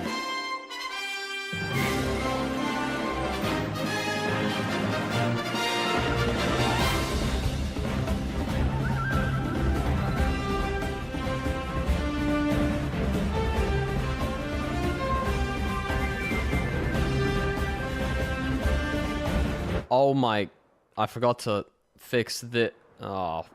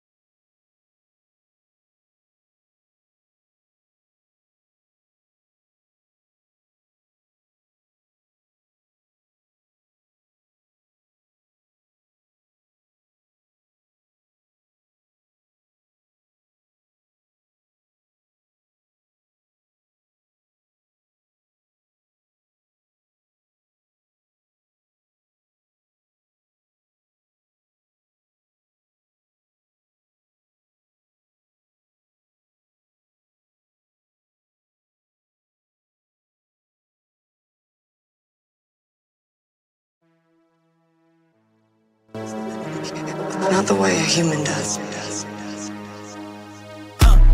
Fuck that, baba CV name is